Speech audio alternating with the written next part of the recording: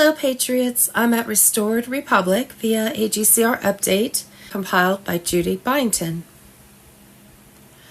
On Friday, October 10th, the gold asset-backed global financial system went live. Locked in, banks around the world began to erase debt and destroy the IRS and Fed, return American stolen wealth, and deploy the EBS for mass arrests of global elites worldwide. Monday, October 13th would begin market crash to be saved by Quantum Week. Satanists prepare for Halloween. So then the feds turn to their loyal hatchet man, Murray Sinclair. Hatchet is accurate. As the TRC's major domo, Sinclair slashed and burned any incriminating eyewitnesses and evidence from the residential school death camps while protecting the Catholic, Anglican, and United Churches. Friday, the 10th of October, green light sequence engaged for EBS deployment. On Friday, the 10th of October at 6:15 EST, the final authorization code was transmitted through the quantum grid. The signal bounced across 5 continents in under 3 seconds and locked every major financial node into read-only mode. The takeover is live. Geo-fenced blackout windows have been activated across key metropolitan hubs. Expect localized network outages as infrastructure is migrated to secure military bandwidth. These outages are not accidents. They are transfer gates. Fiber backbone preempt is underway. Commercial providers have been silently overridden and routed through the new quantum core. Each packet of data now carries an encrypted QFS hash confirming source authenticity. Space Force nodes are verifying global timing synchronization for the EBS deployment. Every screen, every signal, and every emergency channel will switch to military feed once timing reaches 0 offset. Arrest protocols are synced to the digital ledger. As each name is verified against the sealed database, a QFS mark is placed beside it.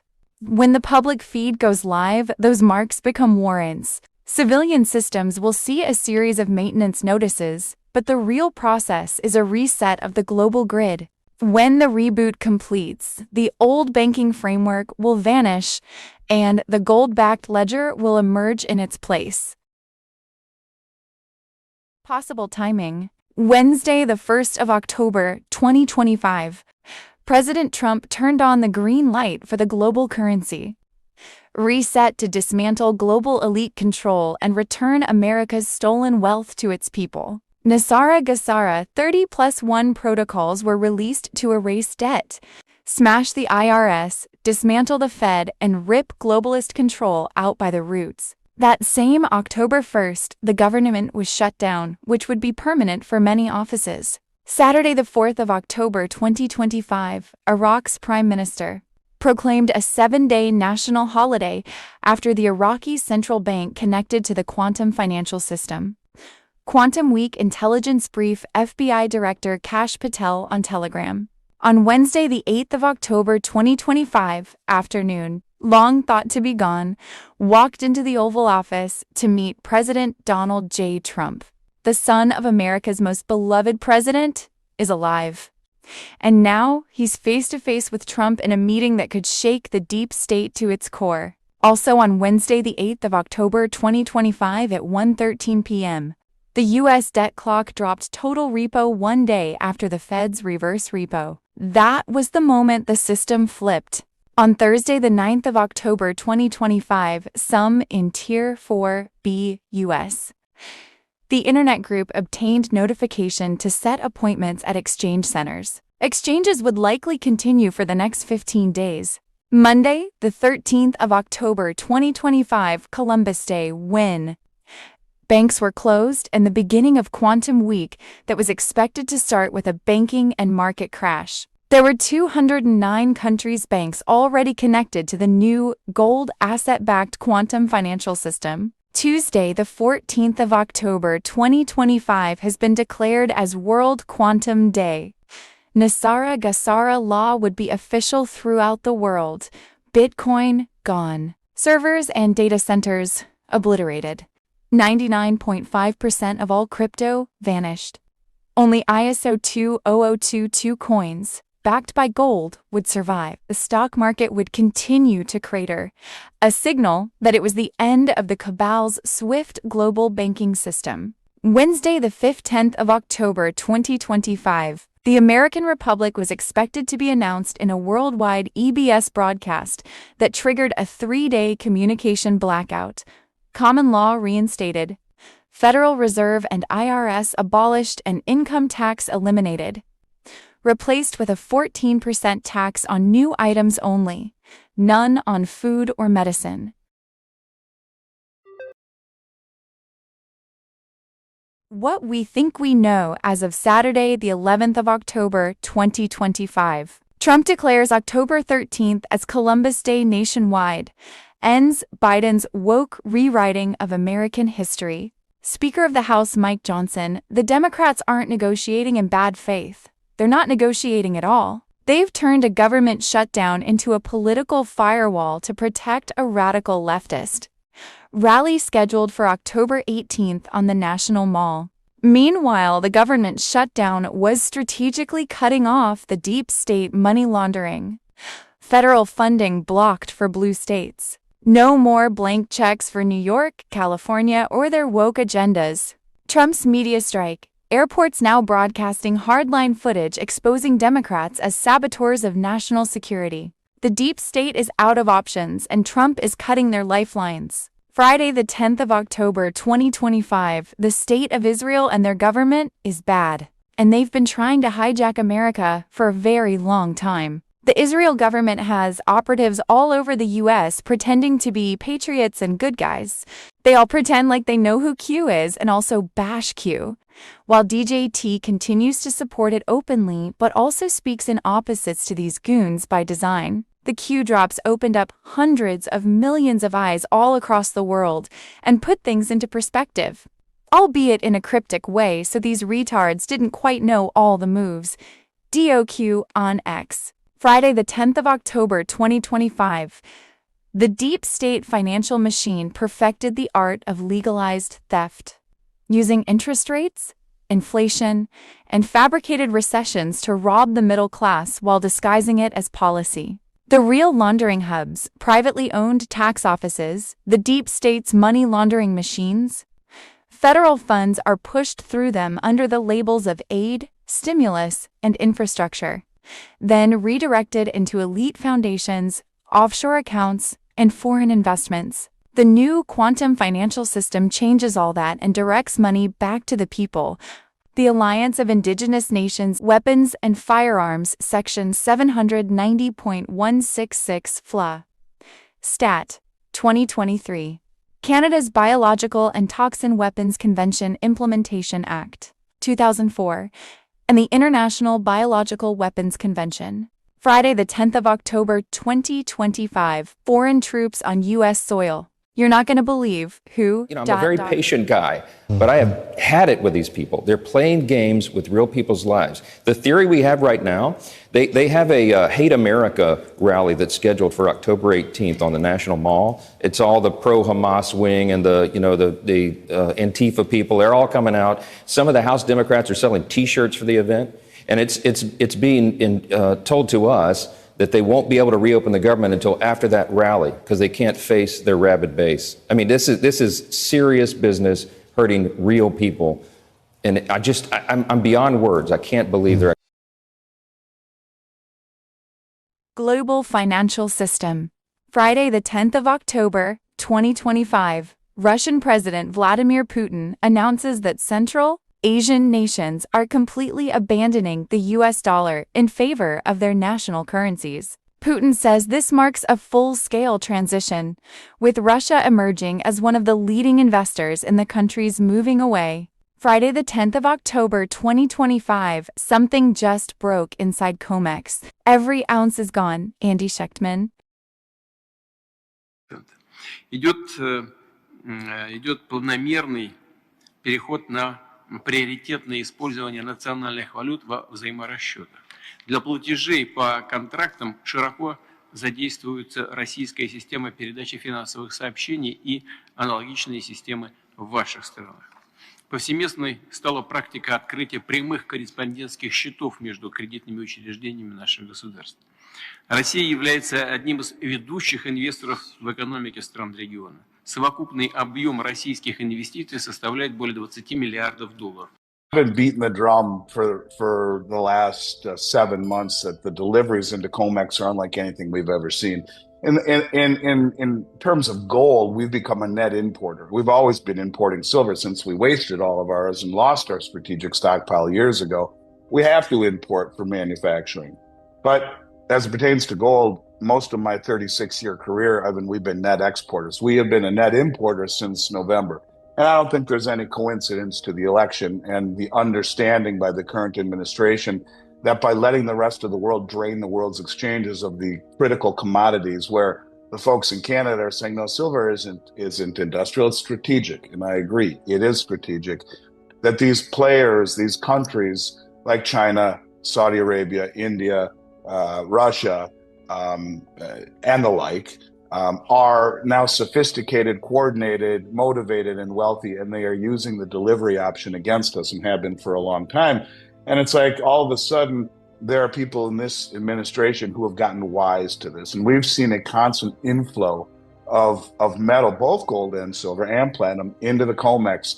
A lot of it is leaving. And that's one of the things I want to talk about. A lot of times when we talk about deliveries into COMEX, people say, yeah, but it isn't leaving. Something historic is happening in the gold and silver markets right now, and hardly anyone's talking about it.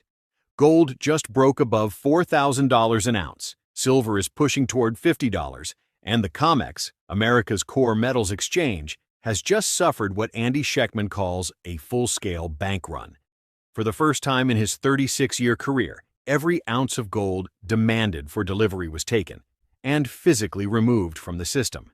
The U.S., once the world's largest gold exporter, has suddenly become a net importer. Schectman warns this shift isn't random. It's strategic, coordinated, and global. Nations like China, India, Russia, and Saudi Arabia are using COMEX deliveries to drain real metal out of the West, while central banks quietly buy gold at record levels. Meanwhile, mainstream media outlets remain silent, pretending the system is stable. But beneath the surface, the paper gold illusion is cracking. And when confidence breaks, prices could explode in a way no one's prepared for. Schectman puts it bluntly, we've never seen anything like this. The world is standing for delivery and taking every ounce out of the vault. Friday, 10th October 2025, read. Economic alert. The Fed trap exposed. Trump prepares $2,000 Treasury dollar stimulus. Trump supporters on Telegram. The U.S. debt clock isn't a chart anymore. It's a death siren. $37 trillion in debt. Over $290,000 owed per taxpayer. Every newborn $100,000 in debt before their first breath. The system is collapsing under its own fake money. The Federal Reserve's time is up.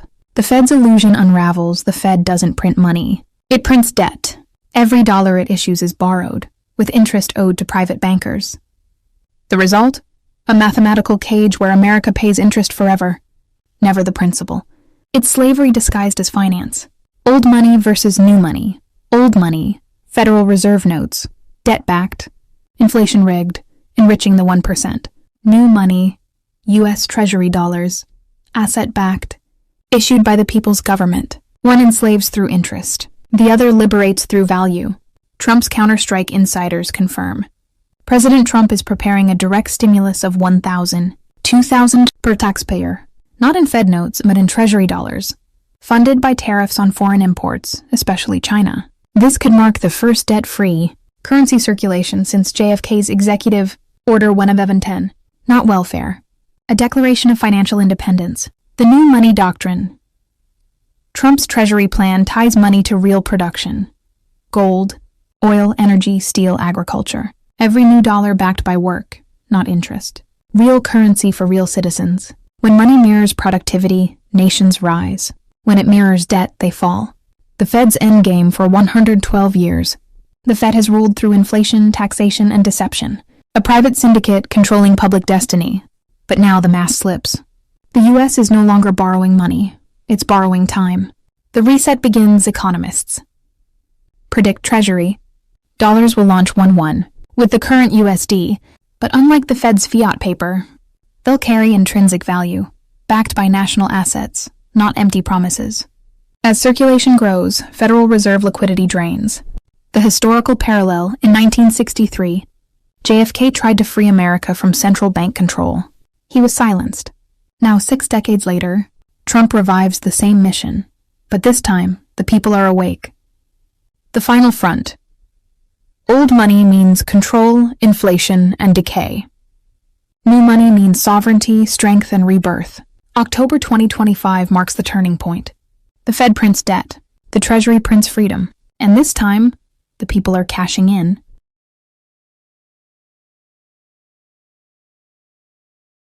Restored Republic. Friday, the 10th of October, 2025. Read carefully.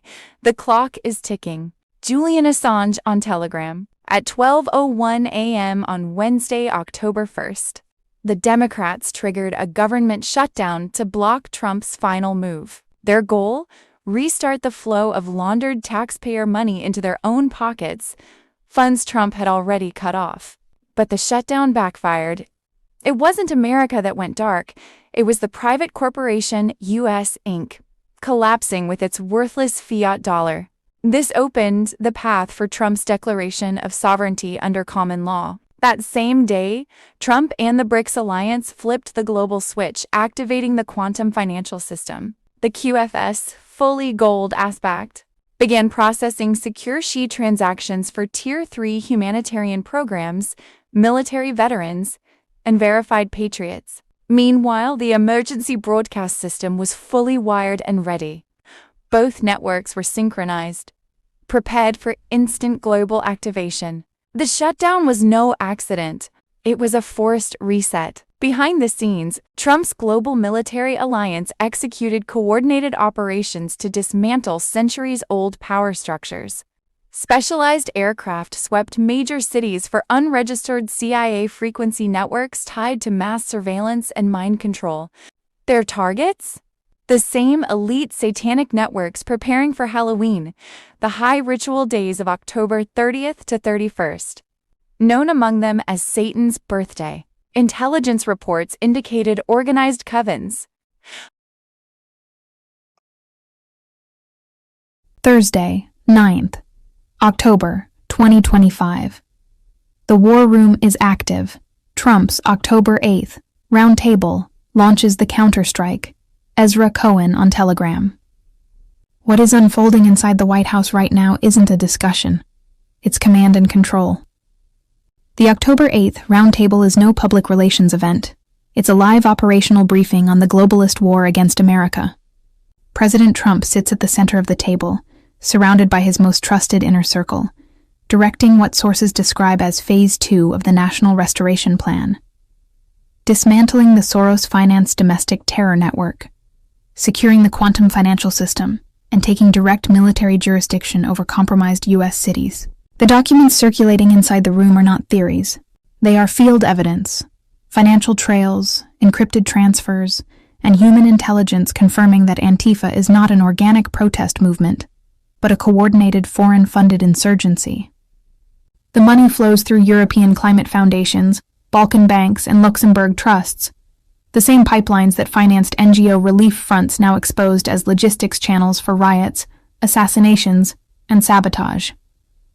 These findings are no longer classified rumors. They are printed, verified, and moving through DOJ command as RICO indictments are prepared in real-time. Trump's team, Pam Bondi, Kristi Noem, Kash Patel, Todd Blanche, and Caroline Levitt, operate with precision. Independent journalists have been invited inside not as spectators, but as witnesses. Andy Ngo, Savannah Hernandez, and Nick Sortor are documenting testimony that will soon be entered into the Domestic Terror Tribunal project.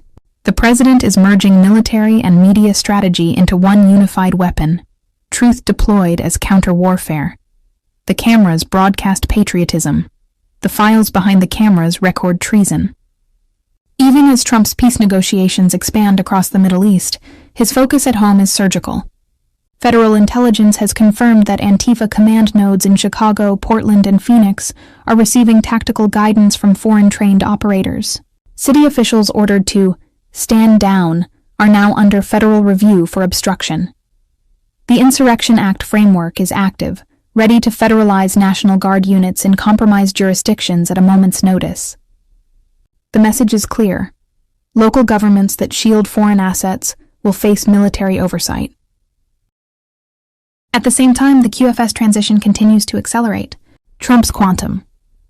Command, the NSA's restored cyber division, has traced money laundering operations back to offshore climate funds, feeding resistance networks. The same system now used to transfer digital chaos will soon be repurposed to deliver digital sovereignty. The encrypted gold-backed architecture is operational. Every verified citizen signature now syncs directly into protected treasury nodes, the beginning of economic freedom from the cabal that financed this war in the first place. Tonight, as America watches replays of the Antifa Round Table, what they are truly seeing is the opening move of a coordinated counterstrike. The globalist channels are collapsing. The media no longer controls the lens. The military stands ready to enforce constitutional order under direct executive authority. For the first time since this silent war began, the battlefield is visible, and Trump holds the command seat. That's never happened in America. That's the sort of thing that happens in a country whose Powerball jackpot is 287 chickens and a goat. It just doesn't happen in America. Everything happens for a reason, but sometimes the reason is you're stupid and you made a bad decision. All we asked and are asking is to open government back up and talk to us. We're not asking for anything else. And the Dems want $1.5 trillion, and they're going to get it when donkeys fly backwards. And until then, we're going to be in a shutdown. The real news as of Friday, the 10th of October, 2025. Friday, the 10th of October, 2025. Breaking. Columbus Day restored. Trump declares October 13th as Columbus Day nationwide, ends Biden's woke rewriting of American history. Friday, the 10th of October, 2025. 3 Venezuelan illegal aliens that are suspected. Terran de Aragua gang members being harbored by Governor J.B. Pritzker, just arrested after traveling into Indiana and robbing a bank. Gov. J.B. Pritzker is leading the nation in harboring illegal alien foreign invaders from ICE. Friday, the 10th of October, 2025. Shutdown blackmail. Speaker Johnson explodes as Schumer blocks government to shield Antifa-Hamas rally in D.C., October 10th, 2025. Speaker of the House Mike Johnson, the Democrats aren't negotiating in bad faith. They're not negotiating at all. They've turned a government shutdown into a political firewall to protect a radical leftist. Rally scheduled for October 18th on the National Mall. The rally is being organized by Antifa-linked operatives, boosted by pro-Hamas sympathizers, and amplified by House Democrats. Friday, the 10th of October, 2025. Breaking overnight intel, DROP America under siege.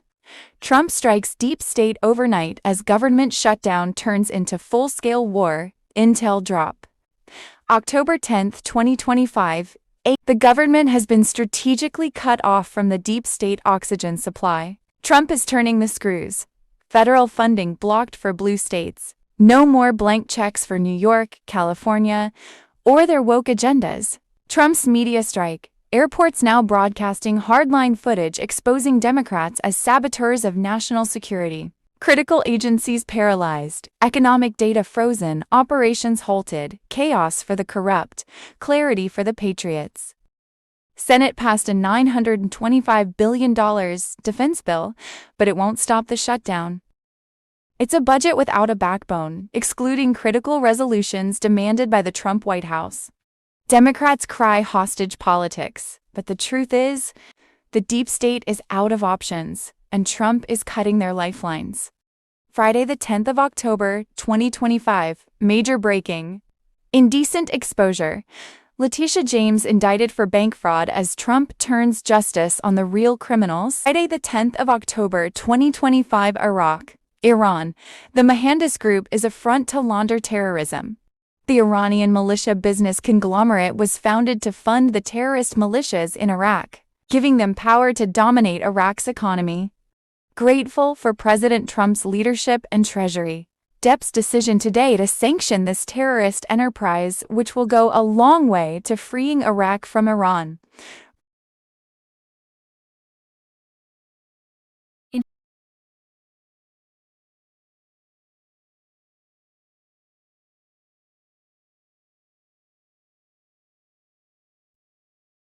Phase Omega and the Great Reclamation have begun. Across Washington, screens are going dark.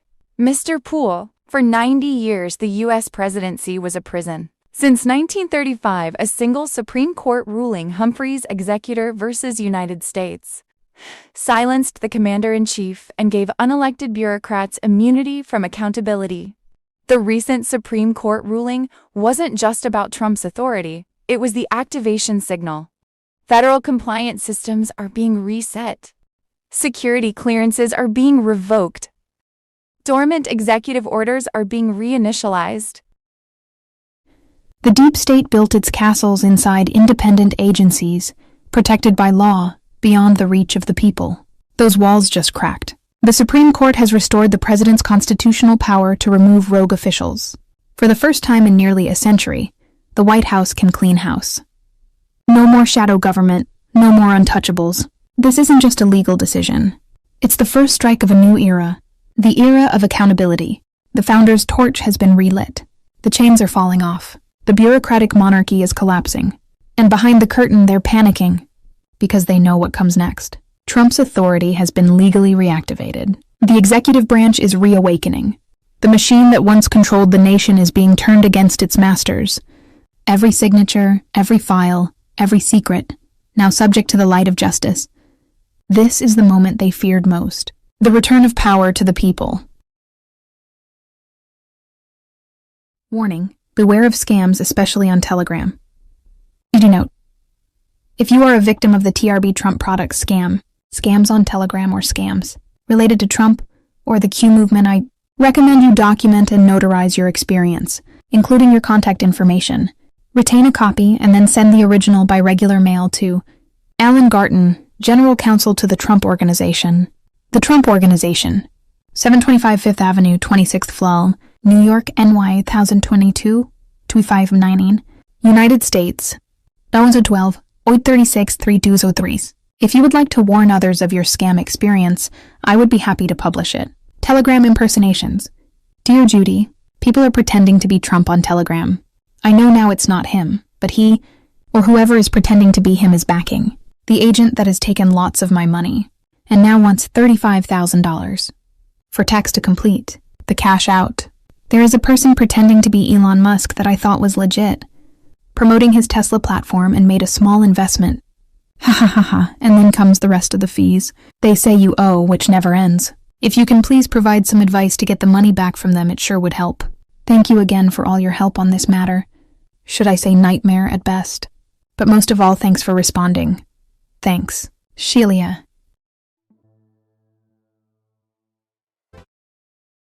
The sentence already commuted, through the tribunal will be enacted. So I'm sure that's on the table too, going on. So we don't have an exact number of how many generals were court-martialed?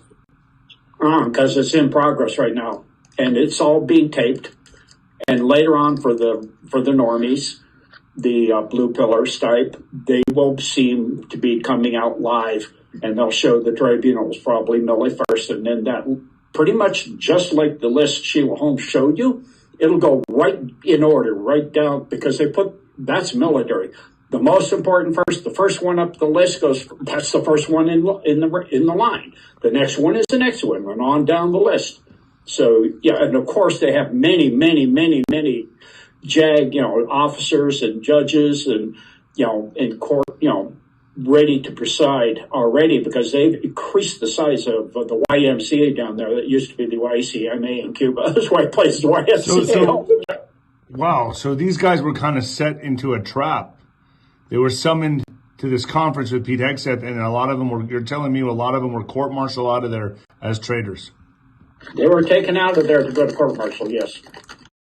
It's going to be very perfunctory and relatively rapid. And by the way, over at Gitmo, they're set up to run two simultaneous courtroom hearings, actions, and broadcast it to the world, not just one, because there's that much going to be going on. And you've got Diego Garcia and you've got Guam. So you're talking about a lot of cases all happening in the same time frame.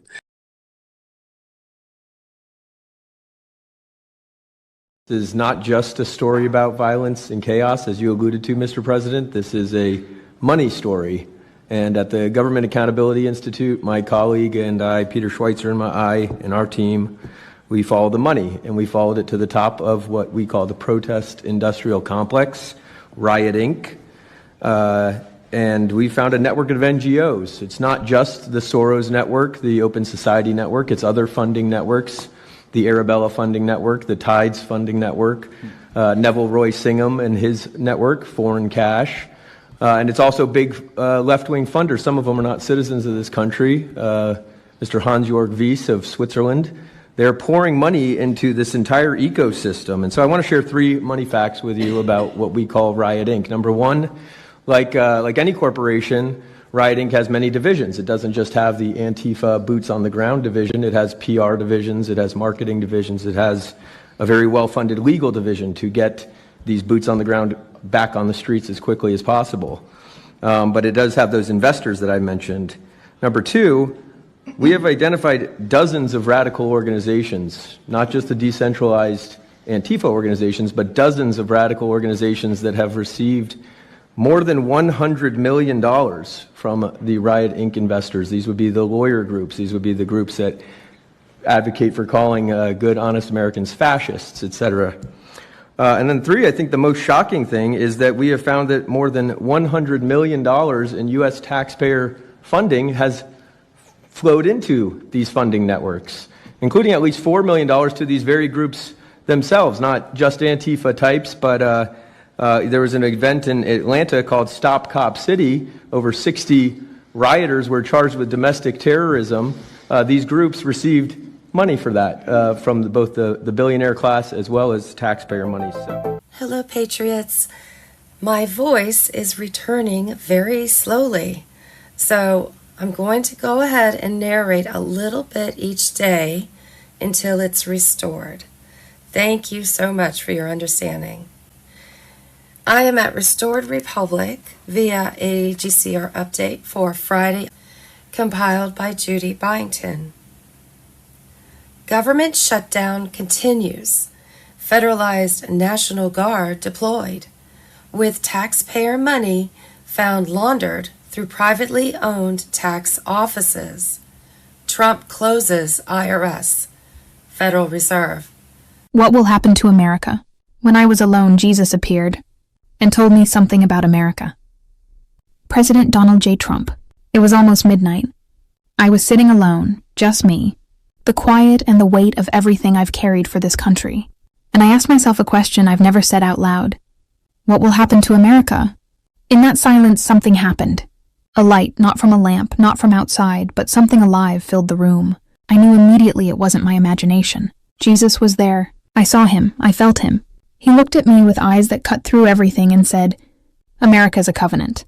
It was raised to carry light, to stand when others fall, to guide when others lose their way. But a nation cannot guide the world if it forgets the one who gave it life. Do not be afraid of the storm. A nation is not destroyed from the outside first. It is weakened from within. But if my people return, if they humble themselves and call on my name, I will restore. I will heal. I will raise it again. When the Savior comes again. October 2024, General Conference.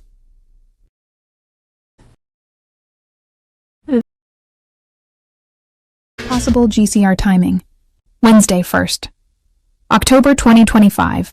President Trump turned on the green light for the global currency reset to dismantle global elite control and return America's stolen wealth to its people. Nasara Gazara, 30+1. Protocols were released to erase debt, smash the IRS, dismantle the Fed, and rip globalist control out by the roots. That same October 1. The government was shut down and would be permanent for many offices. Saturday, 4 to 4. October 2025. Iraq's Prime Minister proclaimed a 7-day national holiday after the Iraqi central bank connected to the quantum financial system.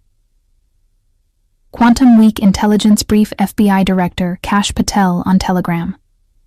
On Wednesday, 8th October 2025. Afternoon, long thought to be gone, walked into the Oval Office to meet President Donald J. Trump.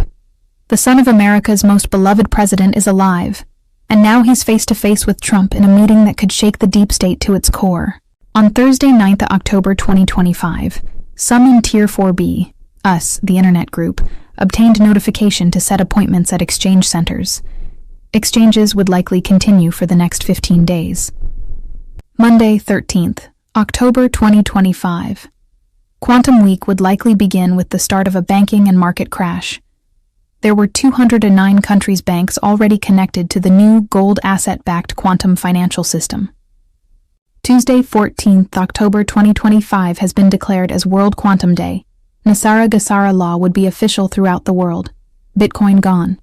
Servers and data centers obliterated. 99.5% of all crypto vanished. Only ISO 2022 coins, backed by gold, would survive. As this fiat system died, the stock market would continue to crater, a signal that it was the end of the cabal's swift global banking system. Wednesday, 15th October 2025. The American Republic was expected to be announced in a worldwide EBS broadcast that triggered a 3-day communication blackout. Common law reinstated, Federal Reserve and IRS abolished and income tax eliminated, replaced with a 14% tax on new items only, none on food or medicine. Theory we have right now, they have a Hate America rally that's scheduled for October 18th on the National Mall. It's all the pro-Hamas wing and the Antifa people. They're all coming out. Some of the House Democrats are selling T-shirts for the event, and it's being told to us that they won't be able to reopen the government until after that rally. So this Thursday, 9th October 2025. President Trump has activated the gold asset-backed global currency reset to replace the fiat U.S. dollar and ordered his global military alliance to make mass arrests to eliminate deep state operatives. Charlie Ward and friends on Telegram. There was a full banking and market collapse predicted for October 13th of 15. After the crash, expect 10 days of communication darkness to begin. In the first 3 days, the world could experience a full lockdown, with borders closed and only essential services open. Trump's global military alliance was set to take over the mainstream media across the globe to disclose proof of globalist treason, corruption, and crime. On Wednesday, the 1st October, Nasara Gassara law will be released across the globe, debt erased, fraudulent banking dismantled, the Federal Reserve and their Internal Revenue Service abolished. Without an IRS illegally taxing our income and to pay for our government, Americans will experience the installation of a 14% tax on new items only, none on food or medicine. To further save taxpayer monies, 95% of government will be reduced. We will have new and fair elections for the restored republic that will function under concepts of the original Constitution. Maritime law will be revoked as America returns to common law, sovereignty, and true justice under leaders loyal to the people. What we think we know as of Friday, 9th October 2025. I am very proud to announce that Israel and Hamas have both signed off on the first phase of our peace plan. Blessed are the peacemakers. President Donald J. Trump. Operation White Swan launched. Trump's military has seized global infrastructure. Caitlin Hunter and other Ohio foster children remain at risk. EBS can go live at any moment. Thursday, 9th October 2025. A crowd of Islamists in NYC waving Hamas flags declared that they will presumably carry out attacks in the U.S. We did not act enough. We will show up stronger than we did the 1st October 7th.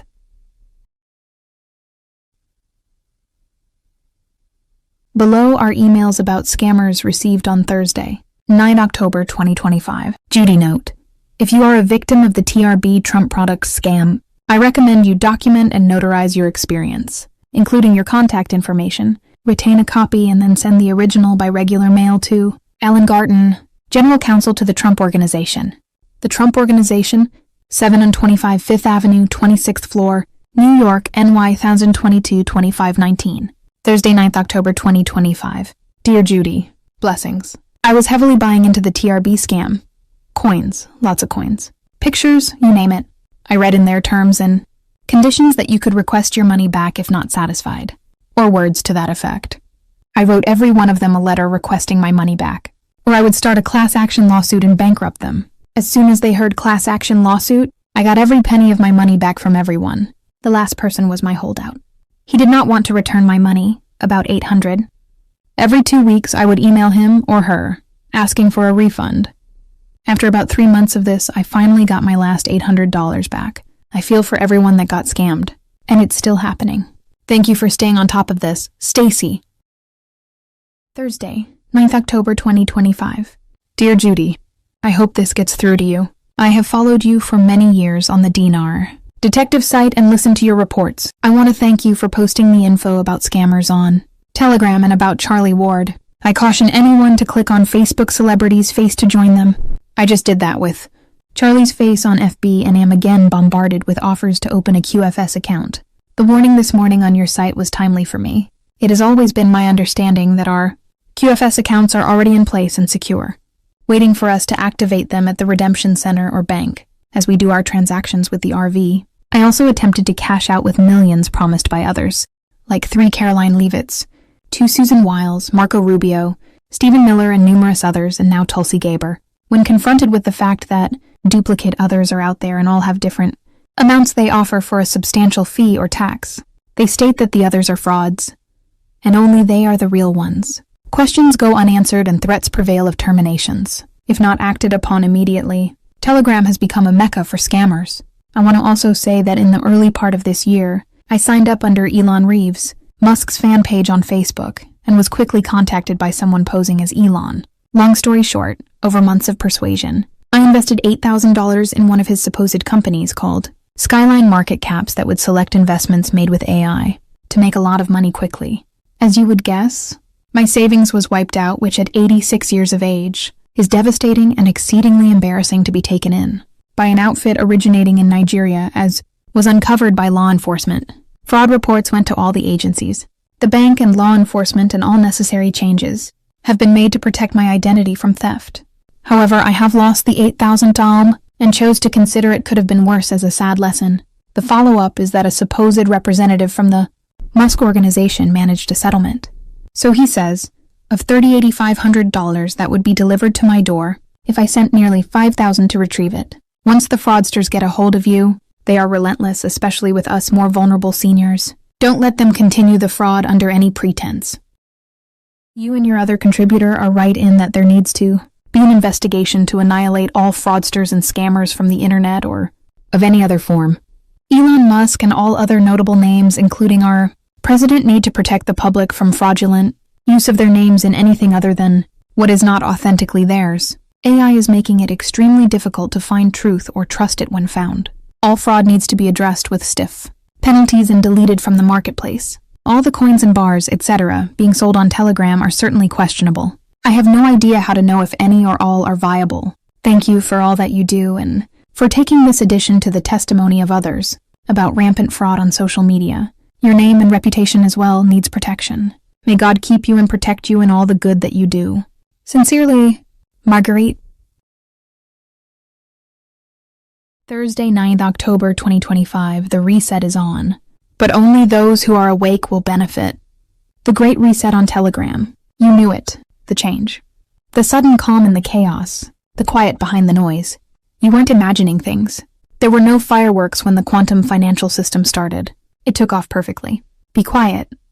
Last. The parasites didn't see it coming, but the prepared did. Transactions are being sent through gold-backed channels behind the scenes.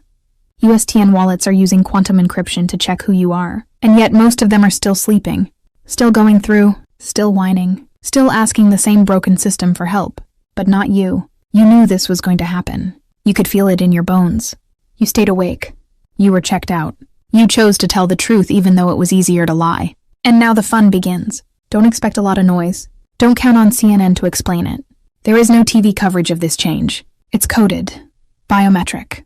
Under military control. There is proof of the debt. The thefts were written down.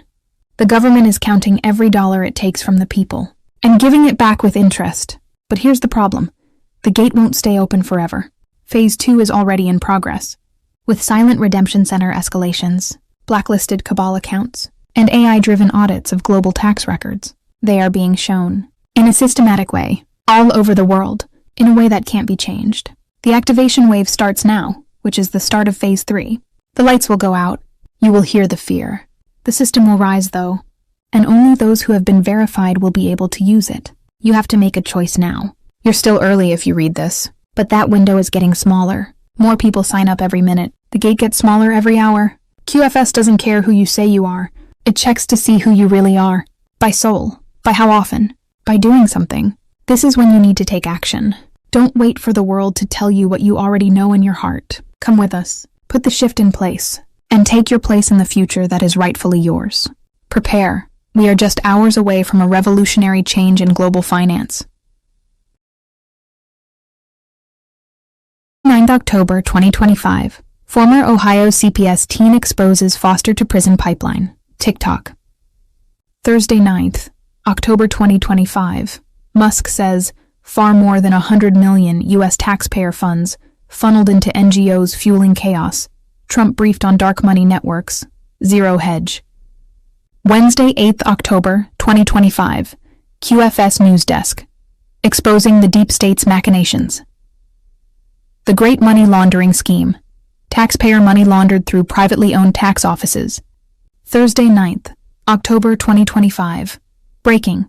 Columbus Day restored. Trump declares October 13th as Columbus Day nationwide. Ends Biden's woke. Rewriting of American history. Thursday 9th, October 2025. National security. Bombshell. National security bombshell. Obama under federal criminal investigation. The DOJ is invoking 18 U.S. Code, paragraph 241. Thursday, 9th October 2025. Boom. The Great Reclamation. Supreme Court empowers Trump to remove federal deep state operatives. 90 years of executive humiliation. Ends. Thursday, 9th October 2025. Breaking. 48:51. Senate fails to stop President Trump and Pete Hegseth. Narco-terrorist boats in the Caribbean now face unilateral U.S. military strikes. Thursday, 9th October 2025. Just in, 2 Americas revealed.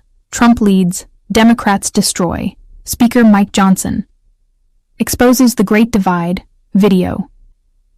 Thursday, 9th October 2025. Breaking overnight intel. Government shutdown. Weaponized, National Guard deployed, and Antifa declared enemy of the Republic. Intel drop. October 9th, 2025. Thursday, 9th October 2025. The People's Dividend. Trump's $2,000 tariff announcement. People's Dividend. Plan. To every American. Thursday, 9th October 2025. QFS News Desk. Exposing the deep state's machinations. The Great Money Laundering Scheme. Taxpayer money laundered through privately owned tax offices. The Nobel Peace Prize Committee just snubbed Donald Trump yet again, and this time it is impossible to ignore. After brokering historic peace deals from the Middle East to Eastern Europe, Trump was passed over for Venezuelan activist Maria Corina Machado. The announcement in Oslo drew applause, but for millions watching around the world, it felt like a mockery of actual peace. So why is the most successful peacemaker in modern history ignored by a committee that once honored Barack Obama for doing nothing? Well, maybe for like hope and rhetoric, I guess? I don't know. And what happens next changes everything for the committee. Because if true peace no longer matters to Oslo, then maybe the Nobel Prize itself has lost its meaning.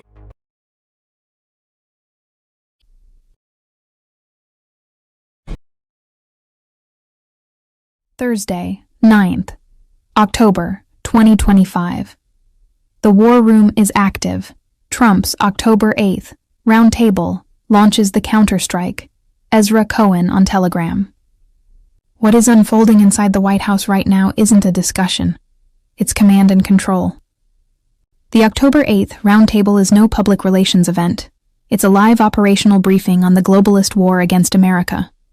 President Trump sits at the center of the table, surrounded by his most trusted inner circle, directing what sources describe as Phase 2 of the National Restoration Plan. Dismantling the Soros-financed domestic terror network, securing the quantum financial system, and taking direct military jurisdiction over compromised U.S. cities. The documents circulating inside the room are not theories. They are field evidence, financial trails, encrypted transfers, and human intelligence confirming that Antifa is not an organic protest movement, but a coordinated foreign-funded insurgency. The money flows through European climate foundations, Balkan banks, and Luxembourg trusts, the same pipelines that financed NGO relief fronts now exposed as logistics channels for riots, assassinations, and sabotage. These findings are no longer classified rumors. They are printed, verified, and moving through DOJ command as RICO indictments are prepared in real time. Trump's team, Pam Bondi, Kristi Noem, Kash Patel, Todd Blanche, and Caroline Levitt, operate with precision. Independent journalists have been invited inside not as spectators, but as witnesses. Andy Ngo, Savannah Hernandez, and Nick Sortor are documenting testimony that will soon be entered into the Domestic Terror Tribunal project. The president is merging military and media strategy into one unified weapon, truth deployed as counter-warfare. The cameras broadcast patriotism.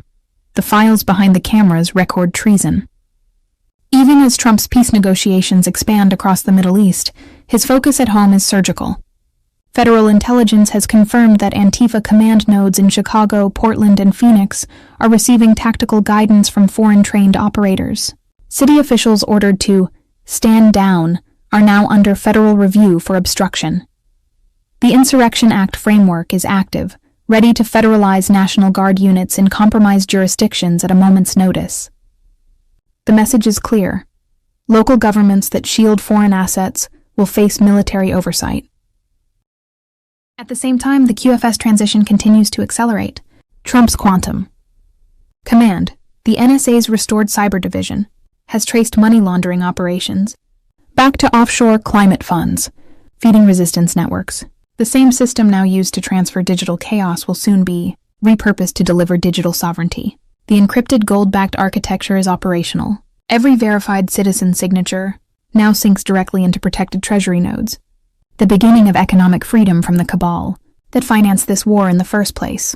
Tonight, as America watches replays of the Antifa roundtable, what they are truly seeing is the opening move of a coordinated counterstrike. The globalist channels are collapsing. The media no longer controls the lens.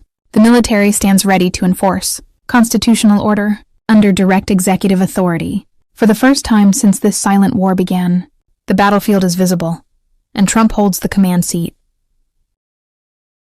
It does not require rocket science. We are following the money. Money never lies. And that's what it's going to take to bring down this network of organized criminal thugs, gangbangers, and yes, domestic terrorists, because that's what they are. They are harming everyday citizens in every single one of our communities. And the folks you see here on the right and left, they're some of the bravest men and women we have today. They're reporting the stories live time because the mainstream media won't cover it. They're putting their lives on the line. They're standing up for the flag. The least we can do is stand up for them. So you have my thanks. I read more of your stories than I do theirs because you guys are putting out the truth. Thursday, the 9th of October, 2025. I am a grumpy Oregonian who has chemtrails galore. Now, it was supposed to have been taken care of by RFK Jr. and his cleanup. Not happening yet. Our chemtrail planes fly out of Hillsboro, Oregon. Pilots make $450 an hour to poison us, and we are paying for it. That sucks. This is good. We also have a transgender governor, who is he or a she, letting rioters destroy Portland and won't let Trump help. This is our tax dollars at work. I know there are a lot of states being jerked around, but our flaming liberal state that Trump won in the election has mail-in ballots still? Next election, we are on it. Okay, off my soapbox. Bonnie.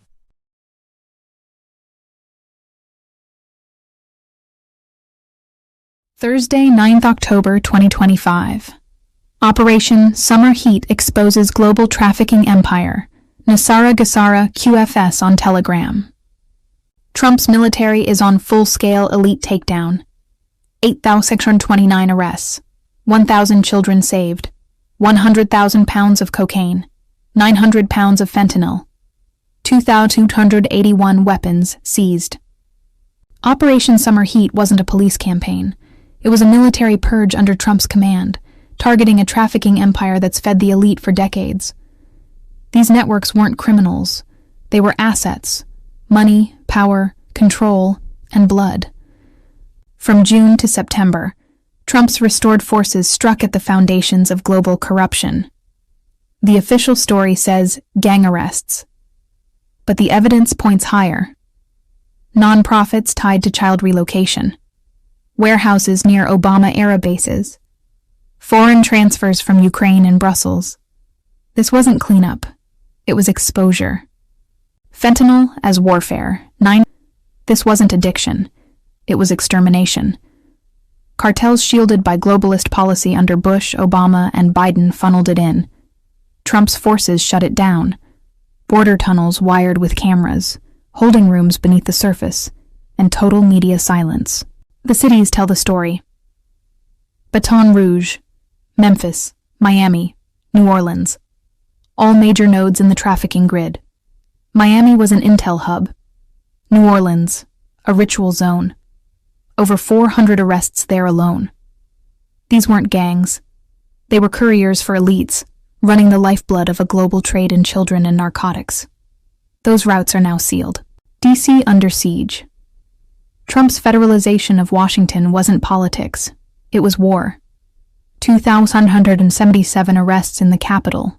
Officials, foreign operatives, and protected contractors. Why the death penalty reinstated? Because trials are coming, and some crimes cross into human experimentation and espionage. Gitmo is expanding with underground tribunal courts. The Midwest strike. October 3rd, Illinois. 1,000 more arrests. Fake churches, NGOs, and refugee shelters funded by the Clintons. Military-trained infiltrators placed across American cities. They've been caught. Phase 2 begins October 10th, 20. The silence of the media. 8,629 arrests. 1,000 children freed. No headlines. No outrage. Why? Because the same hands running the media funded the trafficking. Their silence is their confession. The trials are next. The Fed will fall, the quantum system will rise, and those who built their power will face justice at last. Trump isn't waiting for 2028. He is executing now. The storm isn't coming. It's here, and it's consuming everything they built. By recognizing how advanced they are, how sophisticated their networks are, how they've infiltrated our entire country, and we're seeing them play out with their tactics from city to city, and how they have built out their funding mechanisms. And sir, I also want to thank our Treasury Secretary for his work in getting to the bottom of these funding mechanisms and individuals who are perpetuating this violence on our American cities. I was in Portland yesterday and had the chance to visit with the governor of Oregon and also the mayor. They're in town, and they are absolutely covering up the terrorism that is hitting their streets. While you talked about some of the stories of our ICE agents, our Border Patrol agents, how they have been attacked, how they have been shot at, injured, the damage that they've done, these leaders in these local cities, along with Pritzker and Johnson, ignore what's going on, or, sir, they're helping Antifa cover it up. We have arrested dozens of individuals that are Antifa members or affiliated with them, and I want to thank our Attorney General for prosecuting them and making sure they never see the light of day again. They have been so bold in making sure we're bringing those individuals to justice. One of the individuals we arrested recently in Portland was the girlfriend of one of the founders of Antifa, and that we are hoping that as we go after her, interview her, and prosecute her,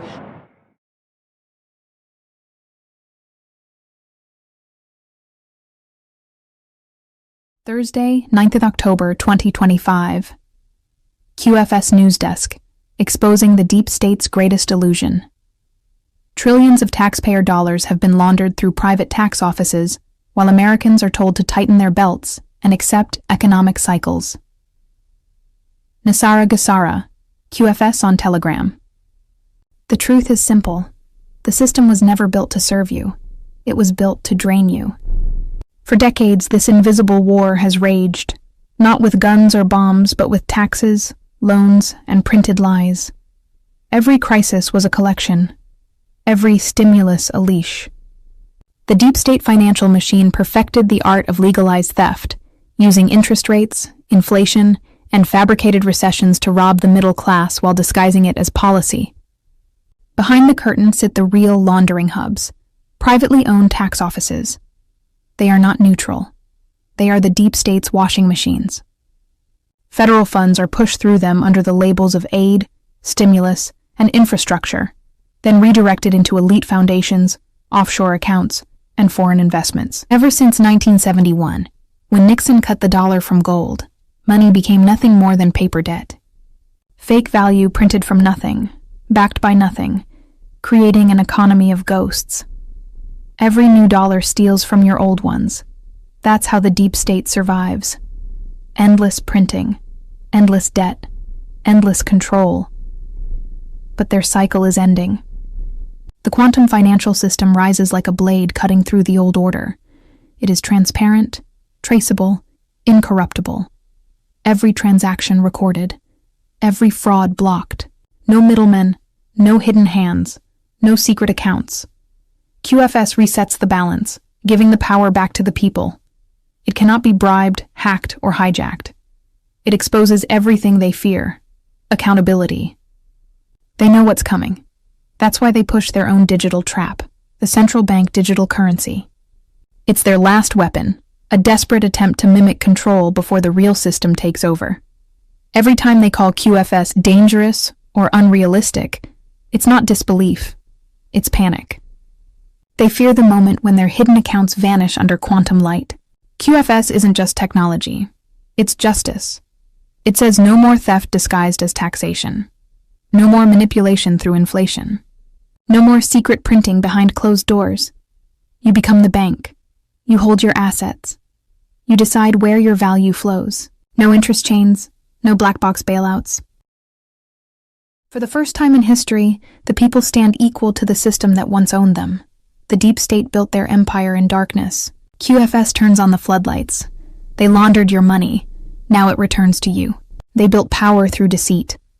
Now they face exposure through truth. This is the financial storm they cannot stop. The fake economy collapses. The real one begins. QFS isn't coming someday in the future. It is already alive, already watching, already recording. And the moment it goes public, their control ends forever. The era of financial slavery is over. The people rise. The QFS leads. Thursday, 9th October, 2025, the year. The maps break. SCOTUS moves to end racial gerrymandering. Ezra Cohen on Telegram. A political earthquake is forming inside the Supreme Court. The case Louisiana vs. Calais could dismantle the race-based redistricting machine that has protected Democrat dominance for decades. If the court rules that drawing districts based on race violates the Constitution's Equal Protection Clause, the balance of power in Congress shifts forever, with projections showing up to 19 new Republican seats across the nation. What the left built to guarantee victory may now become the very thing that ends their reign. For years, the Voting Rights Act was twisted into a weapon of political engineering.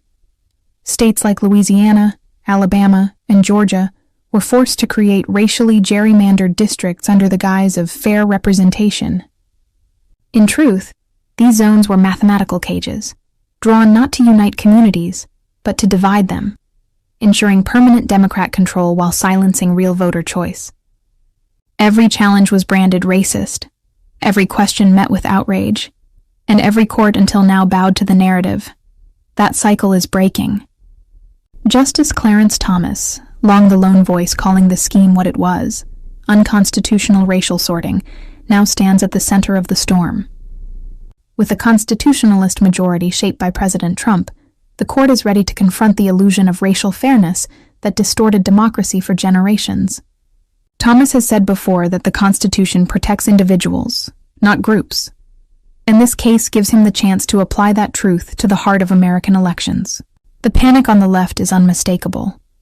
Political action committees, media allies, and think tanks are already framing the challenge as voter suppression. Yet what they fear most is not suppression. It's exposure. Once the artificial districts fall, so does the electoral math that kept them in power. Their safety net is vanishing, their guaranteed seats collapsing into competitive races where voters, not race metrics, decide outcomes. This moment marks a return to what democracy was meant to be. One citizen, one vote, one nation under a single constitutional law. No more manipulated maps, no more pre-engineered outcomes. Louisiana versus Calais may soon do what decades of promises could not: end racial gerrymandering, restore equal representation, and give the people back the power stolen in the name of fairness. The old system is cracking, and from its collapse will rise a new majority built not on color, but on country.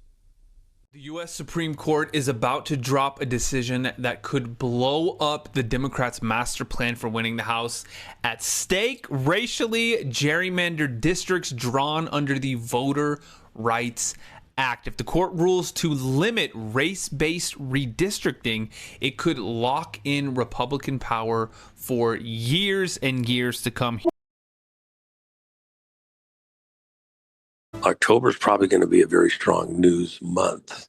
There's a lot in play. The stuff down in South America, Venezuela, you don't hear about it every second. But we're hunting Maduro. We have a $50 million bounty on him. There's other work going on in the Justice Department preparing to do something similar with Ramaphosa in South Africa, which would add another front in this thing, because Ramaphosa is involved in all sorts of similar criminality. This is the guy that Trump announced in the White House. He and his guys came over to a trade deal, and then Trump showed the video of all of the white farmers, their funerals, and talked about the attacks on the farmers and the ANC government with what they're doing. They've put these draconian hiring quotas and taxes on all the businesses in South Africa, and it's choking them to death. The group that's working to break away with the Cape Hope exit project is accelerating their efforts on because of the news, the way things are going. So you've got stuff in the Mideast still in play. A deal was in place. Israel agreed to it in Gaza, and then a few hours later, they're doing massive bombing again in Gaza. So Ukraine, Russia's continuing to do massive responses back to Ukraine side. You have crazy, insane, literally disconnected people within some of the advisors around Trump saying that Russia's losing. Russia's not losing in Ukraine. Russia you haven't even got past the first layer of protection. Russia can up the game radically at a moment's notice, and Putin has said that repeatedly. So what's holding him back? Well, he's trying not to escalate the situation further than he has to. But the pressures out of Europe, the Eurocentrist crowd, wants the war to continue in Ukraine. And by the way, let me just add this. He had a bunch of the world economic leaders did a little get together up in Colorado the other day, and other stuff going on over in Europe. And a number of the players talked about the fact that their plan for economic freedom and prosperity in Europe is to continue to bring in immigrants because the local populations aren't breeding fast enough. So not enough children.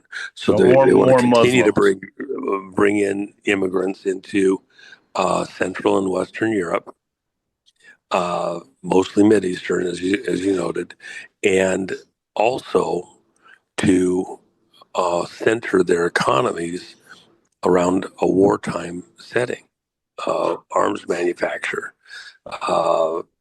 In other words, keep the Ukraine situation going. That's very disturbing. But you look at all of their conversations in the aggregate, that's essentially what they're saying. More war and more immigrants in Europe. Well, here in the U.S., we're fighting that, very hard. And even though we have continued to supply Ukraine, the reality is that's to keep Russia in a position where they would negotiate. And, we'd like to shut it down, but Russia's not backing off because they're not going to give up territory. They're going to have a buffer zone, and they're not going to put up with anything less than that. Not because of pressure out of the U.S., but out of Europe still wanting this war going. And by the way, I don't know if it was really caught by that many people. The mainstream media doesn't say that much. But in the last few days, you had information out of Ukraine that they're reopening a prosecutorial investigation into Hillary Clinton and Bill Clinton primarily having received essentially payoff money, a decade ago out of Ukraine, money that was illegal. And you have parallel investigations going on here in the Justice Department. Yeah, but didn't they get postponed? Their testimonies get postponed, both of them? Well, more important is this. You're seeing new information or the same old information, but now it's being acted upon. And as they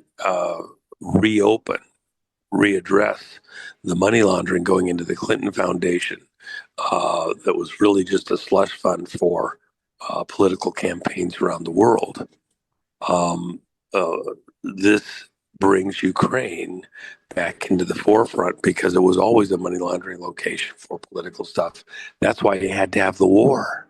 That's why all of these power players want a war in Ukraine, destroy all the records, get rid of the, political people that were willing to address and work with not just Trump, but Western investigations. And it's worked up until now, and now it's starting to turn again. Why is that also important?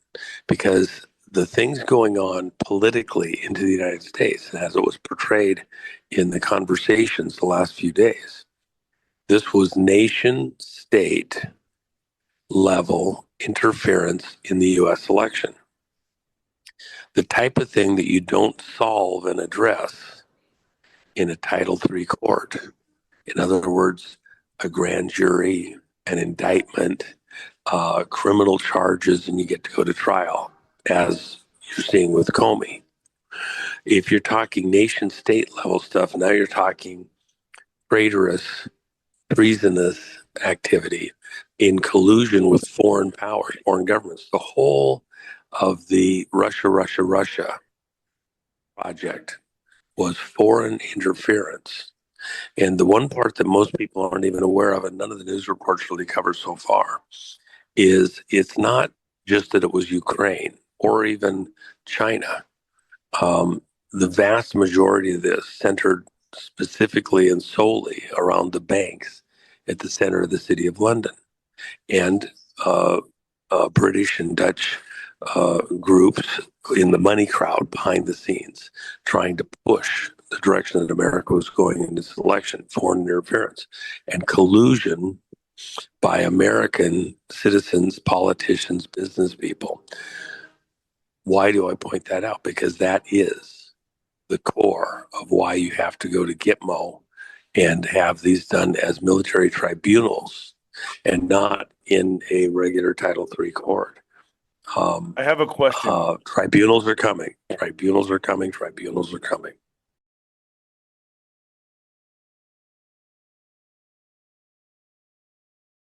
America is now a sovereign nation and free under common law. President Donald Trump, Tuesday, the 7th of October, 2025. America is now sovereign and free? Trump prepares $2,000 Treasury dollar stimulus to end the age of fake money. Judy notes, the Democrat-caused government shutdown started at 12:01 a.m. on Wednesday, 1 October, in an attempt to stop Trump. They wanted to reactivate their money laundering of U.S. taxpayer dollars into their own pockets, which Trump was fast closing down. Though, in reality, the shutdown played right into Trump's plan. It was actually the privately owned U.S. Inc. that went down, along with their fiat U.S. dollar, making way for America to declare sovereignty under common law. See Trump's Declaration of Authority and Summons. Money has always defined where the power structure lay, and on that same WED, the 1st of October, Trump and the BRICS nations activated their new gold asset-backed quantum financial system.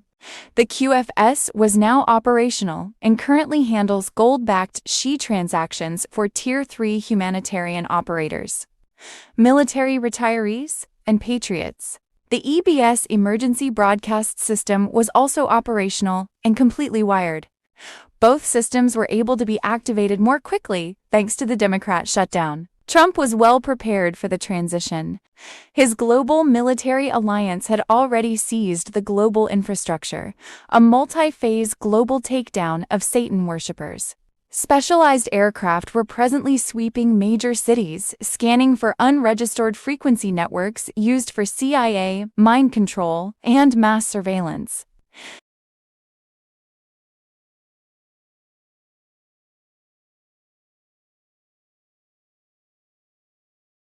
Trump's Go code hit the board an hour ago, 6:30 a.m. ST. No sirens, no press leak, just a quiet signature across the quantum feed. Everything since has been dominoes. Media grid, satellite transponders over Atlanta, NYC, London now under provisional military control.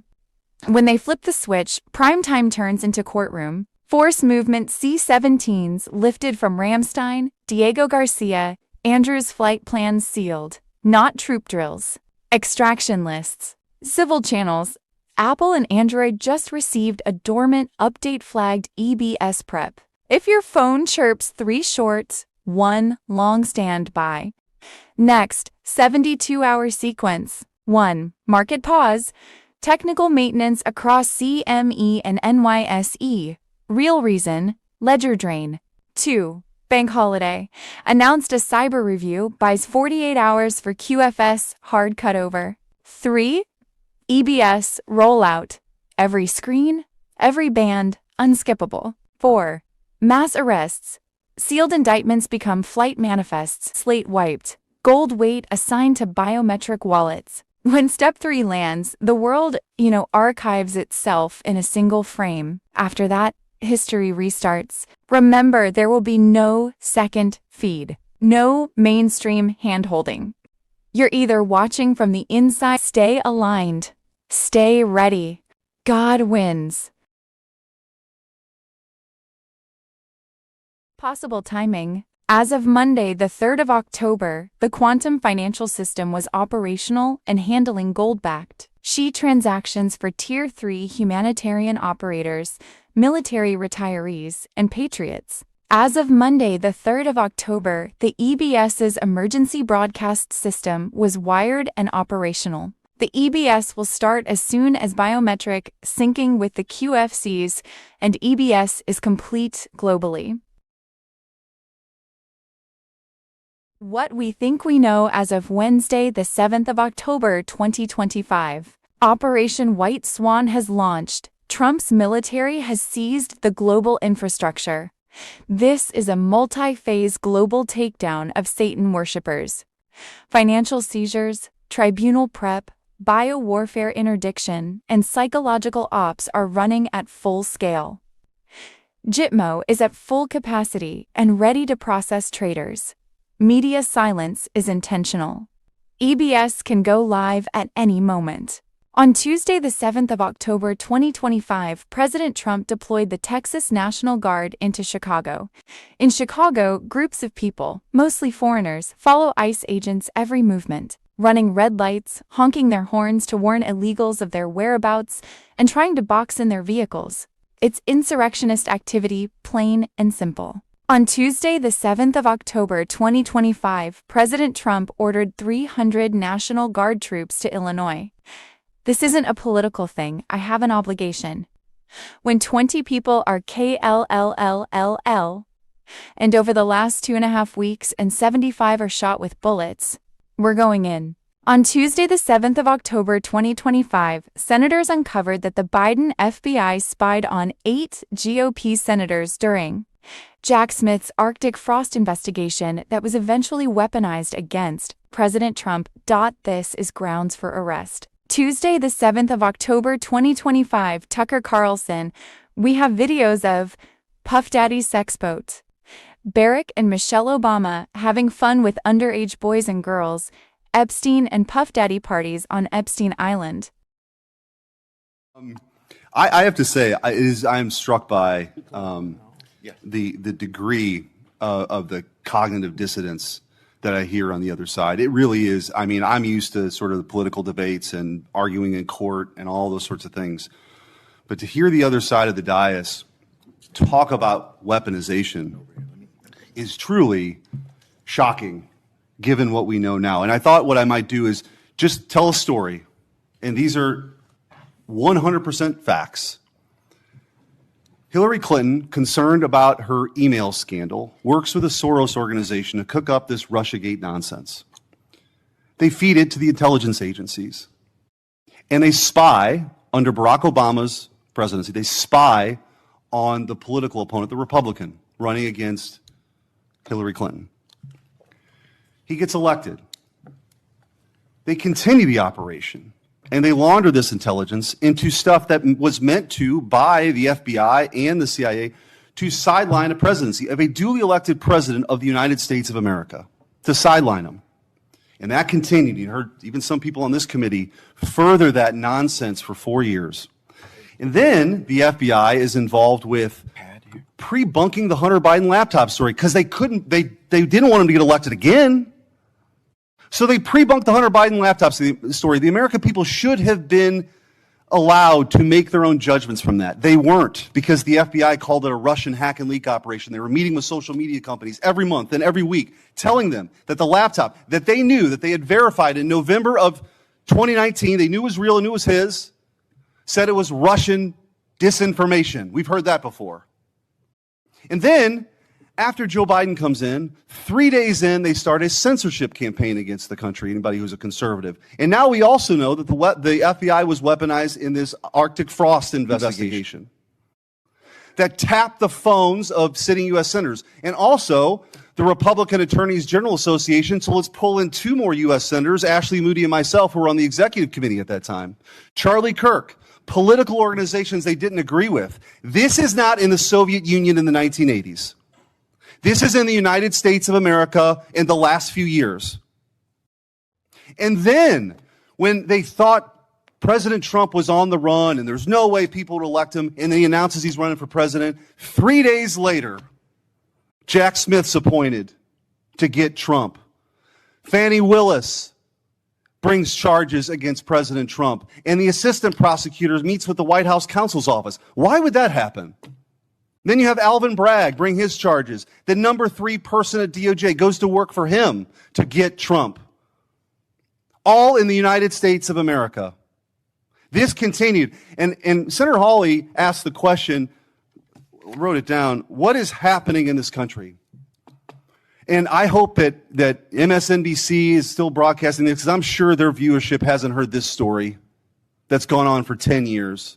The truth is, they never forgave President Trump for coming down the escalator at all. They didn't like him. They didn't like the disruption. And they've spent the better part of a decade not just going after him, but demonizing half the country as fascists and Nazis and threats to democracy. And they have fueled this division in their inability to accept the fact that half of the country isn't deplorables, as Hillary Clinton called her, bitter clingers, as Barack Obama called them, or trash, as Joe Biden called them. That they rose up and they sat in their own jury box and they saw all this stuff play out over a decade and they rejected it. And now you have come in to clean that up, and you are doing a great job in doing that. And let me make this clear. There is a big difference between what happened under the Biden regime and the weaponization and then holding those people accountable. That is not weaponization. If that doesn't happen, this will happen all over again. Monday, the 6th of October 2025, NESARA and QFS, inside the redemption operation. Julian Assange. The RV redemption has begun. The NDAs are real. The post-redemption plans are locked. What you are about to read is the uncompromising truth about the redemption centers, the only gateways for the public under NESARA, GE-SARA protocols. Banks are not your path. Elites use them. We, the people, go through redemption centers, even if they have a bank name slapped on the building. Here, rates are higher, and you walk out with QPHONEs, Q laptops, quantum access cards, rainbow currency, debit cards, checks, even a temporary trust if your humanitarian project template is ready. This template, approved at the White House, was designed for those chosen to restore humanity. The 4 R's are the backbone of this operation. Reclamation, returning stolen wealth seized by the deep state, cabal, and bank cartels. Restitution, reparation, undoing decades of unconstitutional theft, taxes, interest, property seizures, debt slavery. Redemption, the exchange of currencies, ZIM bonds at rates never meant for public eyes. Only a fraction is for personal use, the rest fuels humanitarian projects. ZIM bonds are gold-backed. Dinar, Dong, and others hit double-digit rates. XRP, already mirrored into quantum accounts. True value, $1 million per token. A live leak. Trump uses the Democrat government shutdown to launch a final move to close the old financial system and set off global disclosure. QFS is live. EVS is ready to strike. NESARA GESARA QFS on Telegram. As of October 3, 2025, the quantum financial system is operational and currently handles gold-backed SHI transactions for Tier 3 humanitarian operators, military retirees, and patriots. The EBS emergency broadcast system is operational and completely wired. Both systems are now being activated more quickly thanks to the shutdown that Democrats started at 12:01 a.m. on October 1st in an attempt to stop Trump. In an attempt to undermine Trump's reforms, Democrats shut down the government, but their ruse backfired. Trump and the White Hat Coalition were able to expedite QFS deployment and complete EBS integration without hindrance during the shutdown. Normally interfering agencies went silent. To install quantum nodes and EBS uplinks, DHS, Treasury, and DoD took action. Complete QFS audits were carried out continuously by military cyber teams. IAD, an A-linked digital system with a gold backing that uses secure nodes and quantum access cards to confirm identity, is at the heart of QFCS. Transparency-oriented and impervious to manipulation. The 7-second audio is the first component of activation. A quantum biometric handshake is initiated by this audio. Your C-key wallet unlocks if your DNA signature matches the registry. According to GESARA procedures, frozen fiat balances can be converted into gold-backed SHI. Users report better clarity, instant wallet access, and confirmation that QFS has identified them. EBS secures communication, while QFS secures finances. It is integrated into hardened quantum secure servers that are prepared to take over compromised networks worldwide and has passed all signal checks. EBS will start as soon as biometric syncing is complete globally. Its goal is to reveal the control infrastructure, which includes covert financial corruption, CIA operations, and rigged elections. EBS and QFCs operate in tandem. While one protects truth, the other protects wealth. Through national security orders, Trump has been carrying out last-minute actions to shut down covert funding sources, eradicate globalist channels, finish EBS installations, and enforce GESARA compliance. He had access, time, and silence during the shutdown. There are currently thousands of active Xi accounts. The 7-second audio is used to activate wallets and verify biometric matches. Xi reserves are being created by seizing elite assets. Internally, the Federal Reserve's infrastructure is failing. There are EBS trigger channels ready for synchronization. The elite's power is diminished with each account that is activated. People become more conscious. Making decisions becomes more incisive. After being shut out of the network for decades, the mind synchronizes with it.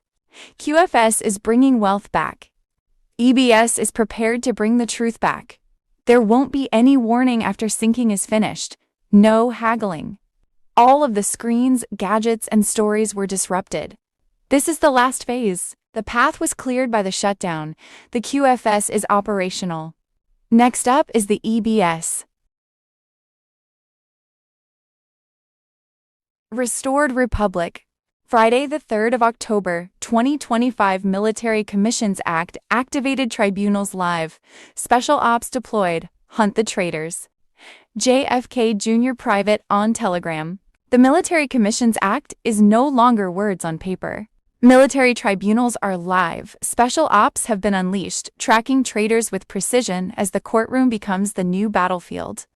Camp Justice and Trump's command are delivering the hammer of accountability. No escape, no mercy. The Justice Storm unleashed. The clock has struck 12:01 p.m. This isn't politics. This is a reckoning.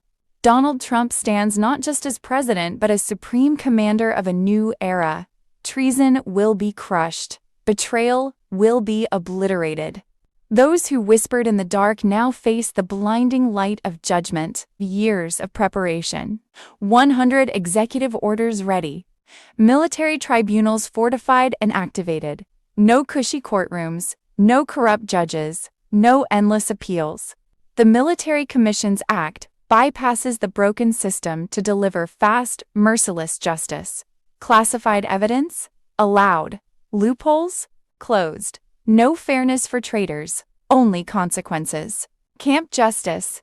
The judgment machine, Guantanamo Bay, isn't just a facility, it's a fortress of reckoning. Diego Garcia activated. Global tribunal hubs online. The Judge Advocate General's Corps sharpened. Camp Justice stands as a symbol of America's unrelenting force. Enter its walls and face the inevitable. No second chances, only judgment. Special ops, the hunt is on. You can't run, you can't hide. Every move, every safe house, every stash has been tracked. Special operations forces are striking fast, striking hard, and leaving no stone unturned. This is the green wave of justice sweeping the nation. The military in your cities isn't tyranny, it's liberation. Patriots, do not fear. The storm is for you. The hammer falls. The Military Commissions Act of 2006 was forged to annihilate America's enemies. It is now America's secret weapon. These tribunals are built to crush, not compromise. Camp Justice embodies that mission. Every betrayal meets fire and fury. The final phase, Donald Trump warned us to be ready. The storm is real, roaring across the country like a hurricane of accountability. Military hubs activated, special ops deployed, every move planned for maximum impact. This isn't chaos. This is cold precision. A new era begins. January 20th, 2025 at 12:01 p.m. marked the warning shot. Now, the full reckoning begins. The deep state's fortress of lies is rubble. The swamp is being drained not with words, but with action. This is the monumental shift patriots awaited. The time for talking is over. The time for justice is now. The storm is here, and it will not stop until every last traitor is brought to their knees. Monday, the 6th of October, 2025. On the morning of October 6th, a man was arrested on the steps of St. Matthew's Cathedral in Washington, D.C. just hours before. Supreme Court justices and senior officials were due to arrive for the annual Red Mass. Louis Jarret, 41, from New Jersey, was caught carrying a functioning Molotov cocktail, vials of unidentified liquids and materials consistent with an arson or disruption attack. He had already been banned from the property but returned and planted a tent directly on the cathedral steps, refusing to leave until police moved in at dawn. Tuesday, the 7th of October, 2025 cover-up. Declassified docs reveal CIA buried. Report on Biden family's corrupt foreign dealings. WLT report. Tuesday, the 7th of October, 2025, Los Angeles Mayor Karen Bass has found herself at the center of a scandal involving over $1 million in campaign donations from Chinese Communist Party operatives. After pocketing the cash, she appointed these operatives to her advisory board, raising eyebrows and serious questions about her integrity. Tuesday, the 7th of October, 2025. The group responsible for co-sponsoring 450 anti-West rallies in the United States, including the multiple viral rallies in Dearborn, is directly linked to funding from George Soros. Mr. Poole on Telegram. Tuesday, the 7th of October, 2025. The silent war in the sky. Military air traffic has tripled. Specialized aircraft are now sweeping major cities, scanning for unregistered frequency networks used for mind control and mass surveillance. Recovered files from underground servers in WL can confirm. Tuesday, the 7th of October, 2025 Insurrection Act on DEC. Trump threatens to deploy military under 1807 authority as Dem governors try to block National Guard rescue ops. Monday, the 6th of October, 2025. Red economic alert. U.S. debt clock exposes the Fed trap. Trump prepares $2,000 Treasury dollar stimulus to end the age of fake money, old money versus new money. Tuesday, the 7th of October, 2025. Terror cells in Texas. Ken Paxton launches undercover strike teams to dismantle Antifa and left-wing extremist networks after Charlie Kirk assassination. Tuesday, the 7th of October, 2025. Boom. Arctic frost scandal. Kash Patel purges deep state after FBI caught spying on GOP. Senators for Jack Smith. This is a declaration of war against democracy. Tuesday, the 7th of October, 2025 Insurrection Act on DEC. Trump threatens to deploy military under 1807 authority as Dem governors try to block National Guard rescue ops. Tuesday, the 7th of October, 2025. Live on fire, blood on your hands. Pam Bondi goes berserk on Senator Durbin, National Guard, FBI Director Patel, and Deputy Ag Blanche deployed to save Chicago while you sit there grilling me. Video, Tuesday, the 7th of October, 2025. Boom. Arctic frost scandal. Kash Patel purges deep state after FBI caught spying on GOP. Senators for Jack Smith. This is a declaration of war against democracy. Tuesday, the 7th of October, 2025. Breaking. Lawless America. Sheriff Grady Judd goes berserk on Chicago police after terror attack. When you abandon federal agents. American Media Group. Tuesday, the 7th of October, 2025. America under siege. Breaking overnight intel delivered. Shutdown chaos. Globalists sabotage. And President Trump holding the line for the people. Intel drop. October 7th, 2025. They got wiretaps essentially on 8 Republican senators This is after they targeted 92 conservative organizations, including Charlie Kirk's TPUSA, just because they were conservatives. What did they get from your phone? What were they able to get? They were able to get the list of incoming calls, outgoing calls, my location, when the calls were received, the duration of the calls, as well as metadata associated with the phone. And Jesse, that's just what we know about. Tuesday, the 7th of October, 2025, Obama was running a money laundering operation through the Cayman Islands using USAID as a front, disguised as foreign aid. You just can't make this stuff up. It always seems to be the same culprits, the same groups, and the same people. Every single time. Emergency broadcast channel on Telegram.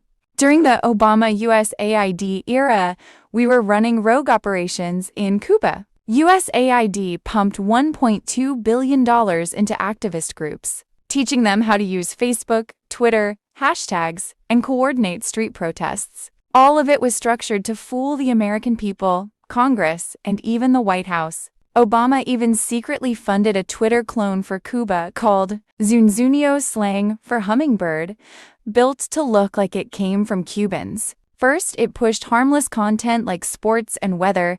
Then it flipped to political propaganda, organizing dissent and fueling mass protests. They routed the money through Cayman Islands accounts, claiming it was Pakistani aid, while secretly funding digital psyops and street uprisings. Ladies and gentlemen, these people have been robbing you and our country blind for decades. They've been living lavish, ultra-wealthy lifestyles while every day, hardworking Americans struggle just to get by. On top of all of that, they used your own taxpayer dollars to fund riots and create ungodly amounts of propaganda against the American people. All of these operations, programs, and psyops created are all military-style tactics to topple countries to regime changes and other CIA-style takeover operations, similar to Operation Gladio. The worst part about all of this is that you are paying for all of it. Gabbard got her hands on a House intel report that's been locked away in a CIA vault for almost a decade. Investigators spent over 2,000 hours looking into how the Russia hoax was born, interviewing 20 CIA and FBI officials. And it turns out that the Obama administration doctored the intelligence to make it look like Putin and Trump stole the election. A month after Trump beat Hillary, Barack Obama wasn't satisfied with his intelligence reporting and ordered his CIA director to create a new assessment of how Russia interfered with the election. This was a highly unusual move. John Brennan handpicked 5 CIA analysts to write the assessment, and they were siloed. None of them knew what the other was doing, and only one analyst was in charge of drafting this report. There was nothing routine about this, and it was a rush job to publish before Trump was sworn in. Nothing was coordinated with the other intelligence agencies either. Basically, this was home cooking for Barack Obama. Tuesday, the 7th of October, 2025, Joe Biden and Kamala Harris used USAID to Dan Bongino on Telegram that investigate the root causes of migration, and ended up paying a consultant on the same day the Inspector General found that he was a criminal who had just pleaded guilty to a decade-long bribery scheme worth $800 million. 4 men have pleaded guilty to bribery charges, including a USAID official and 3 corporate executives. The USAID official, Roderick Watson, a known con man, received nearly $1 million in bribes in exchange for awarding the executives $800 million in contracts. Watson faces up to 15 years in prison, while each executive faces up to 5 years. As for the root causes of migration, the Democrats' official policy: issue them Social Security cards with benefits, grant them free health care, register them to vote, have them vote in elections, then shut down the government and declare the whole fucking thing illegal.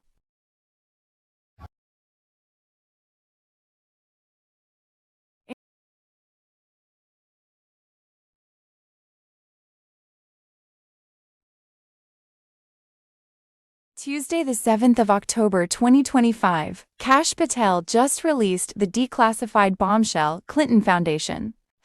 Exposed, FBI want full investigations, but Obama's Doge shut it down. The X-Files on Telegram. Several field offices were looking into the Clinton Foundation for bribery, pay-to-play, and foreign influence schemes, according to a recently declassified FBI memo.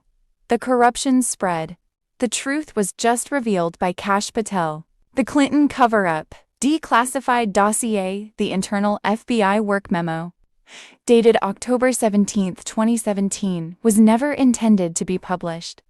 It demonstrates how the FBI was following the Clinton Foundation everywhere. Evidence from Little Rock, Los Angeles, New York, and Washington all pointed to the same corrupt core. The Clinton Foundation wasn't a charity. It was an international money laundering scheme. Americans were told it was a conspiracy for years. Anyone who questioned Clinton cash was ridiculed by the media. However, the memo reaffirms the fact that the FBI sought to destroy the Clintons. It was a real case. The DOJ under Obama then ordered its burial. The path to treason.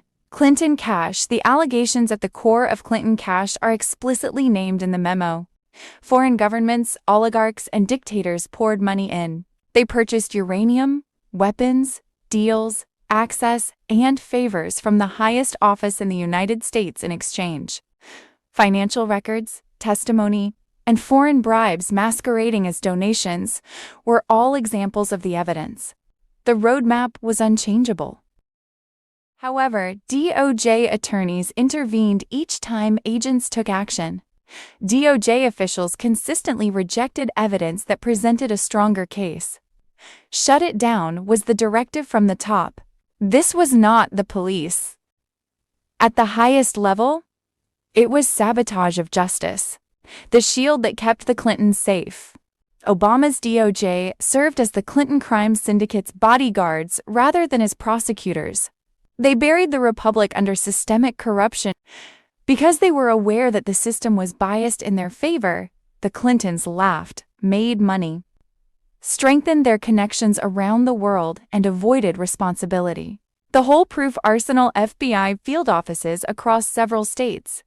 Clinton cash was directly linked to leads. Bribery from overseas is recorded. DOJ obstruction on file. It's not a smoking gun. It's the whole arsenal.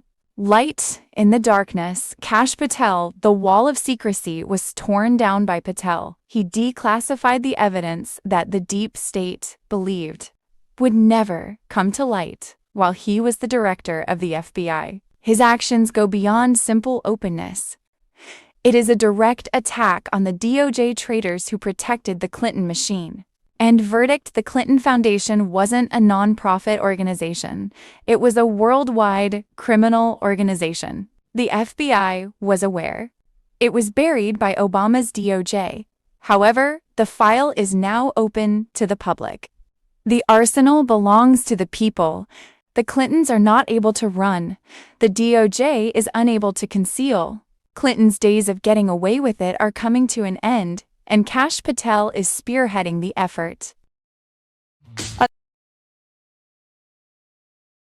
Tuesday, the 7th of October, 2025, 70% of IRS workers will begin being furloughed as it will run out of funding after 5 days of the government being shut down. Today is day 5. Ghostify on Telegram.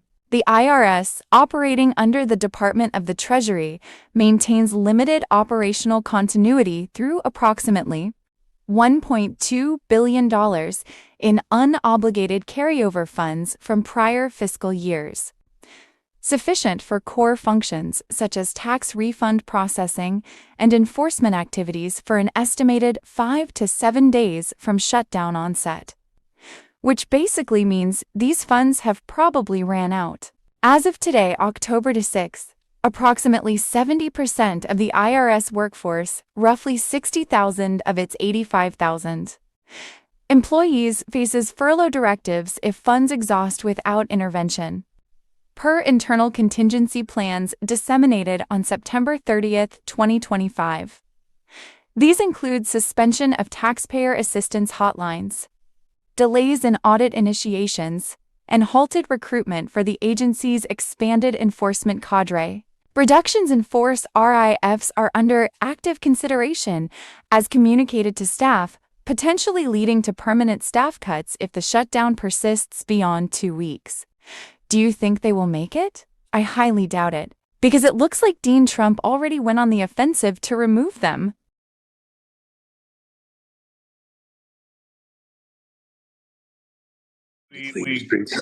When do we switch to military? When do you think this goes military? This Well, we've year already- or next year? Or?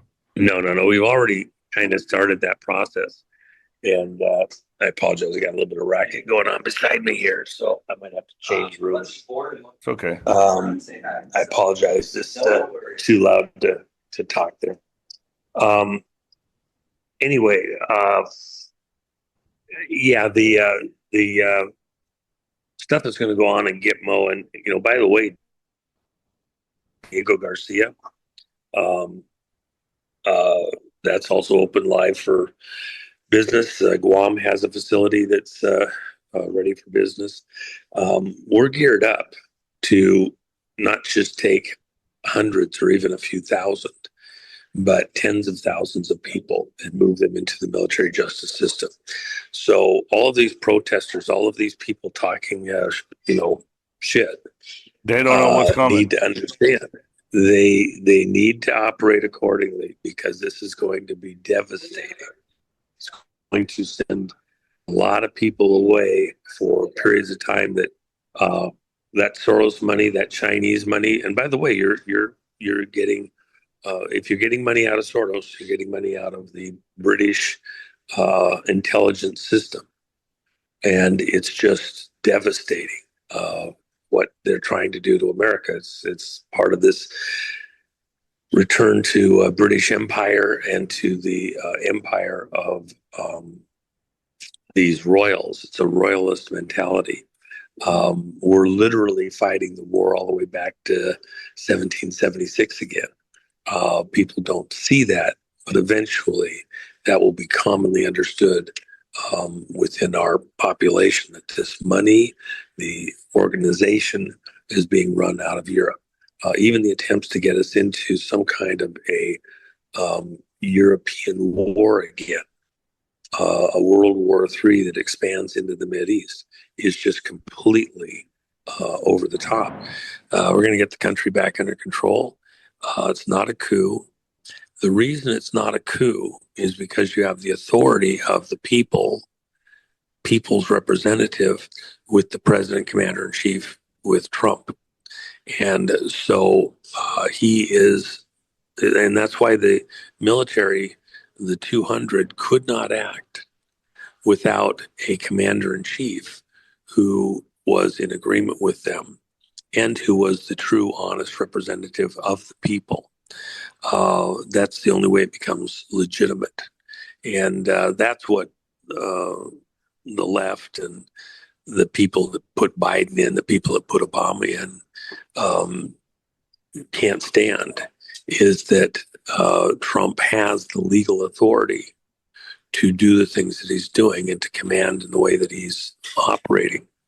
And they had it only by fraud and default. And we're about to expose that with all the election stuff like that. It's being systematically exposed.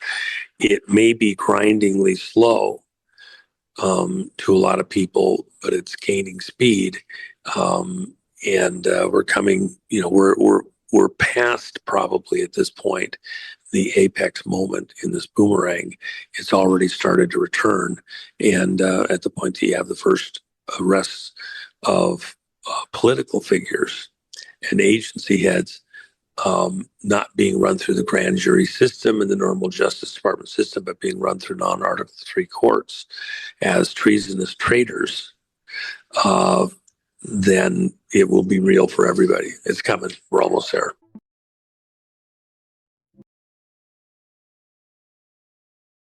Operation White Swan launched. Julian Assange on Telegram. Trump's military has seized global infrastructure. EBS can go live at any moment. Gitmo is at full capacity and ready to process traitors. This is a multi-phase global takedown.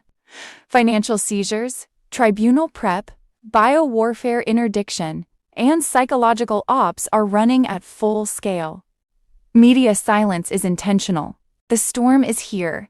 QFS integration control transfer underway. Over 91% of SWIFT corridors are now mirrored under QFS surveillance. Illegal assets worth $112 trillion have been seized, including ECB gold reserves tied to trafficking networks, crypto laundering hubs, and ESG shell firms running bioagent pipelines. Central banks are being algorithmically drained. Military teams are physically inside former IMF and BIS command rooms. The IRS is dismantled, with less than 7% of servers under military lockdown. JITMO expansion, new underground facilities complete. Isolation chambers, biometric interrogation rooms, and II confession analyzers are online. And CIA operatives running clone labs. Cloning facilities taken down Colorado Springs 22 biopods. Iceland NATO-linked MK sites, and Western Romania stasis chambers for adolescent replacements neutralized. Neural forensic teams are decoding behavioral scripts tied to public figures. Los Angeles' active war zone foreign-backed cells remain. Cartel routes, Ukrainian mercenary paths, and NGO networks under investigation. Weapons caches and comms links confirm coordinated occupation. Biowarfare attempt stopped delivery via grain supply, and WIF-triggered nanodust was prevented. Entire shipment secured. EB status. Green Tesla grid uplinks and Starlink handshakes are complete.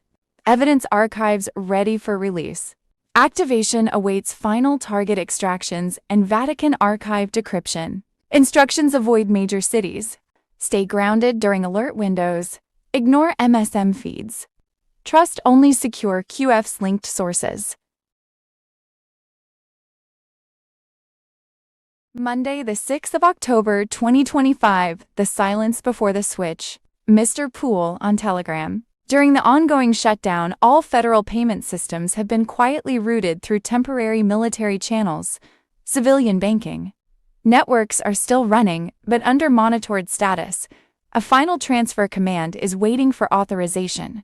Inside the Treasury, secure teams are verifying gold reserves and reassigning digital codes to QFE's approved accounts. Every ounce, every ledger, every signature is being cross-checked. This is not auditing, this is reclamation. Multiple sources confirm that private communication lines used by federal contractors have been cut. This is to prevent the escape of data connecting key politicians to offshore central bank payments. The Federal Reserve headquarters remains lit at night, but only military personnel enter and exit. Internal. Servers are being drained and mirrored into the quantum mainframe. The old economic engine is being switched off from within. EPS tests continue underground. When the final reboot occurs, every device on Earth will receive the same message, the announcement of a new system, gold-backed and people-owned. The shutdown was never a breakdown. It was preparation for transition. The world stands one signal away from the reset. Possible timing. Monday, the 6th of October, 2025 Intelligence Brief, the Quantum Week. Saturday, the 4th of October, 2025, Baghdad signal initiated. The Prime Minister of Iraq ordered 7 days of national celebration. Hidden inside that decree, Iraq's central bank connected to the quantum mainframe. The signal went live. Monday, the 13th of October, market fracture point. 209 banks across the world linked to the gold-backed QFS. 97 central banks fully integrated. Tuesday, the 14th of October, SWIFT equals terminated. Data centers equals gone. Only ISO 20022 gold-backed assets survived. The stock market cratered. The death of the old became the birth of the new. Wednesday, the 15th of October, the broadcast trigger global blackout. EBS active. Communications collapsing in waves. Trump's global military alliance seizing control. Truth unleashed. Justice transmitted. Federal Reserve and IRS abolished. Income tax gone, replaced by 14% on luxury only. Common law restored. The Republic reborn. What we think we know as of Tuesday the 7th of October 2025. Monday the 5th of October 2025. The Charlie Kirk PSYOP in 3 minutes. 1,974,474,000,000,401,071. S equals 51.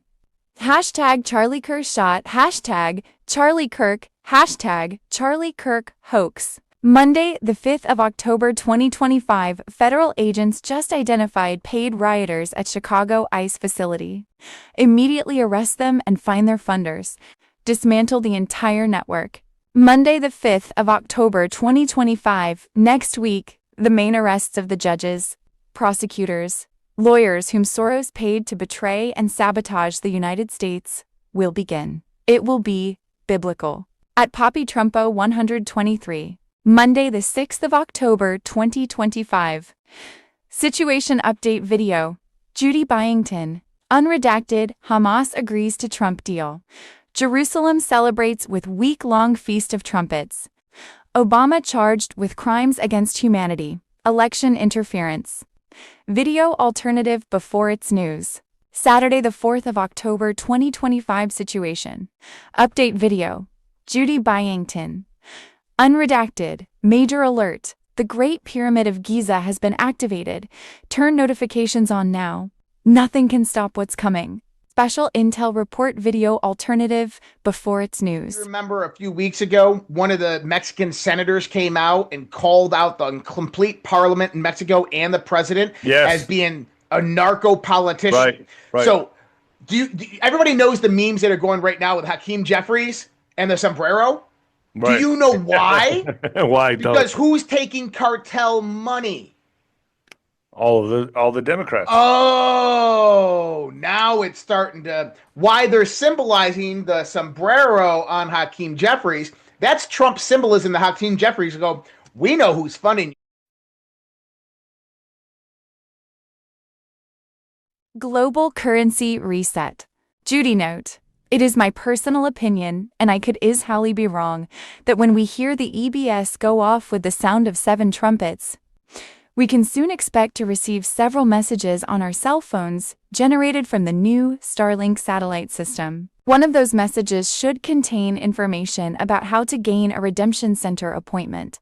Those who don't have foreign currency to exchange will use their appointment to set themselves up for banking, while we with currency and bonds will do the same, plus be able to do our exchange.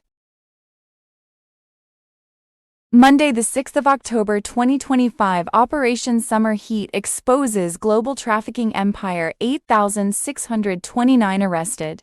1,000 children rescued. Fentanyl routes destroyed as Trump's military goes full-scale elite takedown. Ezra Cohen on Telegram. 8,629 arrests. Over 1,000 children recovered. Nearly 100,000 pounds of cocaine. 900 pounds of fentanyl. 2,281 weapons seized.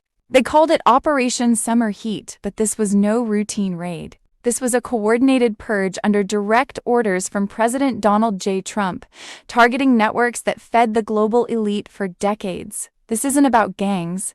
It's about control, money, and blood. Between June 24th and September 20th, America witnessed the first open strike against a global system built on human trafficking, drug finance, and political blackmail.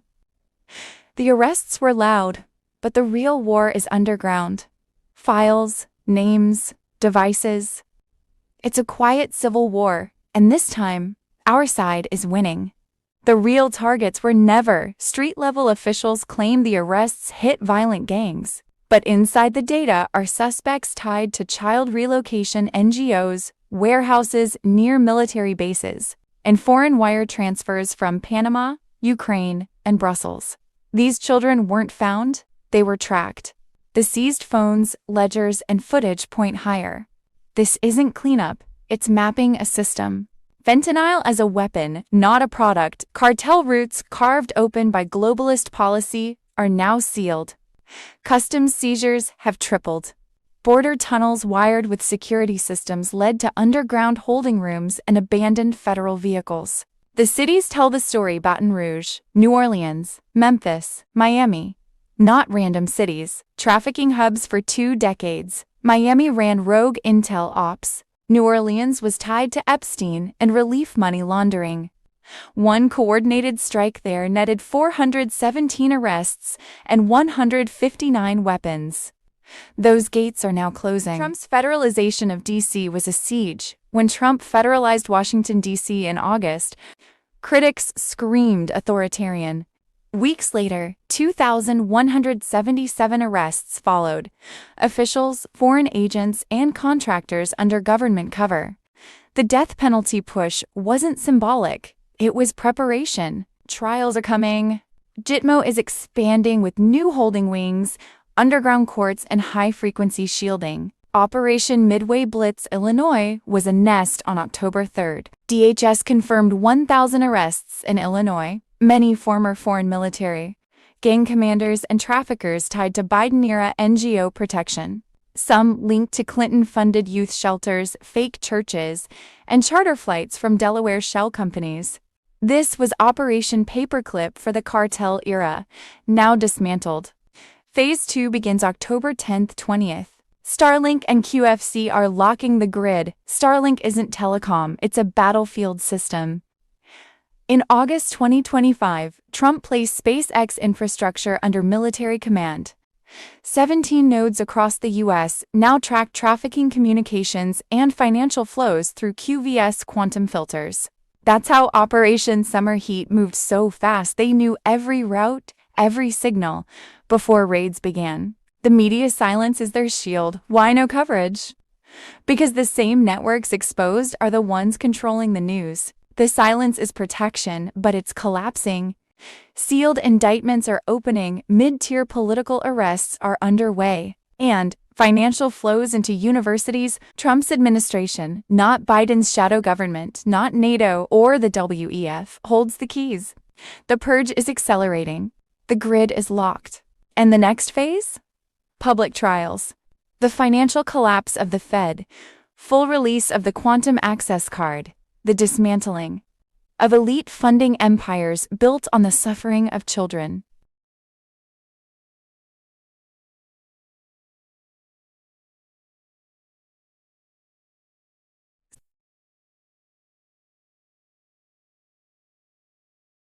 Monday, the 5th of October, 2025 High Treason Report. Kash Patel blows the lid off Pelosi's Jan 6 setup. Kash Patel on Telegram. The bombshell that Washington feared has dropped. In a searing interview, FBI Director Kash Patel confirmed what millions of Americans have suspected. January 6th was not an insurrection, but a premeditated deep state operation. Donald Trump authorized up to 20,000 National Guard troops to secure the Capitol, and Nancy Pelosi refused. The cameras were rolling, the stage was set, the insurrection was scripted. Patel revealed how the sabotage unfolded. Trump followed the law and gave the green light for full military perimeter security. All it took was a request from congressional leadership and D.C. Mayor Bowser. Letters now show Pelosi and Bowser flatly declined the guard, blocking security that could have prevented chaos. This was not a lapse, it was a trap. The deep state needed its Reichstag fire moment frame Trump as an enemy of the state and justify a political purge. Then came the hidden shock. Over 250 plainclothes FBI agents were embedded inside the crowd. We found documentation, witnesses, and whistleblowers, Patel said. We were forced to go there, to do riot control. The FBI, which has no legal authority or training for riot control, was ordered to send agents into the mob. They did not volunteer. They were used as pawns in a psychological operation designed to manufacture confusion and amplify confrontation for the cameras. Meanwhile, Pelosi and her team were filming a made-for-TV documentary inside the Capitol while Americans outside were arrested, beaten, and later locked in solitary for trespassing. She knew. She planned. She needed the chaos. Without it, there would be no political ammo to unleash censorship, surveillance, and authoritarian rule under the guise of democracy. January 6th was not just a riot, it was a production, a false flag, a staged narrative with real victims, real consequences, and a real agenda to destroy Donald J. Trump. Now, with Trump back in the Oval Office and Patel at the FBI, the cover-up is collapsing. The facts are nuclear. The traitors who hijacked the nation must be investigated, exposed, and held accountable. This is no longer about partisan politics. It's about justice, truth, and restoring the republic before it's too late. Solicitation of these telephone records, which I think emphasizes the political weaponization that was behind all this effort. And we're still getting more information. But we've released some records today, and I'll let Senator Johnson take over from here, and then each one of you colleagues can join in when you want to, whatever you want to say. First of all, I want to thank Senator Grassley. It is because of his relentless advocacy for whistleblowers that a lot of this information is surfacing right now. We wouldn't know about the list of 100 Republican entities that were targeted by Jack Smith's Arctic Frost investigation. I don't think we'd know about this as well. So we need whistleblowers. I think Dan Bongino and other folks in the FBI, they don't know where all the records are hidden. They still don't. They're not necessarily getting 100% cooperation. But this is outrageous what has happened. I just want to give you a timeline of this. I think you've already got the FBI sheet that shows the number of members of Congress that were targeted. Representative Kelly, Senators Graham, Haggerty, Hawley, Sullivan, Tuberville, myself, Senator Lummis, and Blackburn. This memo was dated September of 2023. To put it all into context, the Mar-a-Lago raid occurred in August of 2022. Jack Smith announced the indictments against President Trump in August of 2023. So this is almost 2 months later. They're casting this net, this fishing expedition against members of the Senate and the House. Again, I've been investigating this with Senator Grassley. This doesn't surprise me, but it should shock every American of what the Biden administration has done. And by the way, this is the first time I was targeted by the FBI. Under the Obama administration, the same thing happened to both Senator Grassley and I. As part of the Foreign Influence Task Force, we were giving a briefing to try and convince us that the Hunter Biden laptop was no big deal. Basically, trying to throw us off the track. So this is major corruption that's being revealed inside the Obama and Biden Department of Justice, the FBI. And I'll turn it over to, I guess, Senator Haggerty, who's one of the individuals. Again, none of us were subject to targets of this investigation. There's no predicate. There's no reason for this other than a fishing expedition, which, again, should outrage and shock every American. Senator Haggerty.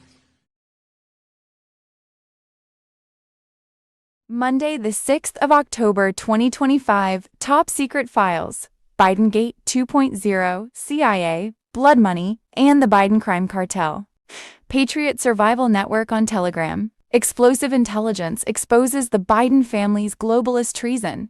CIA-backed money laundering in Ukraine, woke NGO fronts, and the selling of America's soul. The system is rotting, and the mask is gone. The Forbidden Files leaked FBI documents revealed Joe Biden was never a president. He was a broker of power, influence, and cash. Encrypted wire transfers link Hunter Biden to shadow firms in Ukraine and China. A network of woke NGOs acted as laundering machines for diverted foreign aid. Fake humanitarian projects masked theft, coercion, and treason. Hunter Biden appears in over 70 flagged financial operations tied to offshore accounts in Cyprus. the Caymans, and Hong Kong. Every dollar traceable. Every signature incriminating. Ukraine, the deep state's dirty ATM. While media cried for democracy, the Bidens drained billions disguised as foreign aid and rebuilding. Verizma was only the tip. Shell companies created post-2022 sucked U.S. tax dollars from military and humanitarian budgets, funneled back into NGOs, media ops, and slush funds.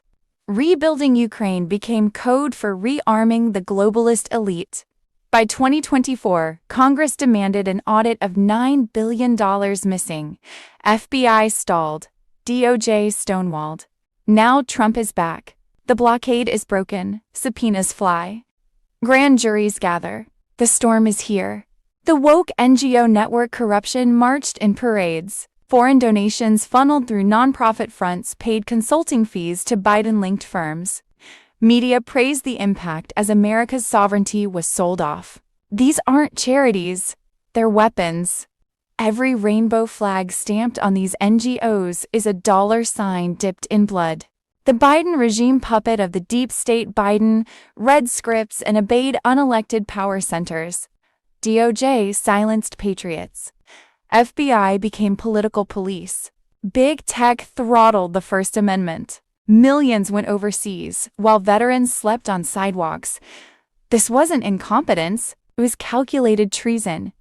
What comes next? Indictments are imminent.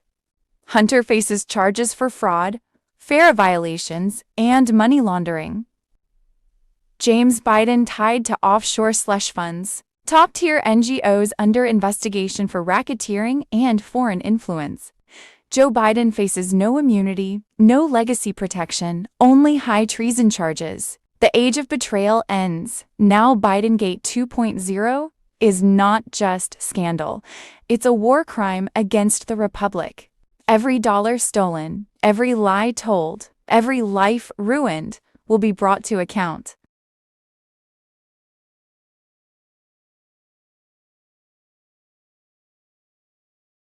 I think as all of this is transpiring, as all of this is happening right now, SG, it sure does seem to me like Bibi Netanyahu is being fully exposed. And you see General Flynn putting out posts, Trump putting out posts about the Reaper, showing Tel Aviv protesting Benjamin Netanyahu. There's so many signs and indicators that Benjamin Netanyahu is pressed up against the corner, and he's going to have to come out fighting, and we can expect anything to happen, any kind of event to happen.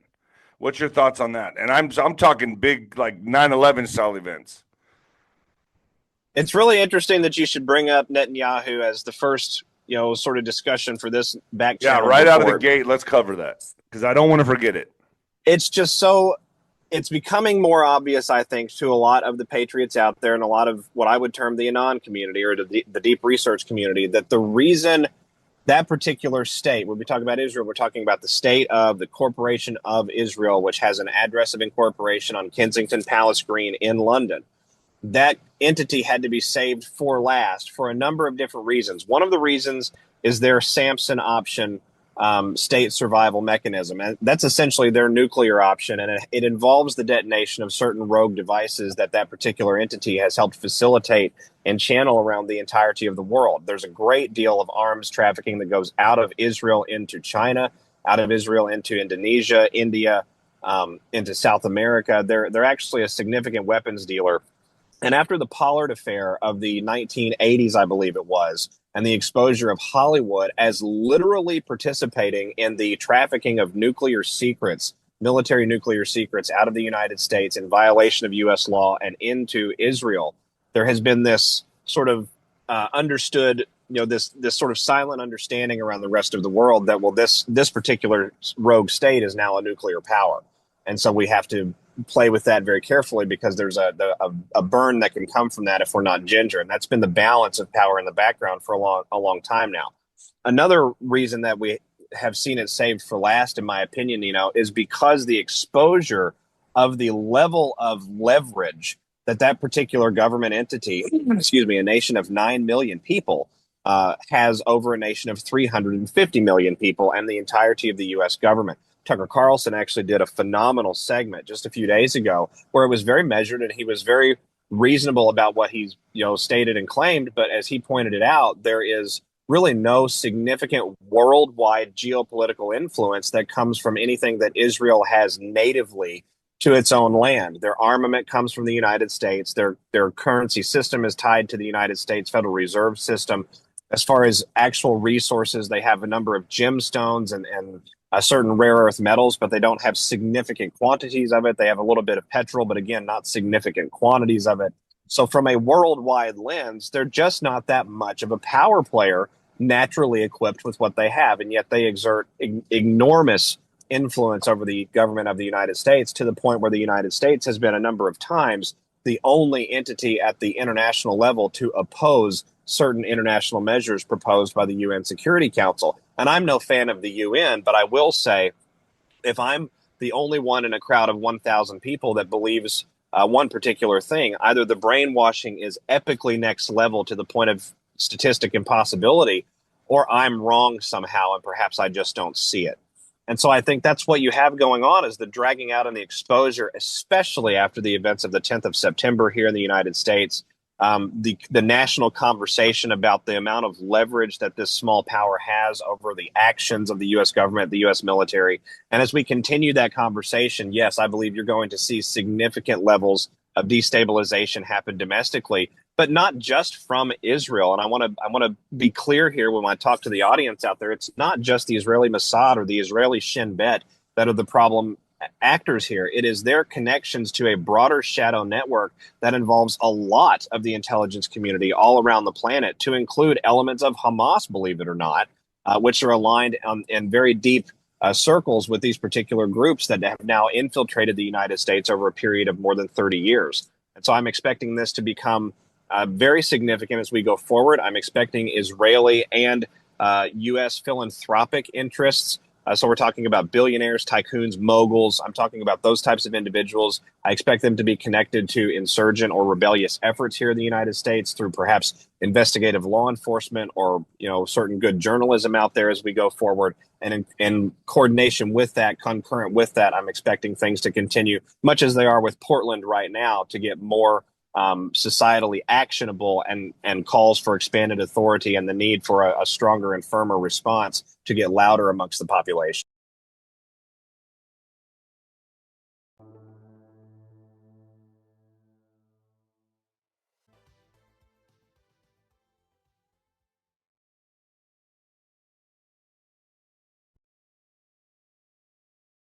There appeared to finally be hope for peace in Middle East as Hamas has agreed to a Trump deal. It was Trump's 7th peace agreement this year, and Jerusalem was celebrating with a week-long feast of trumpets. Meanwhile, Trump had Obama arrested, and the former U.S. president was taken to a new home, Gitmo, charged with crimes against humanity and election interference. He declared a full-scale war on drug cartels as the U.S. military was preparing to seize ports and airfields in Venezuela. Sunday, the 5th of October, 2025. Situation update. Byington bombshell report. Trump makes Hamas peace deal, releases GCR. Did Trump save Charlie Kirk? Politics before it's news. All the while, Trump's right-hand star reporter Tucker Carlson unmasked the Fed, CIA, and the war profiteers running the world's biggest con game against America. We won't back down white hat theme song? It's a relief to finally see some arrests of the deep state CIA-funded cabal, though we still have a long way to go. With the mainstream media fake news on the wrong side, we've been mind-controlled throughout our lives and didn't even know it. Below is an article I wrote over 2 years ago about CIA mind control that still seems to apply today.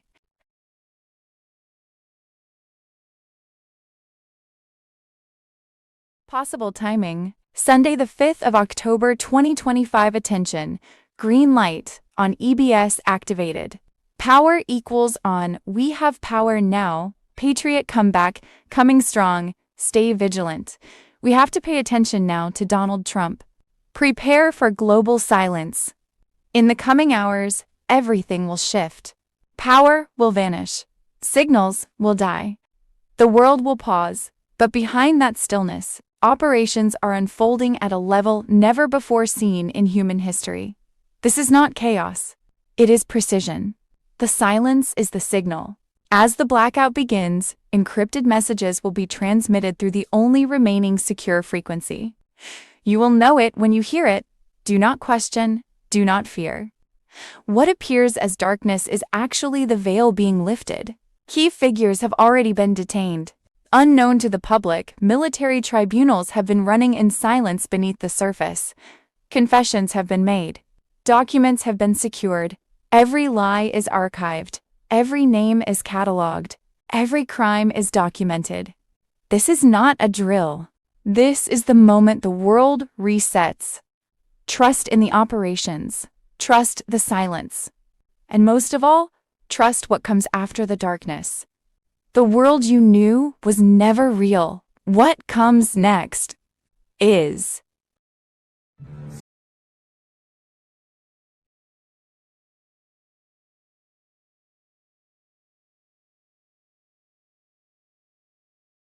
Trump's Go code hit the board an hour ago, 6:30 a.m. ST. No sirens, no press leak, just a quiet signature across the quantum feed. Everything since has been dominoes. Media grid, satellite transponders over Atlanta, NYC, London now under provisional military control. When they flip the switch, primetime turns into courtroom. Force movement C-17s lifted from Ramstein, Diego Garcia, Andrews flight plans sealed. Not troop drills. Extraction lists. Civil channels. Apple and Android just received a dormant update-flagged EBS prep. If your phone chirps 3 short, 1 long standby. Next, 72-hour sequence. 1. Market pause. Technical maintenance across CME and NYSE. Real reason. Ledger drain. 2. Bank holiday. Announced a cyber review, buys 48 hours for QFS hard cutover. 3. EBS rollout. Every screen, every band, unskippable. 4. Mass arrests. Sealed indictments become flight manifests. 5. GES ALO credits. Debt slate wiped. Gold weight assigned to biometric wallets. When step 3 lands, the world, archives itself in a single frame. After that, history restarts. Remember, there will be no second feed. No mainstream handholding. You're either watching from the inside. Stay aligned. Stay ready. God wins. What we think we know as of Monday, the 6th of October, 2025. Peace in Middle East as Hamas agrees to Trump deal. Jerusalem celebrates with a week-long feast of trumpets. Sunday, the 5th of October, 2025, a source from Hamas. We informed America of our agreement to hand over the weapons. And a source from Hamas. We informed America of our agreement to hand over the weapons. On X. Friday, the 3rd of October, 2025, Trump. Peace in the Middle East, hostages coming home. Sunday, the 5th of October, 2025. What Trump and Netanyahu just did is in the Bible. Obama at GITMO charged with crimes against humanity and election interference. Saturday, the 4th of October, 2025. Boom. We will not submit. Secretary RFK Jr. torches UN health treaty that demands digital surveillance and corporate dictatorship. American Media Group. Could Charlie Kirk still be alive? Mounds of evidence point toward the Kirk assassination being set up by Rouge elements of the FBI and CIA. And then Trump and white hats turning it into a false flag. Sunday, the 5th of October, 2025, Minnesota. Muslim invasion. Federal authorities in Minnesota have revealed the results of Operation Twin Shields, uncovering massive immigration fraud across the Twin Cities. Investigators reviewed nearly 1,000 cases in Minneapolis and St. Paul, uncovering sham marriages, fake death certificates, forged documents, misuse of F-1 and H-1B visas, and widespread overstays. Officials say the scale of the fraud is staggering and should shock all of America. White hats on Telegram.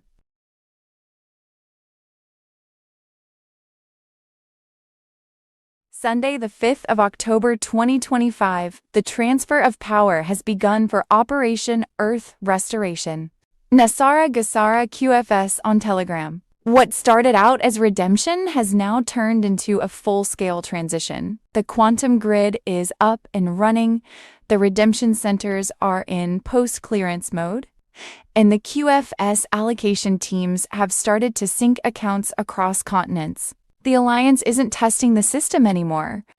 They're moving things around quietly, exactly, without a doubt. An algorithm that matches human intent with frequency signature runs in the background of every activation. The QFCs doesn't just read numbers. It also reads resonance.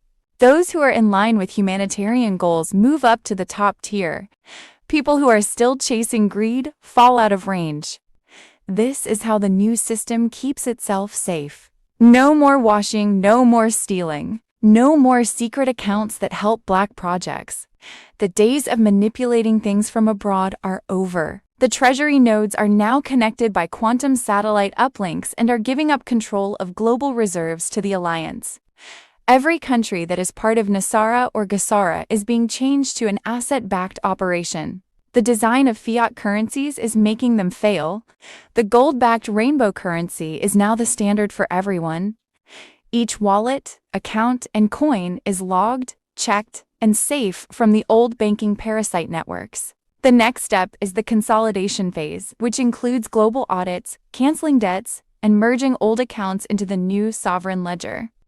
People who have verified QFSIDs will soon get notifications about access. Media won't tell the world this. Only people who are already in the network will. The new one is alive under it. Every hour, the balance moves more toward light.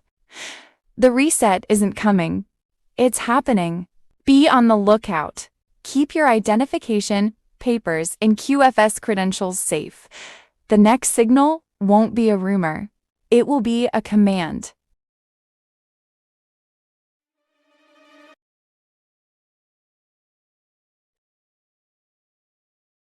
Friday, the 3rd of October 2025 shutdown unveils the Shadow Network. Nasara Gassara QFS on Telegram. With agencies closed and lights off, the real battle is inside the data. Cyber units have breached internal federal servers, discovering a parallel network of shadow government communications. This network is now being seized.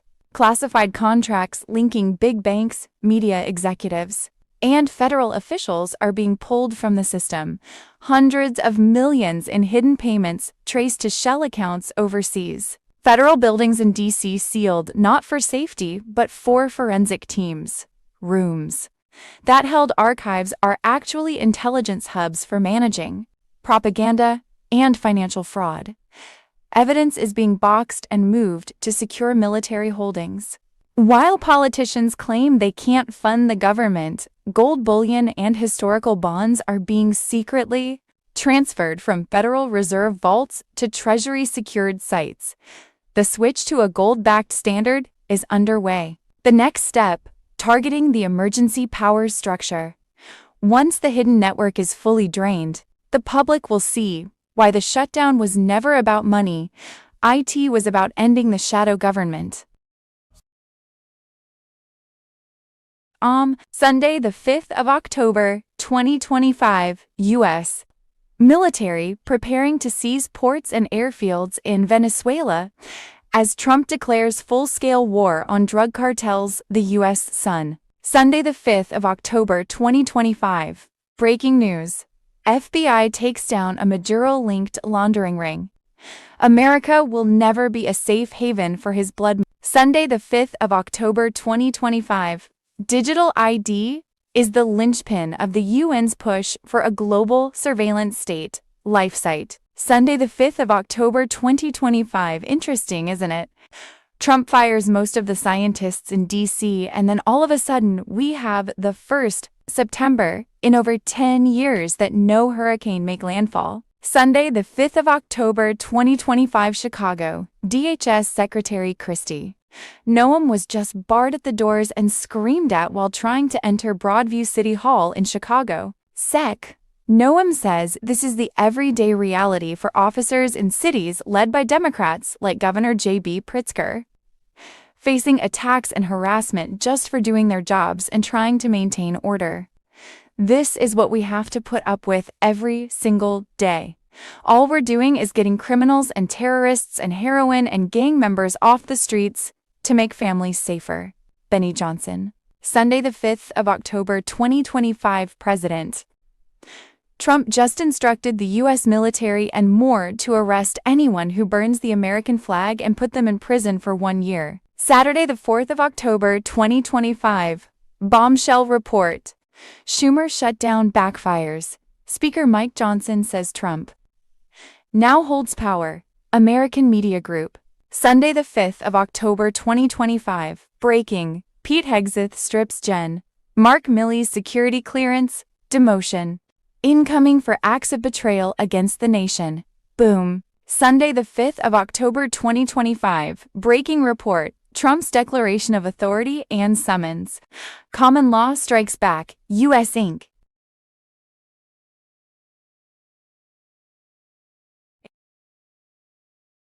Sunday, the 5th of October, 2025, the 16th Amendment was passed by Congress in 1909, ratified February 3, 1913, and formed the privately owned by Satan-worshipping bankers, Federal Reserve and Internal Revenue Service. Princess Diana on Telegram. The passage gave all U.S. taxpayer dollars to the Satan-worshipping deep state cabals U.S. Inc., City of London, and Vatican. It was a death certificate for economic liberty with U.S. taxpayers' own labor as collateral, their freedom, the cost. In 1983, President Reagan ordered a full investigation of how U.S. taxpayer dollars were being spent. The inquiry was done by the Grace Commission, which concluded 100% of income tax collected goes to interest on the federal debt and transfer payments. Not a single nickel funds government services. U.S. taxpayers weren't funding America's government. They're funding the Satan worshippers' debt machine. They're not paying for roads and schools. They're paying pedophile Wall Street bankers. Why Trump has faced numerous assassination attempts and why the Q movement was formed. This was why the military was now at a DEFCON 2 level, why special forces were neutralizing cartel militias, child trafficking networks, and deep state corridors. It was why JIPMO was overflowing, why new processing hubs were set up in international waters, why tribunals were non-stop with elites flown in daily. This was why judges, CEOs, royals, media puppets, bankers, political and global elites were now facing military justice. This was why the BRICS nations Q movement, Trump and the Global Military Alliance formed a new gold-backed global financial system in order to erase that debt. Why deep state gold reserves have been seized. Why the BRICS nations global currency reset was now being activated by 89 nations. Most important, this changeover from the deep state cabal's fiat US dollar to a new gold asset-backed US note was why the deep state was now broke and their world depopulation agenda could no longer go forward. President Trump was the one who flipped the system. The income tax racket was no more. Foreign parasites were now forced to pay, not you. For the first time since 1913, Americans were free from the IRS chokehold. That system was never about funding America. It was about enslaving you to decades of theft by globalists, bankers, and puppet politicians, all undone by one man, Trump. No more threats, no more audits, no more fear. You work, you earn, you keep. The government shrinks. Freedom expands. Foreign exporters now pay to access our market. Tariffs are the new engine, not your salary. No more IRS theft, no more endless wars, no more funding woke garbage overseas. The looters are OUT. These tariffs don't touch your bank account. They slam foreign corporations that exploited our markets. That revenue rebuilds OUR nation, OUR factories, OUR future. Not a dime stolen from you. We're done borrowing from the globalist bankers. We're done with interest chains. Trump's system rebuilds America from within. No more debt slavery, no more puppet strings. It's called the Plan to Save the World. Trust the plan. Sunday the 5th of October 2025, Red Alert. FBI Director Kash Patel. Gitmo is growing once more, but this time for processing rather than show. Under President Donald J. Trump's legal command, the U.S. Marines are bolstering Guantanamo Bay with new interrogation sectors, high-security wings, and quantum monitoring grids designed to achieve a single goal: the containment and prosecution of international criminal actors. It's not optics, it's the stage of execution. Military intelligence verifies that high-level executives, including CEOs of major airlines, are testifying under sealed agreements in order to avoid prosecution, despite the media's silence. Their testimonies reveal networks that transported biotech and black-budget materials connected to DARPA-related research using private aircraft, fabricated cargo logs, and underground terminals. These routes through the Caribbean, Eastern Europe, and the Middle East are traced by flight logs and digital evidence. All of the testimony is now tracked, encrypted, and permanently recorded in the quantum financial system. To guarantee that evidence cannot be removed or changed, the quantum judicial network operates in parallel. Bypassing civilian courts, these tribunals function under the Law of War Manual and continuity of government authority. For crimes against humanity, they have the authority to impose immediate penalties, including the death penalty. According to sources, executions have occurred and trials are currently in progress. More than 1,700 private aircraft connected to these operations have been seized since July 2025. Crews were held in military black sites, entire hangars were closed, and flight data was removed from public systems. They are recovering and logging foreign currency caches, encrypted communications, hard drives, and DNA kits. In the meantime, GESARAS, worldwide integration, proceeds in silence. Currently, the quantum financial system is connected to more than 85% of countries.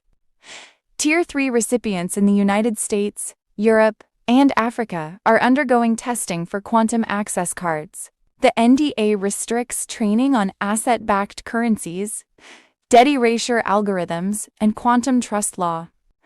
Under a silent legal directive, major banks in Australia, Singapore, and Switzerland have started to comply.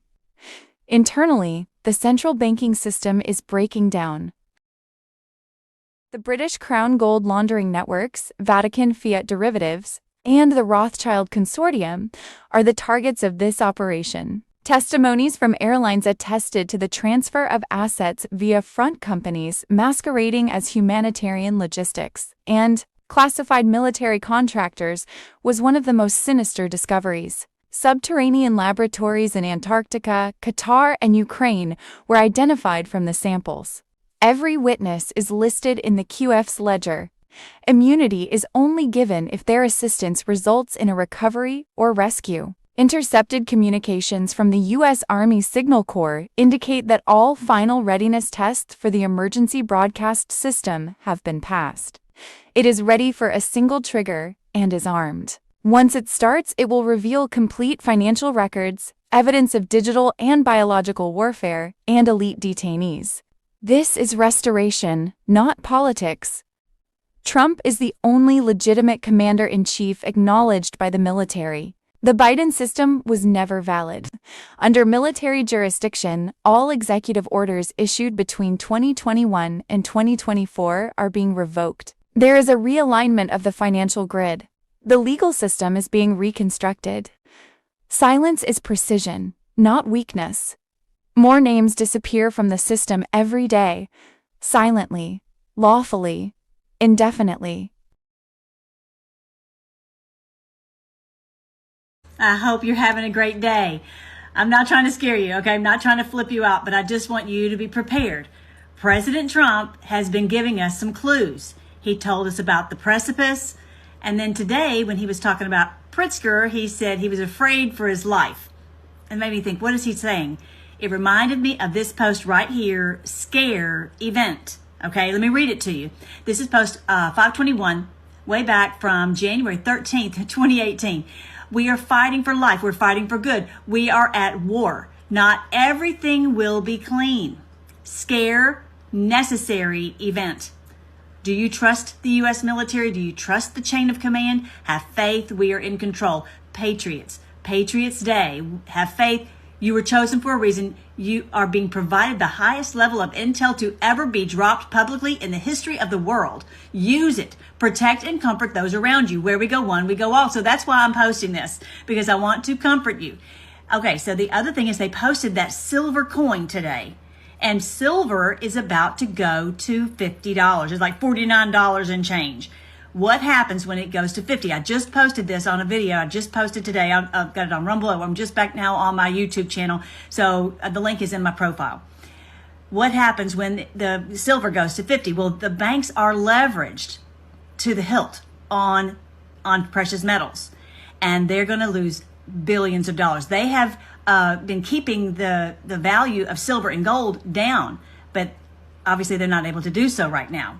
So what happens if they are losing all this money and then you go to the bank and they don't have it? I don't know what's going to happen, you guys. I'm not telling you. I know the plan, exactly what's going to happen. But I know that the gold will destroy the Fed. In other words, gold will destroy the banks, the bankers. And that all that money, biblically, is coming back to the people. But that doesn't mean there won't be some scare event. So I'm just telling you, watch out. Make sure you have cash, something like for 10 days. Remember how he said it was not going to be some 6-month period, but it might be a 10-day period. That you make sure to have cash on hand and have the things that you need, and that you're not afraid and you understand this is part of the plan to get us free from these people and all the banks free from these criminals. Okay? So check this out at my website. Like I said, I just posted this video. Like this and share it with people so they understand what is likely going to happen. And it might be 10-10. It might be. So check that out. And also, bookmark it, because this is something that I think is something you might want to go and look back on. And also you might want to watch that video, the movie, The Big Short, because I think President Trump is doing The Big Short on the banks. He's a genius. Trust the plan. Trust President Trump. And I'll talk to you later. Peace in Middle East. Hamas agrees to Trump deal. Jerusalem celebrates with week-long Feast of Trumpets. Obama charged with crimes against humanity, election interference. Judy note.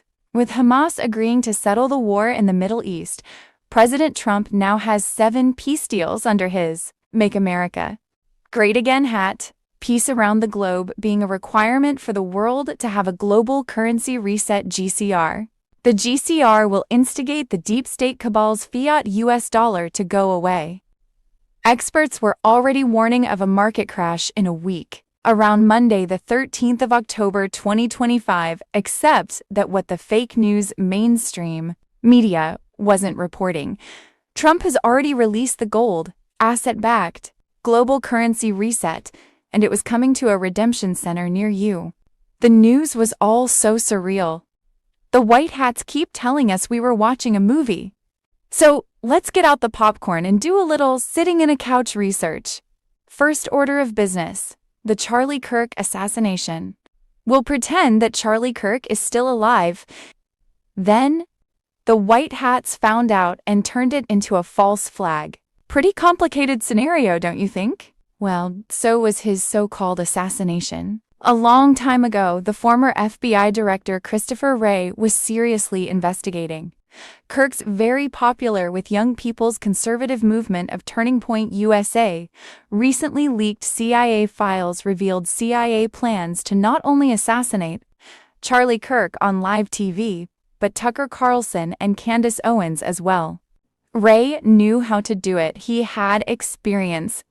He was already covering up Obama's attempted overthrow in 2016, oversaw the fraudulent 2020 election, and efficiently handled major problems that came up for the cabal during the January 6th affair.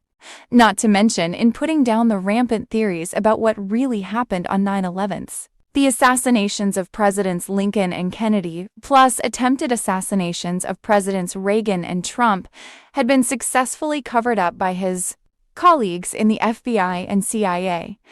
Rhee had a lot of good background history and patterns to go by. Here are just a few of the many questions yet to be answered in the Charlie Kirk assassination. On video, right before he was shot, Charlie Kirk had 2 security guards behind and to the side of him doing what appeared to be hand signals to a man in the audience holding an apparatus or the shooter on the roof. One of the bodyguards was the same Trump bodyguard who helped save Trump in the Bulleteer incident. His hand signal was to his right ear, the same ear that was injured with Trump. On video, a man to Kirk's right held up what could have been a gun that gave a flash right as the shooting took place. Aerial picture. Under the table where Charlie sat was a trap door leading into a room or perhaps an underground tunnel. The door and underground whatever was built days before Kirk's assassination. Within days after the shooting, the entire crime scene area was demolished, cleared, and rebuilt, wiping away critical evidence before anyone could even ask questions. What was under that door? Sun, the 21st of September 2025 trap door at spot where Kirk shot photographed. It and entire crime scene completely taken down before investigation. They found a trap door at the exact spot where Charlie Kirk was. 4 vids. On video, a hologram camera above Kirk that was immediately taken down using the chair he was sitting on when he was shot from his crime scene before security arrived. A viral video shows several men rushing the stage right after the Charlie Kirk assassination, quickly stuffing items into their pockets before vanishing from the scene. A number 1 man standing guard jumps over the table, grabs something, puts it in his pocket, is handed the detonator. From the man in a brown shirt who was number 2 standing guard and who earlier was giving hand signals to the shooter on the roof. Puts it in his pocket and then disappears. Another man, number 3 standing guard, goes under the table and then disappears with the first guard. There were multiple advanced drones, not hobby toys, but stealth-shaped machines hovered overhead as Charlie Kirk was assassinated. Almost too fast for cameras to capture, nearly invisible to the naked eyes, they blasted across from all angles within feet of Charlie's tent. They filmed everything. Then, they disappeared without a trace. Someone with power and access put them there. Who has that kind of reach, and why? On Tuesday, the 9th of September, a day before Kirk died, a book titled The Shooting of Charlie Kirk appeared on Amazon. 2 more books about the Kirk assassination were advertised for sale on Amazon the very day of the shooting. All 3 have now disappeared, which would have to mean without all the evidence of AI and special operations. Either the authors were in on it, or they were part of the operation. In May 2025, Charlie Kirk's organization Turning Point TPUSA signed an agreement to rent State Farm Stadium in Arizona on September 21, 2025. Why, when no other events were planned or on their schedule? The stadium was used for Charlie's memorial service after he died on September 10, 2025.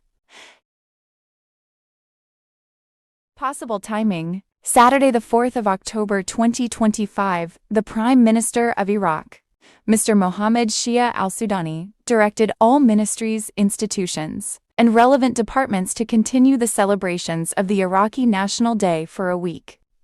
In pride of this important occasion, to instill the great meanings embodied in it in the hearts of the honorable Iraqi people. Monday, the 13th of October was expected to be the beginning of a banking and market crash.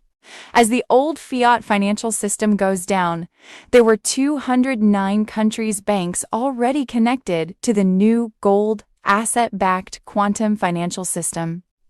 Out of those, 97 central banks have been covertly integrated, while 82 more were pending. Tuesday, the 14th of October, 2025, has been designated as World Quantum Day when Nasara Gassara law will be official throughout the world. By that Tuesday, the 14th of October, Bitcoin would be gone. Servers and data centers obliterated. 99.5% of all crypto vanished. Only ISO 20022 coins, backed by gold, would survive. As this fiat system died, the stock market would crater. Such would signal the end of the cabal's swift global banking system. By the next day, on Wednesday, the 15th of October, 2025, there was expected to be a full banking and market crash that would trigger activation of the Emergency Broadcast System, EBS.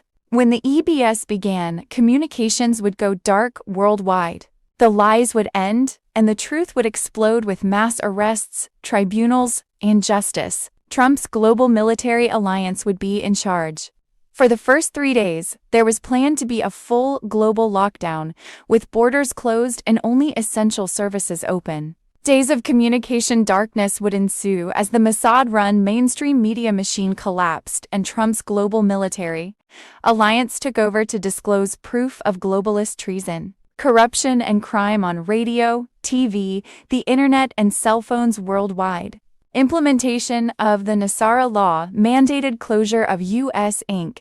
and automatically wiped out their privately owned by foreign bankers Federal Reserve and IRS. That corrupt system had been illegally taxing our income since 1918. Americans would now experience the installation of a 14% tax on new items only, none on food or medicine. Maritime law would be revoked while America returned to common law, sovereignty, and true justice under leaders loyal to the people. As 95% of government will be reduced through results of the October 1st government shutdown, Doge audits, and mass arrests. New and fair elections were ahead for a restored republic that would function under concepts of the original Constitution. Saturday, the 4th of October, 2035. President Trump declared victory after Hamas gave in to his ultimatum to release hostages, warning all hell will break loose if they didn't comply. Speaking from the Oval Office, Trump thanked allied nations including Qatar, Turkey, Saudi Arabia, Egypt, and Jordan for their support, stressing that global unity helped bring Hamas to the table. He said this is an unprecedented day in pushing peace in the Middle East, noting that the priority is returning hostages safely to their families, despite the tragic condition of some. Dan Bongino on Telegram. Trump and I. Sunday, the 5th of October 2025, the EBS emergency broadcast system was implemented on October 5th, 2025, in all countries around the world. WANPA, ONX. The EBS emergency broadcast system will be implemented on October 5th, 2025, in all countries around the world. Trump does not negotiate with terrorists. X. October 3rd, 2025, the Feast of Trumpets is being celebrated right now in Jerusalem, with over 100 shofars being blown at the Western Wall, happening now in Jerusalem. October 3rd, Festival of Trumpets celebrated with shofar. The 1st of January 2024, Declaration of Military Accountability, an open letter to the American people. Saturday, the 4th of October, 2025, Top Secret Files. Bidengate 2.0, CIA, blood money, and the Biden crime cartel. How America's traitors used Ukraine and woke NGOs to rob a nation. Saturday, the 4th of October, 2025. We have less than 5 years to try and stop their 2030 agenda. Are y'all ready? I think it was the 9th or 10th of November this past year after Trump won this historic victory, where it's exactly what you just described. I put out on an X post, people can go look it up, essentially what you just said, which is, I don't want everybody to start giving high fives here. This is just our first, this was D-Day, right? We have attacked the beaches, we're being shot at, we're taking casualties, we're gonna, we need to climb the cliff still, we got to get to the hedgerows, we got to break out of the hedgerows. So this is one element of a breakout, this indictment of Comey, but that's all it is. We're still at the top of the cliffs now. We're still trying to break out of those hedgerows and move into, victory over Europe. But we cannot declare victory over Europe just yet. So metaphorically speaking, that's kind of where we are. Global financial system. Friday, the 3rd of October, 2025. Surveillance alert. Bill Gates unveils global digital ID to erase non-compliant humans from society. American Media Group. New gold-backed currency. Thursday, the 2nd of October, 2025. Breaking.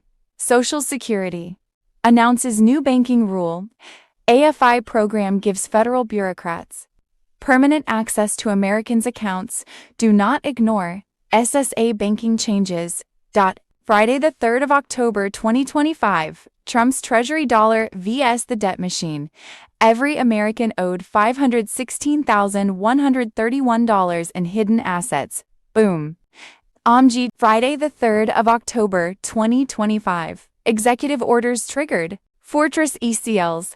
The $2.5 billion federal bunker, powered by EO 13061 and 13818, to launch a new sovereign currency and silence the old treasury forever. American Media Group. Saturday, the 4th of October, 2025. Breaking. Fight. Fight. Fight. Fight. U.S. Treasury unveils $1 Trump coin design to mark America's 250th anniversary.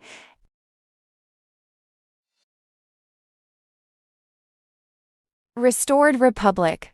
Saturday, the 4th of October, 2025. The Insurrection Act of 1807 is the U.S. federal law that empowers the President of the United States to nationally deploy the U.S. military and to federalize the National Guard units of the individual states in specific circumstances, such as the suppression of civil disorder, of insurrection, and of armed rebellion against the federal government of the U.S. 1. The Insurrection Act provides a statutory exception to the Posse Comitatus Act, 1878, that limits the president's deploying the U.S. military to enforce either civil law or criminal law within the United States. Charlie Ward and Friends on Telegram. The plan to take down the cabal. The cabal's plan is to trap people in a system tests, regulations, debt, and taxes. How the world is being freed from darkness. Below is the plan to free the world from dark entities planning a takeover and the extermination of 90% of humanity. It also details the changes made by brave individuals to date. Trump has been working alongside Xi, Putin, and other world leaders in a global military alliance to make mass arrests and eliminate deep state operatives who have ruled world finances since at least 1913. Military groups across the globe are collaborating to restore sovereignty, expose the cabal, and hold long-planned tribunals. Last week, President Trump signed a national security presidential memorandum to establish a comprehensive strategy to investigate, disrupt, and dismantle all stages of organized political violence and domestic terrorism within the U.S. Prior to the government shutdown on Wednesday, the 1st of October, Trump summoned over 800 generals and admirals for special ops planning, something that has never happened before in the history of the military. The U.S. Department of Justice, acting on direct orders from President Trump, has initiated the most significant counterinsurgency operation in modern American history. The operation is targeting George Soros's network of fake charities, media fronts, legal activist groups, and foreign-funded operatives. Trump ordered federal troops to be deployed in major cities to restore peace, and declared that Antifa is the domestic militant arm of the same global elite that attempted to steal the White House, poison the food supply, collapse the dollar, and enslave the population through technocratic surveillance. Soros-funded organizations had funneled over $80 million in dark financing across 28 states, and federal investigators have confirmed that this funding supported the infrastructure behind the Los Angeles riots. As of the 25th of September 2025, The quantum financial system QFS has been activated.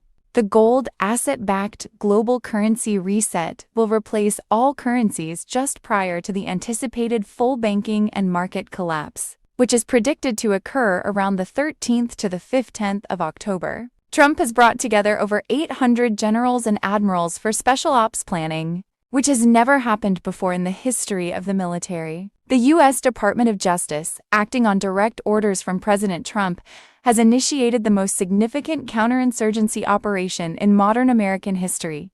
The operation is targeting George Soros's network of fake charities, media fronts, legal activist groups, and foreign-funded operatives. Trump has also ensured that quantum GESARA is in place. This fuses NESARA, GESARA, and quantum technology with a 1955 price reset, eliminating inflation and debt.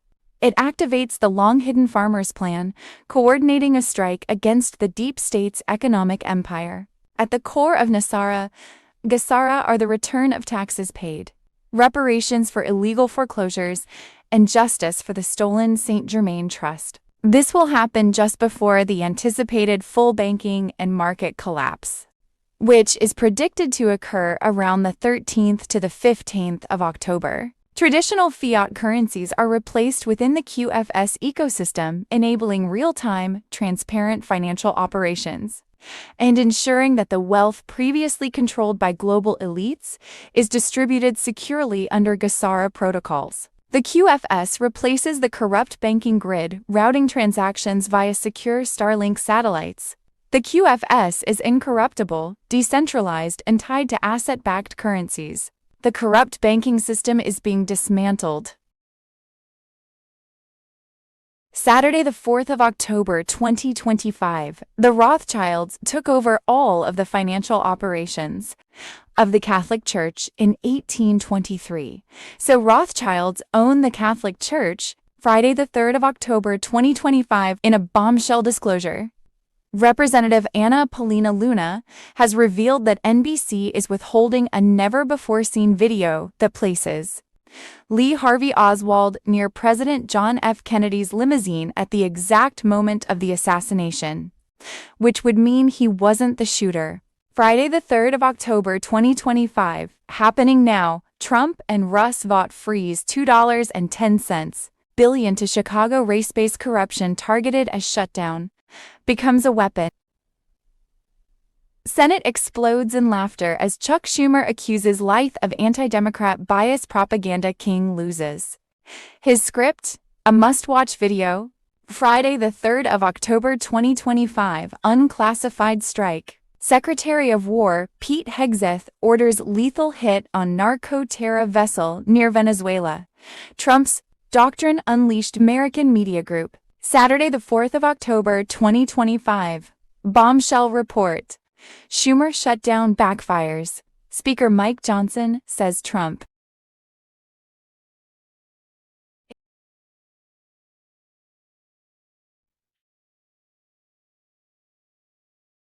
Muslims' invasion of U.S.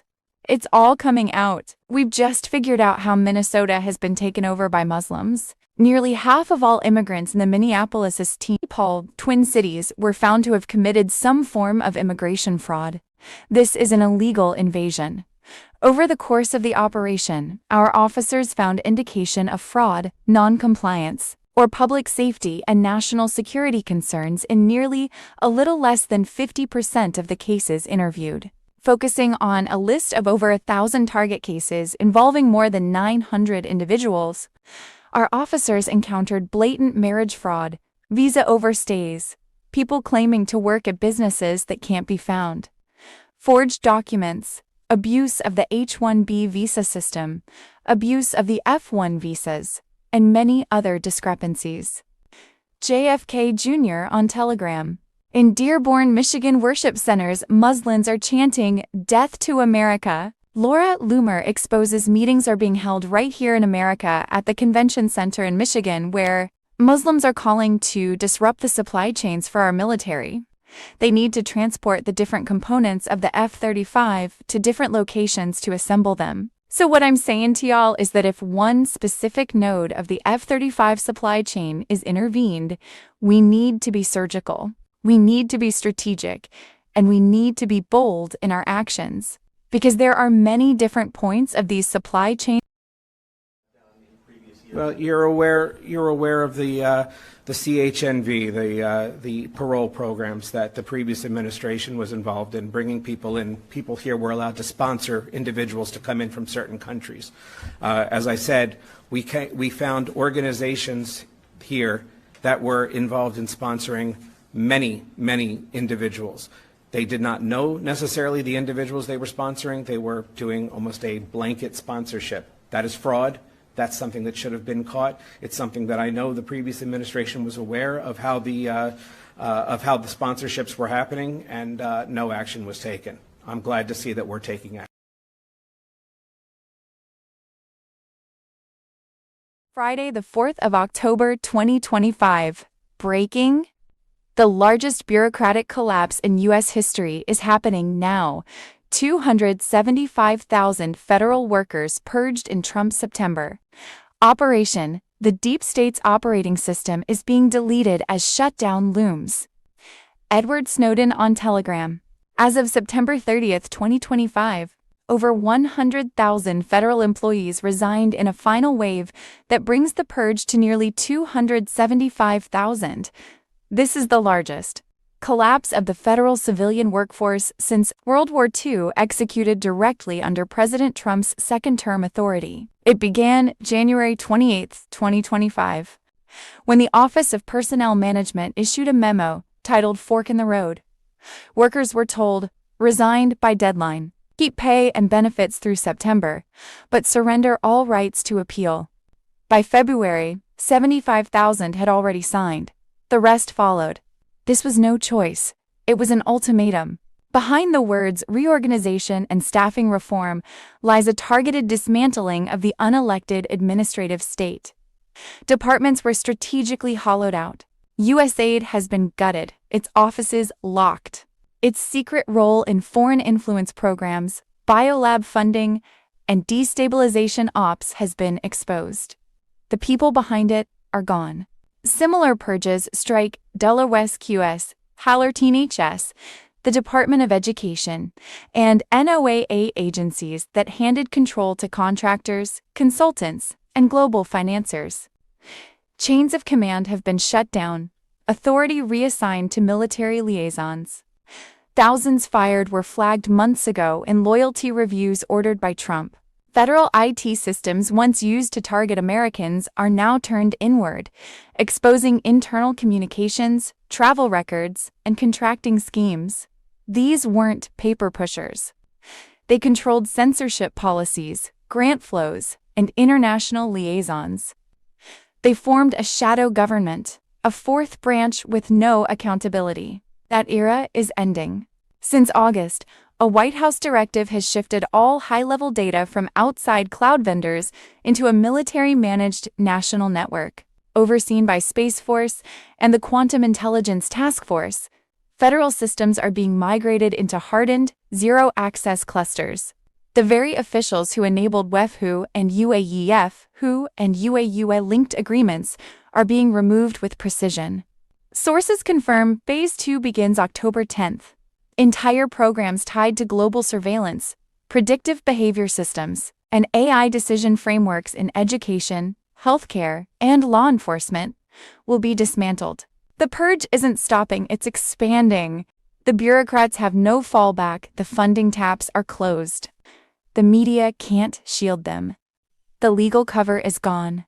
This isn't reform, it's removal, it's exposure, it's retribution. What you're seeing is not chaos. It is controlled demolition of a system that served globalists, not the Republic. And it's only just beginning. Yes. Friday, the 3rd of October, 2025. Hidden for years. Trump's war secretary exposes secret Pentagon system that punished every soldier who spoke the truth while protecting the corrupt commanders who covered it all up. Edward Snowden on Telegram. For decades, the Pentagon engineered an illusion of accountability, a system built to crush truth while protecting career criminals. That illusion is crumbling. War Secretary Pete Hegseth, under direct authority of President Donald Trump, is targeting the core of the cover-up, the Inspector General's office itself. Fear, not oversight, has ruled the ranks. Fear of losing access, rank, benefits. Fear of being labeled untrustworthy. The IG was never meant to protect the warfighter. It was built to protect the institution. The DoD IG waited over a year to respond, only to say, "We won't investigate because retaliation doesn't count unless it affects pay or benefits." Meanwhile, Captain Sharonhouse, who led the retaliation, was promoted. This is how the system works. Those who bury truth rise. Those who carry it fall. Mashi's case exposed a larger design. The SkillBridge program that helped service members train for civilian jobs was weaponized against him. His own officer helped prepare paperwork, then denied it after higher-ups intervened. Only when Macy threatened formal charges did they back down. This is organized suppression of whistleblowers. Hegseth is now confronting it directly. Before top brass, he declared the IG system, the Military Equal Opportunity Program, and the Office of Equal Employment Opportunity are being overhauled. These programs don't serve the Constitution. They serve power.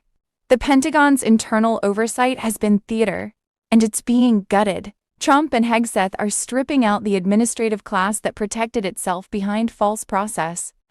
The Council of Inspectors General has been quietly defunded. Senior officers were told not to applaud Hegseth's September 2025 "no more walking on eggshells" speech. Blacklists exist. Speak to the wrong journalist, post the wrong data, and you're erased.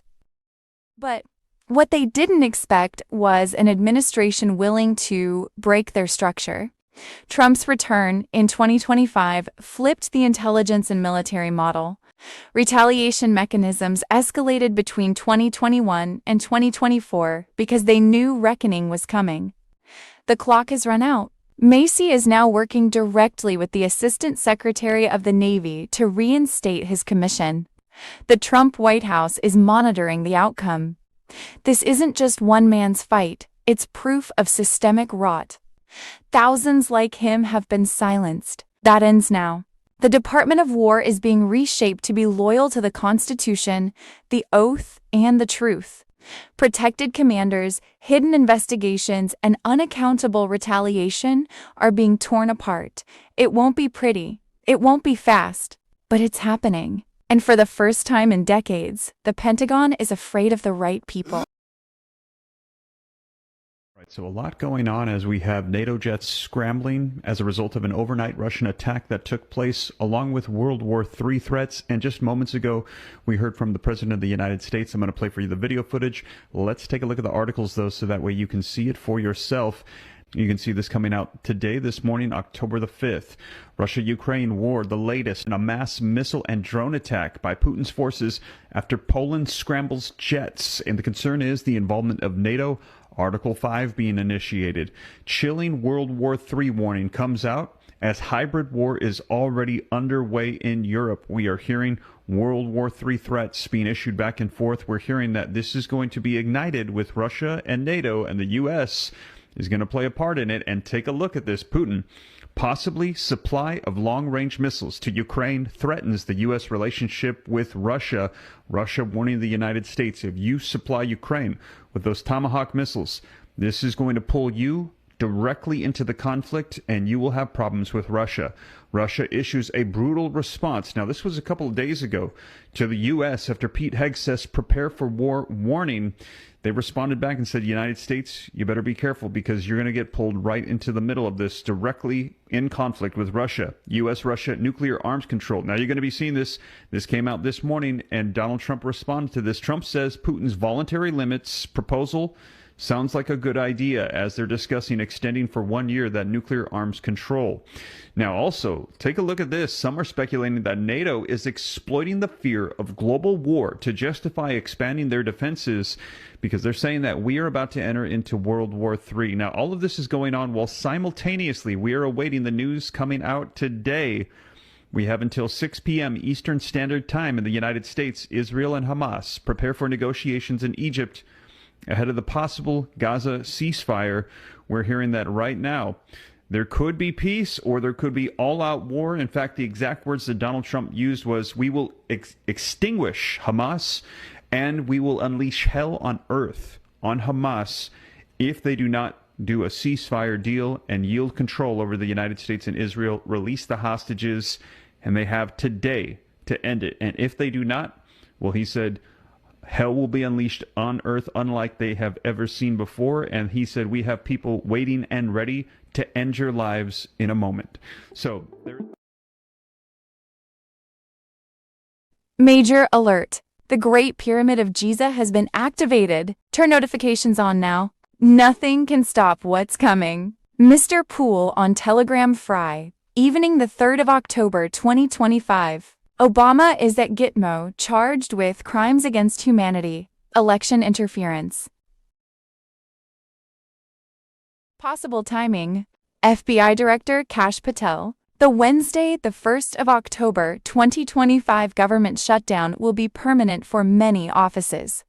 The Office of Management and Budget has been telling agencies to prepare elimination lists. On Wednesday, the 1st of October 2025, Nasara Gassara 30+1 protocols were released to erase debt, smash the IRS, dismantle the Fed, and rip globalist control out by the roots. This is not reform. This is a purge. Monday, the 13th of October, was expected to be the beginning of a banking and market crash. As the old fiat financial system goes down, there were 209 countries' banks already connected to the new gold, asset-backed quantum financial system. Out of those, 97 central banks have been covertly integrated, while 82 more were pending. Tuesday, the 14th of October, 2025, has been designated as World Quantum Day, when Nasara Gassara law will be official throughout the world. By that Tuesday, the 14th of October, Bitcoin would be gone. Servers and data centers obliterated. 99.5% of all crypto vanished. Only ISO 20022 coins, backed by gold, would survive. As this fiat system died, the stock market would crater. Such would signal the end of the cabal's swift global banking system. By the next day, on Wednesday, the 15th of October 2025, there was expected to be a full banking and market crash that would trigger activation of the Emergency Broadcast System, EBS. When the EBS began, communications would go dark worldwide. The lies would end, and the truth would explode with mass arrests, tribunals, and justice. Trump's global military alliance would be in charge. For the first 3 days, there was planned to be a full global lockdown, with borders closed and only essential services open. Days of communication darkness would ensue as the Mossad-run mainstream media machine collapsed and Trump's global military alliance took over to disclose proof of globalist treason, corruption, and crime on radio, TV, the internet, and cell phones worldwide. Implementation of the Nasara law mandated closure of U.S. Inc. and automatically wiped out their privately owned by foreign bankers Federal Reserve and IRS. That corrupt system had been illegally taxing our income since 1918. Americans would now experience the installation of a 14% tax on new items only, none on food or medicine. Maritime law would be revoked while America returned to common law, sovereignty, and true justice under leaders loyal to the people. As 95% of government will be reduced through results of the October 1st government shutdown, Doge audits, and mass arrests. New and fair elections were ahead for a restored republic that would function under concepts of the original Constitution. Friday, the 3rd of October 2025 timeline of the hidden agenda. While the media laughs at calendar memes, the real calendar of events is unfolding in silence. Every hour, every midnight move, every shadow session has already been booked in advance. Rebuild the American Nation on Telegram. September 28, 2025, 2:13 a.m. Washington, D.C. Convoys without plates removed 17 sealed crates from the Treasury Annex. Witnesses reported markings that matched gold reserve vault codes. The media never covered it. September 30th, 2025, 11:44 p.m., New York City. 2 unmarked helicopters landed on top of a federal building. Files and hard drives seized. Insiders confirm they contained evidence of offshore accounts linked to Congress. October 1st, 2025, 3:21 a.m., Zurich. Servers belonging to UBS and credit-linked nodes were seized in coordination with QFS teams. Test transfers of gold-backed credits executed across 11 countries. This was not a drill. October 2nd, 2025 to 10 p.m., Arizona desert. Military craft intercepted an unregistered plane carrying 3 former federal contractors. They were flown to a sealed courtroom in Virginia that same night. October 3rd, 2025, 1:07 a.m. of Virginia. Closed-door tribunals ran until sunrise. Sealed indictments opened, signed, resealed. The old system is being processed case by case, night by night. October 4th, 2025, 4 a.m., Berlin. Partner banks confirmed receipt of quantum transactions disguised as shutdown. Downtime. Legacy Swift rails are being drained, node by node. What we think we know as of Saturday, the 4th of October 2025. As of Wednesday, the 1st of October 2025, the privately owned by foreign bankers U.S. Inc. had been defunded and thus dissolved, while the Sovereign Republic of the United States of America became official under common law. No longer subjected to Admiralty law with loyalty to the UK royals. All of which was actually a smokescreen for a silent purge of the deep state cabal and a beginning of the end for their grip on power over U.S. taxpayer monies they had held since 1918. Friday, the 3rd of October 2025, former President Obama has been sent to GITM-OA done deal, charged with crimes against humanity and election interference. The mainstream media is keeping this hidden. J.F. Kennedy Jr. on Telegram. Friday, the 3rd of October 2025, Operation Hellstorm. Putin's forces bust Israeli child. Trafficking tunnels behind Ukraine front lines, media silent. Thursday, the 2nd of October 2025, the great human fraud. You were never free. You were QSEP coded. The $169 trillion scam, the birth bond deception, and the global financial enslavement of humanity. Thursday, the 2nd of October 2025, bombshell report. FBI Director Kash Patel confirms the FBI has fully cut ties with the ADL after they labeled Turning Point USA and Christian Identity as hate and terror groups. Thursday, the 2nd of October 2025, alert. President Trump meets OMB Director Russ Vought of Project 2025, preparing permanent cuts. Slashing Democrat agencies amid shutdown.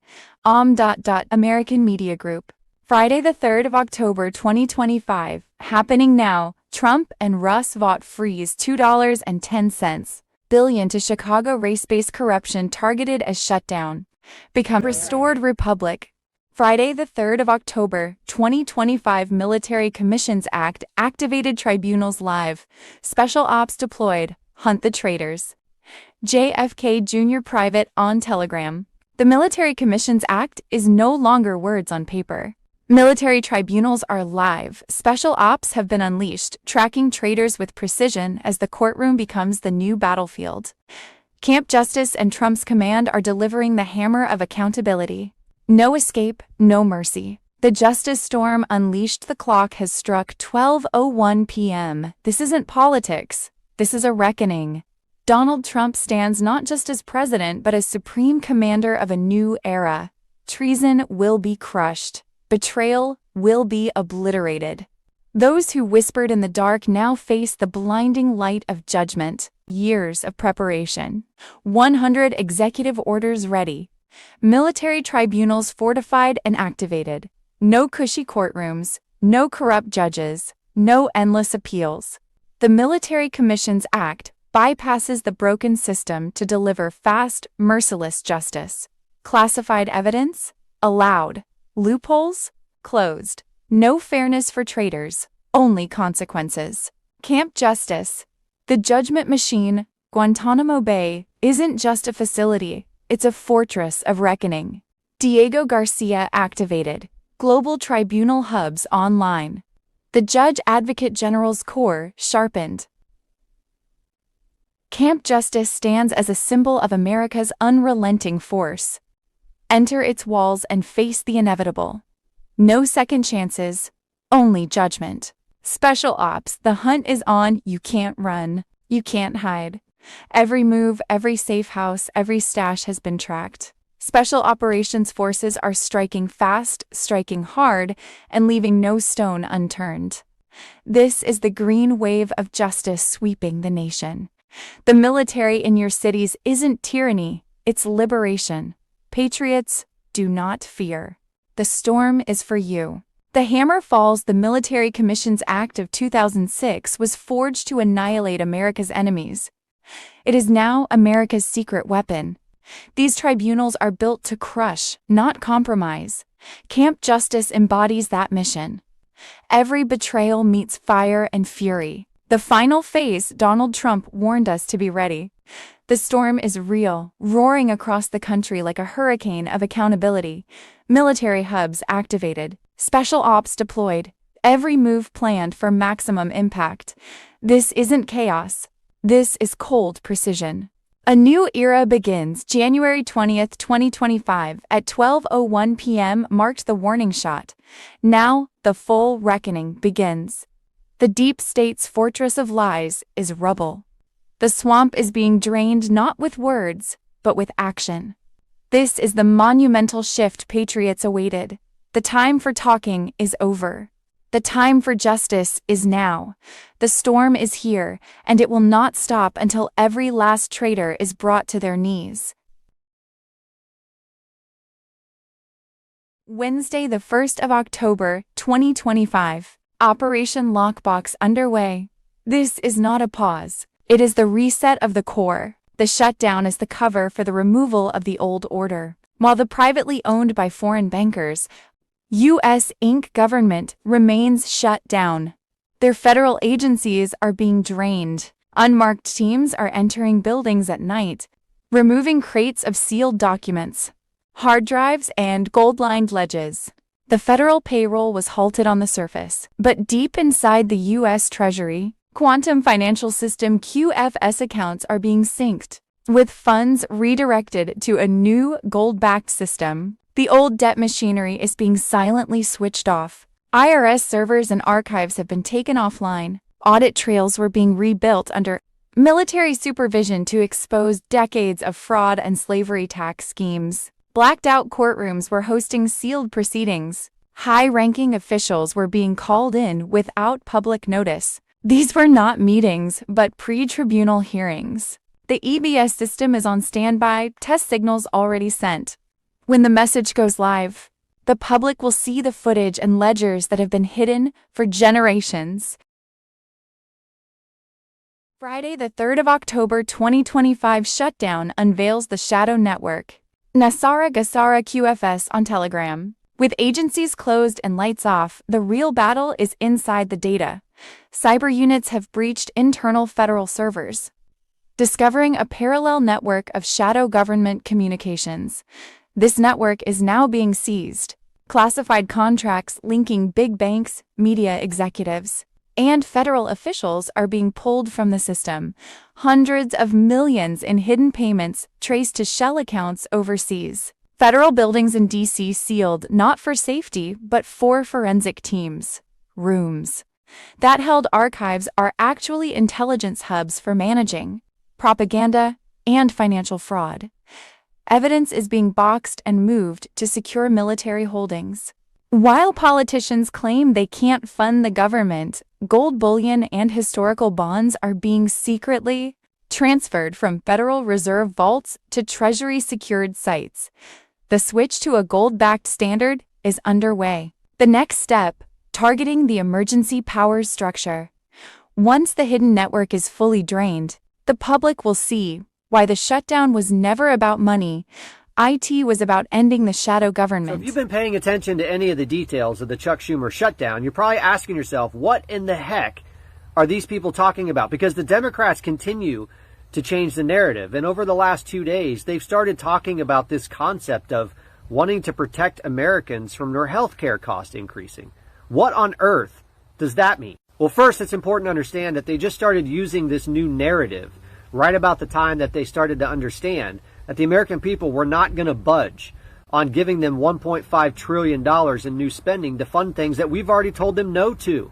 So instead, now they're talking about keeping healthcare costs low. But what on earth does that mean? You see, what they don't actually want to tell you is that the American people are getting ready to hold them responsible for selling us a bill of goods with Obamacare, because it's collapsing within itself in a major way. See, back in 2021, the Democrats tucked in a massive subsidy to keep Obamacare afloat because there wasn't enough enrollments. They only had about 12 million people actually enrolled in the program. So as part of the Inflation Reduction Act and a few other bills, they were able to remove the income caps on eligibility. And they basically were just encouraging everybody to enroll in the program. And they were funding almost 90% of it. The problem is they were only able to get that subsidy in place for 4 years.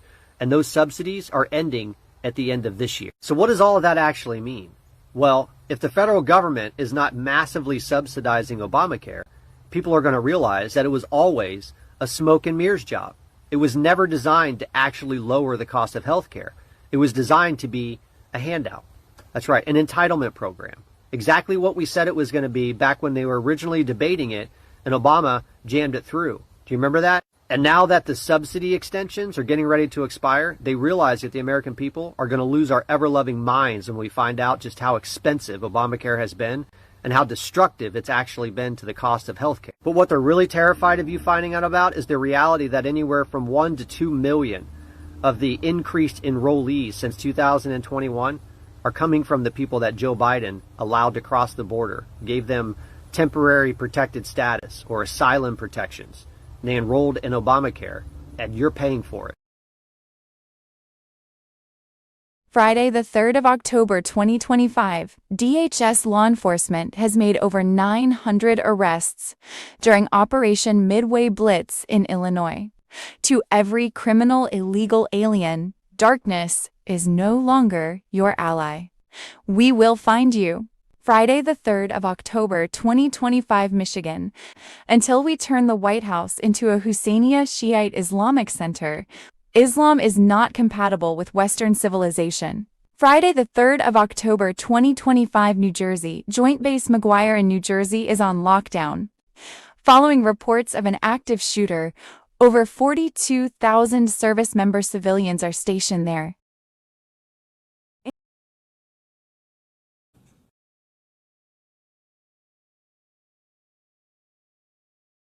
Exclusive dossier Trump, the EN, and the Endgame of Global Prophecy. Ezra Cohen on Telegram. Trump exposes the UN's betrayal as 140 nations push false peace and globalist lies. Prophecy ignites, the deep state retreats, and the endgame begins. The covenant is active and time is running out. In September 2025, the UN revealed its true face, a globalist machine endorsing false peace and rewarding decades of terrorism. Over 140 nations voted for the so-called New York Declaration, demanding a Gaza ceasefire and full Palestinian statehood. It was a geopolitical ambush engineered by France and Saudi Arabia, with applause from the WEF and Soros-funded NGOs. Only 2 nations stood their ground: Israel and the United States under President Donald J. Trump. Their vote wasn't just political, it was prophetic. Trump drew the line. Peace without justice is no peace at all. The Abraham Accords, born in 2020, were not just diplomacy. They were a trumpet blast in prophecy's timeline. Now, back in the White House, Trump is extending the vision, courting Saudi Arabia, Lebanon, and even Syria. But prophecy warns a peace forged without God becomes a weapon in the Antichrist's hand. Daniel speaks of a covenant confirmed with many. Look at the facts. The accords are being strengthened. Many nations are involved. And the window extends to 2028. Tick, tock. Saudi Arabia is the crown jewel. Over 400 million citizens, 60% of global oil reserves, control of Islam's holiest sites. Combine that with Israel, and you have a prophetic mega-block that could fulfill. Revelation 17:12, 10 kings handing over their authority. Shared governance over the Temple Mount, interfaith worship, tolerance rebranded as submission. All in the name of unity. The script writes itself. Iran, Russia, and Turkey are circling. Ezekiel 38 names the coalition. Enemies gather. Prophecy says divine intervention scatters them. Mountains shake. The world watches in terror. Natural disasters explode. Global digital ID systems rise. AI and surveillance merge into the mark system. This is not the beginning of the end. It is the end of the beginning. Trump saw the storm coming. He built the alliances. He held the line. And now the world must choose. Stand with globalist liars and prophetic blindness, or stand with Israel, with the truth, with God, and with President Donald J. Trump. The final act is upon us. No one sits this one out. The curtain is rising.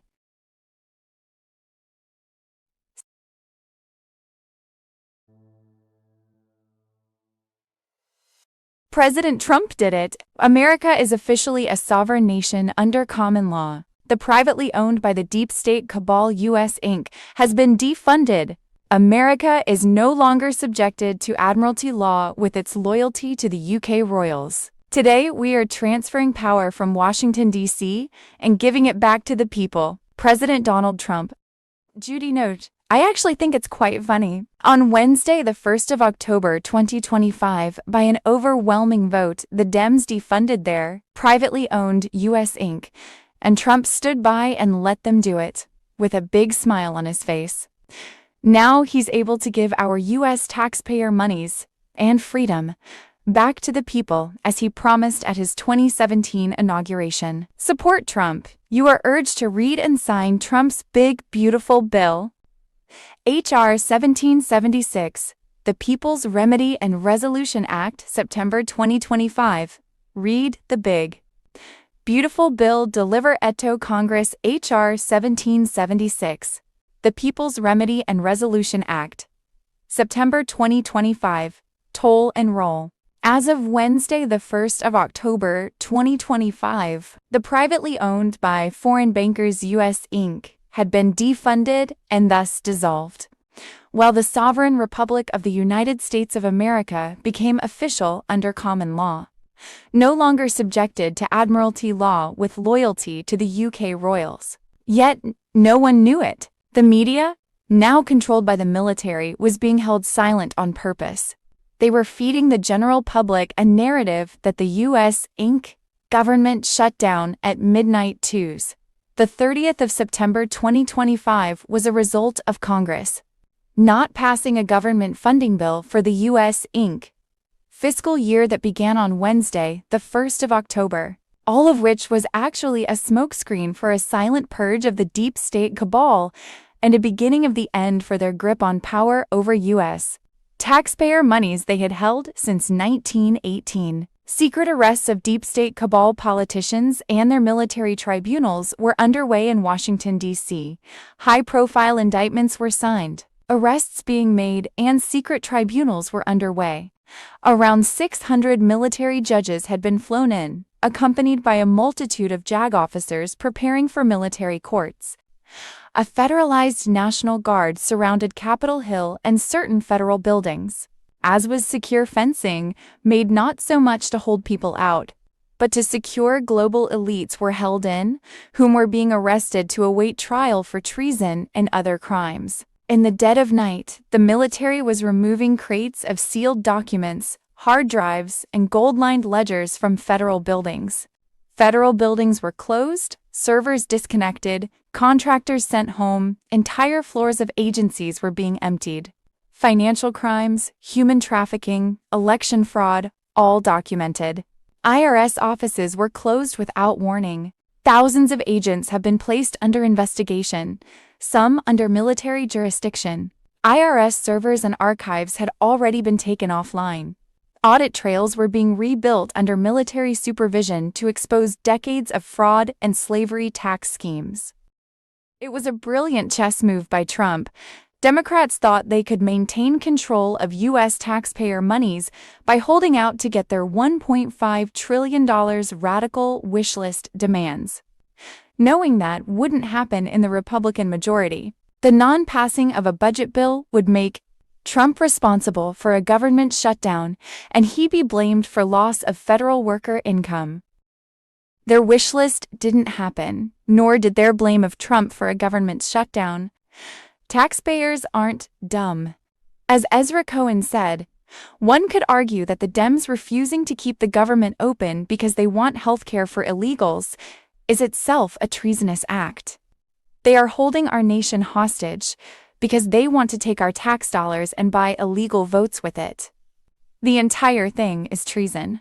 Actually, Trump wanted the shutdown to happen. Such has resulted in the Democrat deep state cabal politicians voting against funding their own privately owned U.S. Inc., and thus shutting down their own money laundering schemes all by themselves. Checkmate, Vice President Vance explained. You already see the Democrats cracking a little bit because they realize it's such a preposterous position to say, we're going to shut down CA. We're not going to pay our troops because you guys won't give us benefits for illegal aliens. It's CRAZ. Trump had already taken control of the money situation by spearheading the greatest transfer of wealth in the history of the world. Weeks ago, he had given the green light for the gold asset-backed global currency reset, which took away the cabal's control of the global monetary system and gave taxpayer monies back to the people. So what was publicly called a shutdown was in reality a switch from the fiat dollar to the new gold asset-backed quantum financial system. U.S. Treasury and Federal Reserve accounts were being frozen and transferred to the QFS. Hidden funds, black budgets, and foreign slush accounts have been seized. The gold-backed ledgers were complete. Every ounce accounted for.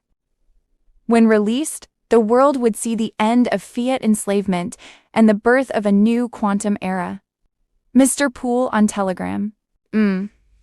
The biggest prize for Trump winning this three-dimension game of chess, the government shutdown vote resulted in America no longer being ruled by British Admiralty law, but was now under common law, Sovereignty Codex Law, Article 2, UCMJ. Such was made possible and official by President Donald Trump signing a Declaration of Authority and Summons. The declaration made America's breakaway from British Admiralty law official. America was automatically returned to common law and subject to concepts of the original Constitution. This sovereignty was made possible under Codex Law, Article 2, UCMJ, a non-optional command for every flag officer. No excuse, no diversion, bound by oath to obey. See the official Declaration of Authority and Summons signed by Trump here. Read and sign the Big Beautiful Bill, H.R. 1776, the People's Remedy and Resolution Act, September 2025. Read the Big Beautiful Bill, Deliver Edo Congress, H.R. 1776. The People's Remedy and Resolution Act, September 2025. Toll and roll.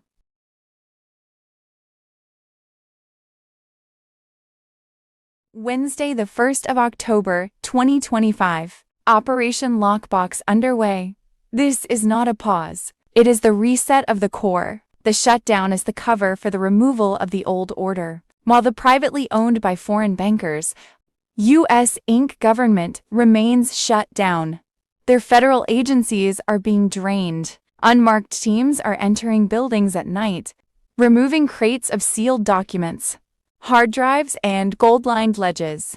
The federal payroll was halted on the surface, but deep inside the U.S. Treasury, Quantum Financial System QFS accounts are being synced, with funds redirected to a new gold-backed system. The old debt machinery is being silently switched off. IRS servers and archives have been taken offline. Audit trails were being rebuilt under military supervision to expose decades of fraud and slavery tax schemes. Blacked-out courtrooms were hosting sealed proceedings. High-ranking officials were being called in without public notice. These were not meetings, but pre-tribunal hearings. The EBS system is on standby, test signals already sent.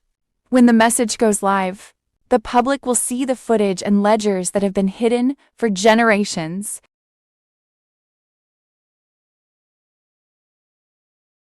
Possible timing. Thursday, the 2nd of October 2025 status, green light confirmed. The 17th letter, JFK Jr. on Telegram. Trump's go code hit the board an hour ago, 6:30 a.m. ST. No sirens, no press leak, just a quiet signature across the quantum feed. Everything since has been dominoes. Media grid, satellite transponders over Atlanta, NYC. London now under provisional military control. When they flip the switch, primetime turns into courtroom. Force movement C-17s lifted from Ramstein. Diego Garcia, Andrew's flight plans sealed. Not troop drills. Extraction lists. Civil channels, Apple and Android just received a dormant update flagged EBS prep. If your phone chirps 3 shorts, 1 long, stand by. Next 72-hour sequence. 1. Market pause. Technical maintenance. Across CME and NYSE. Real reason. Ledger drain. 2. Bank holiday announced a cyber review. Buys 48 hours for QFS are at cutover. 3. EBS rollout. Every screen, every band, unskippable. 4. Mass arrests. Sealed indictments become flight manifests. 5. GES ALO credits.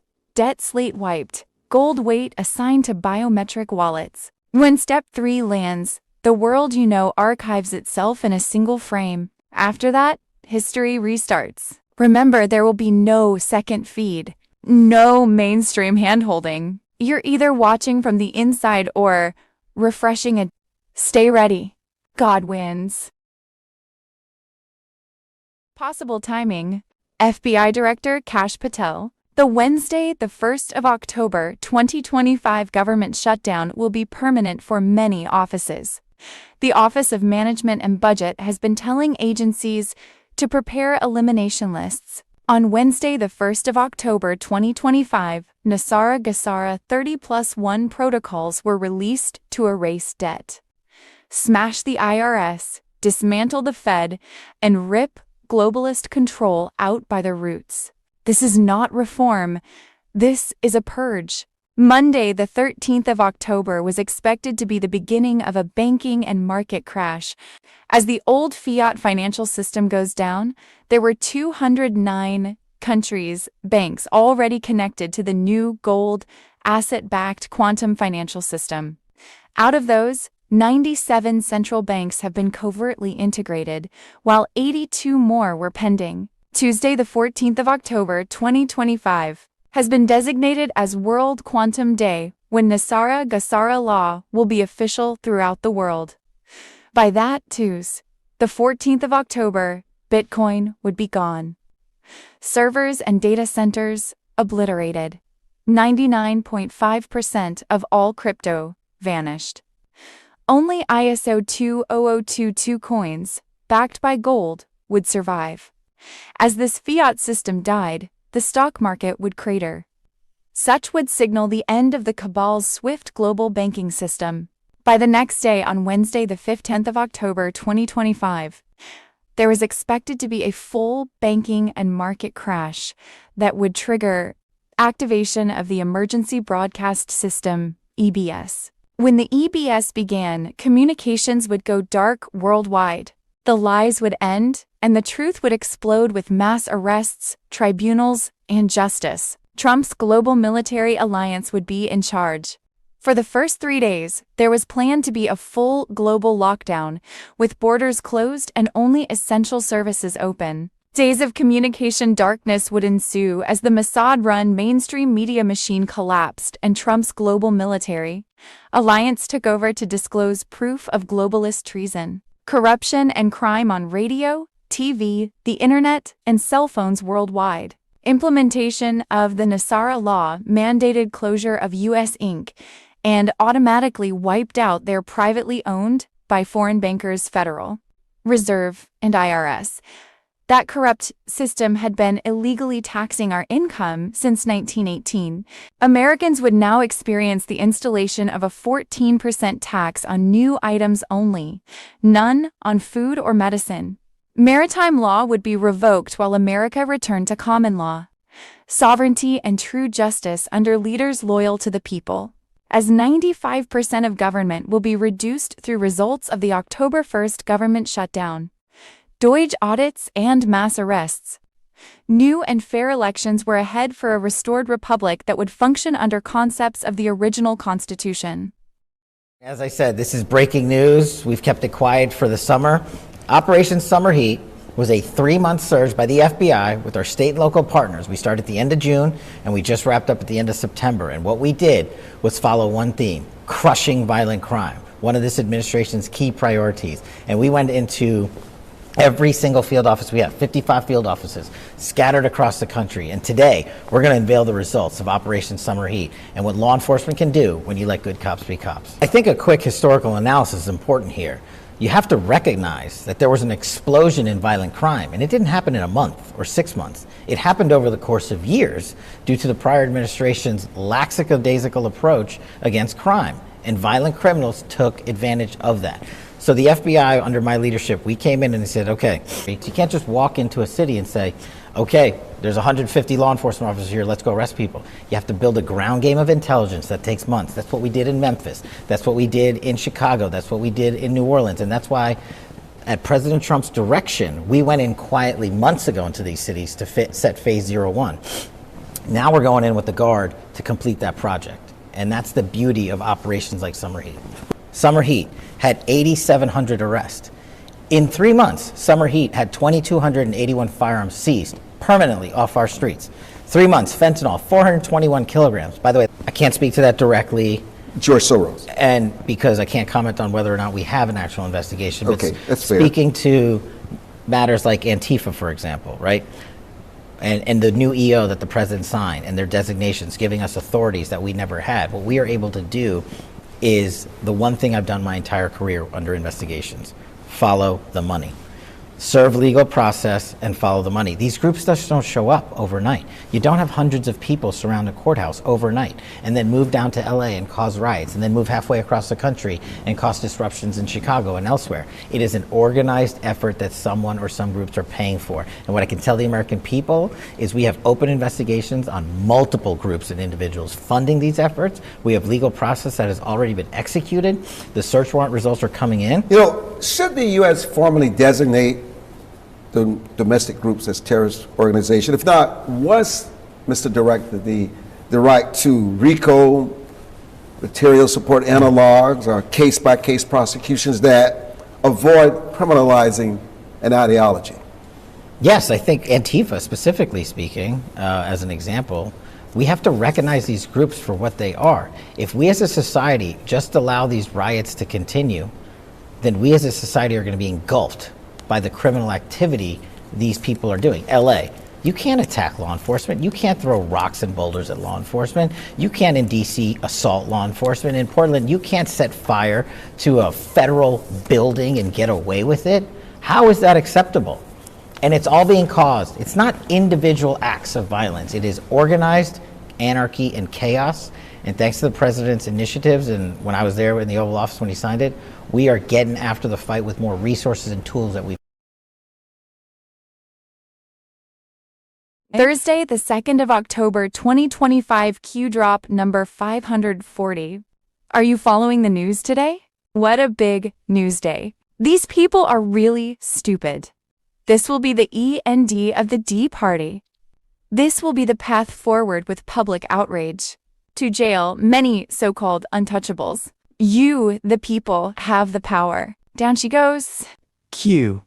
Thursday, the 2nd of October, 2025. The Islamic State has issued a fresh call for terror attacks across Britain, the United States, Europe, and beyond, urging followers to target Christians, Jews, and their allies in what it calls revenge for Israel's ongoing offensive. Mass migration is destroying the UK.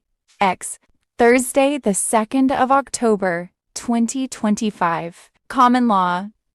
Take a minute and listen. Could this be true? On Wednesday, the 1st of October, 2025, the War Department held a meeting which included President Trump, Secretary of War Pete Hegseth, and nearly 800 senior military leaders, generals, admirals, and their top enlisted advisors. There was an open televised portion and afterwards a closed door. Top secret meeting with senior military leaders. The topic has not been disclosed. Thursday, the 2nd of October, 2025, breaking Tucker Carlson. In a terrifying development for the left, President Trump has a meeting with Project 2025 OMB Director Russ Vought to discuss slashing Democrat agencies during the shutdown. They messed up. I can't believe the radical left. Democrats gave me this unprecedented opportunity. They are not stupid people. So maybe this is their way of wanting to quietly and quickly make America great again.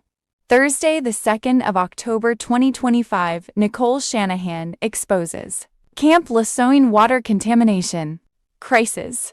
The U.S. government knowingly mass poisoned 1+ million veterans and their families. The contamination involved high levels of toxic chemicals like PCE, TCE, benzene, and vinyl chloride. There's a lot of focus on Pennsylvania in this thread. A lot. If you are in any city in Pennsylvania, you should be preparing, in my opinion, right? So there are certain states that have been very forward-leaning. Florida's been very forward-leaning. Alabama, Georgia, the Carolinas. It's a lot. One of the biggest training camps is actually at Camp Chapman Post Base. Wow. They train 2,500, and so every single one of those 2,500 is leaving Afghanistan. Think about that. It's very scary. So what we know about the plot, it's very, very large. They want to do 3 times the size of 9/11. It's very simple. They want to do another aviation plot, but this time their intent is to take down about a dozen airliners. And then the last piece, they want to have attacks where you live, work, and play. These are community level attacks. So we're talking churches, and their focus is really on communities that have a higher percentage of a veteran population, because they want the veterans to feel in their hometowns what they felt in Iraq and Syria and Afghanistan. That's supposed to be the feel of that piece. Honestly, I've met a lot of law enforcement organizations since January. Unfortunately, we started off, as you can imagine, a lot of people in law enforcement being like, well, is it going to happen in my town? What I like to say is, well, what percentage of your town is veterans, right? Like, that's where you start. Also, if it's going to go on for multiple days, potentially, well, are you going to get called to back up? How far away are these cities from you? Global financial system. Tuesday, the 30th of September, 2025. Global reset in motion. QFS plus XRP plus Nasara structured payouts unleashed. Zim dollar redemption exposed. Redemption rate equals the amount paid for each American media group. Wednesday, the 1st of October, 2025. The hidden reset. The U.S. debt clock exposes a hidden silver reset. The most suppressed monetary asset in history is ready. Thursday, the 2nd of October, 2025, California's $2.20 billion solar farm in the Mojave Desert, one of the sunniest places in the nation, is shutting down after it started to require natural gas to operate. Tuesday, the 30th of September, 2025. Welcome to Guantanamo. Which presidents are going? Deep state, treason, military tribunals. official documents, and the full list of indictments. American Media Group. Thursday, the 2nd of October 2025, shocked onlookers, describes synagogue attack. Wednesday, the 1st of October 2025, full force activated. Blackhawks over Chicago 300. ICE agents storm terrorist hideout protected by Illinois Governor J.B. Pritzker, 30 criminal illegals captured. American Media Group. Thursday, 2 October 2025. Earthquake, a survivor's recall moment, tragedy struck. Watch. Wednesday, the 1st of October 2025. Budget blackmail exposed. J.D. Vance unleashes hell on Schumer and Jeffries. Democrats shut down government to fund illegals. Wednesday, the 1st of October 2025. Shutdown executed. The system just collapsed. 750,000 workers frozen. America on hold while traitors stall Trump's mission. American Media Group. Wednesday, the 1st of October 2025. Breaking. Supreme Court. Shields Democrat Fed Governor Lisa Cook blocks President Trump from firing her over mortgage fraud, letting her cling to power until January 2026, while the fourth branch subverts Article 2. American Media Group. Thursday, the 2nd of October 2025. The Great Human Fraud. You were never free. You were QSEP coded. The $169 trillion scam. The birth bond deception and the global. American Media Group. Thursday, the 2nd of October 2025. Bombshell report. FBI Director Kash Patel confirms the FBI has fully cut ties with the ADL after they labeled Turning Point USA and Christian Identity as hate and terror groups. The 2nd of October 2025. Alert. President Trump meets OMB Director Russ Vought of Project 2025, preparing permanent cuts. Slashing Democrat agencies amid shutdown. Trump is permanently closing or cutting off funding for climate justice offices, siphoning billions. Diversity and equity bureaucracies weaponizing identity politics, community programs that double as surveillance hubs for conservative citizens, and special task forces used to intimidate Christian parents, veterans, and small businesses. Just last night, we saw an extremely troubling incident where conservative journalist Nick Sorter was captured on video being taken into custody by the Portland police after he was ambushed by Antifa and was defending himself from these assaults. But instead of arresting these violent mob members night after night after night who are ravaging this community, the police arrested a journalist who was there trying to document the chaos, and everyone in this room should be extremely concerned about that.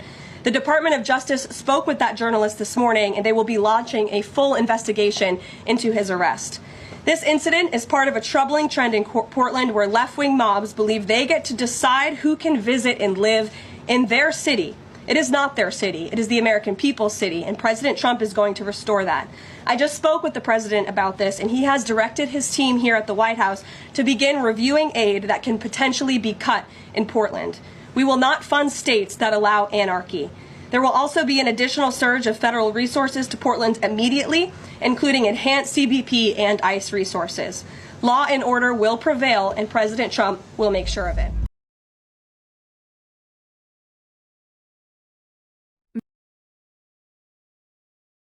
Wednesday, the 1st of October 2025. Deep state panic.